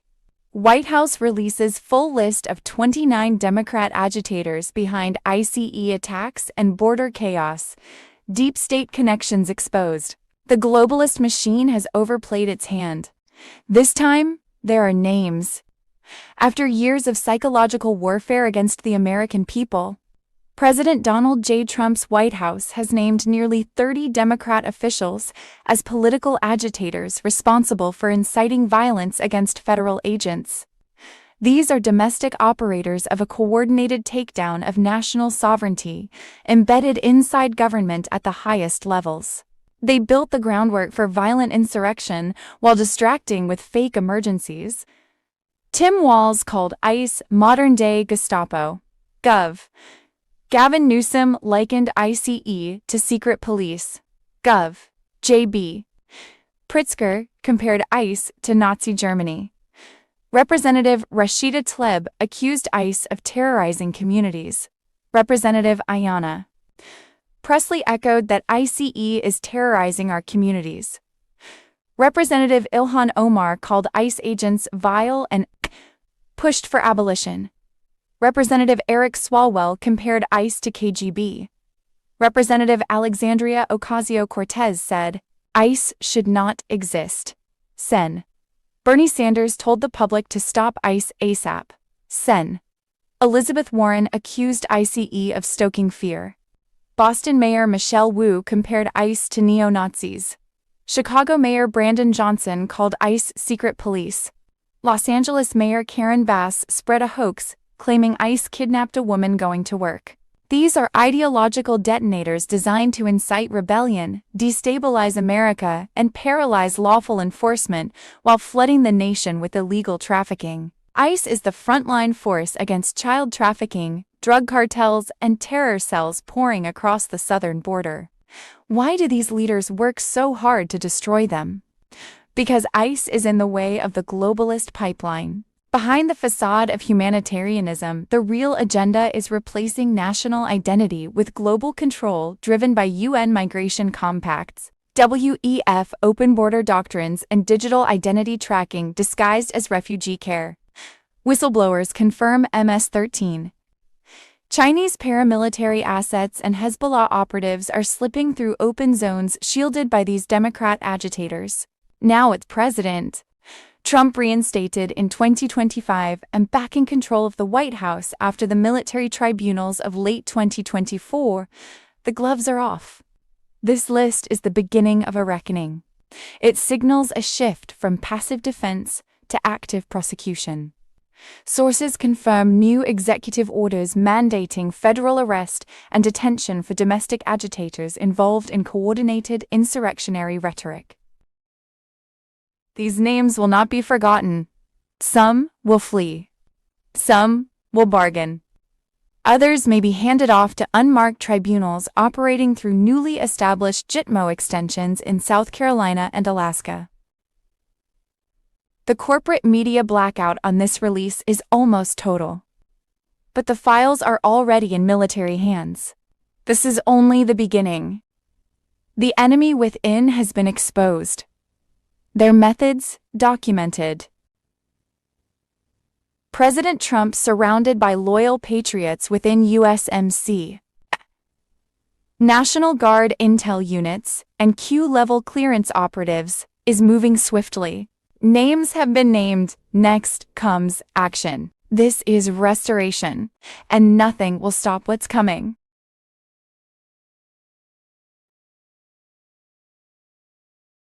Thursday, the 2nd of October, 2025, welcomed to Guantanamo military justice, sealed indictments, and the deep state.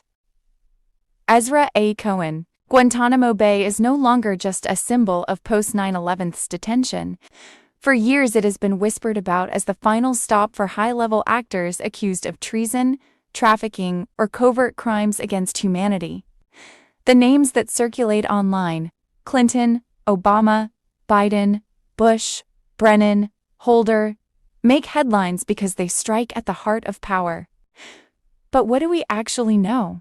The facts: Gitmo is a U.S. Navy base with a long-standing detention facility. President Trump did issue an executive order on December 21, 2017, declaring a national emergency over global human rights abuses and corruption.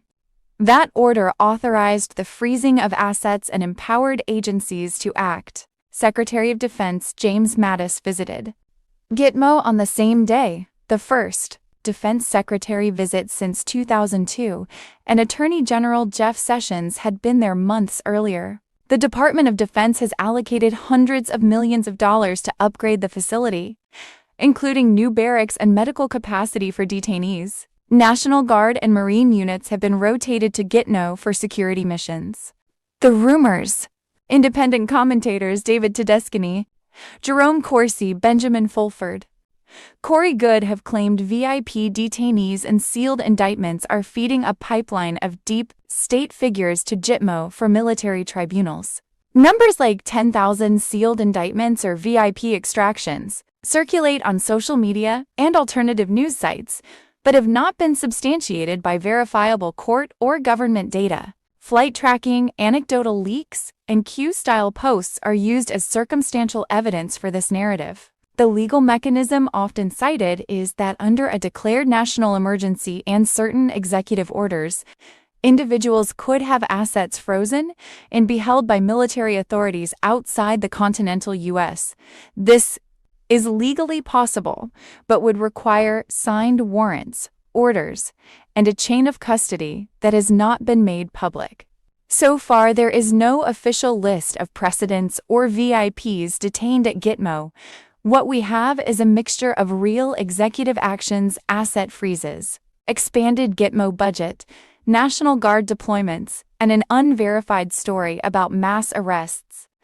This is why the narrative persists, part fact, part speculation, part hope for accountability. If you want to reference it factually, you can say, Gitmo has been expanded and funded under Trump executive. Orders provide a legal framework for freezing assets tied to human rights abuses.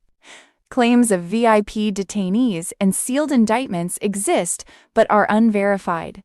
That's the clearest way to present it without overstating what is known.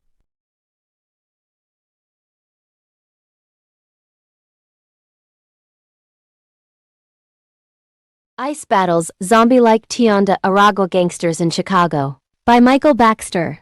October 1, 2025. The ICE agents raiding a coven of suspected Tianda Arago gang members entrenched in a fortified 5-story Chicago apartment building had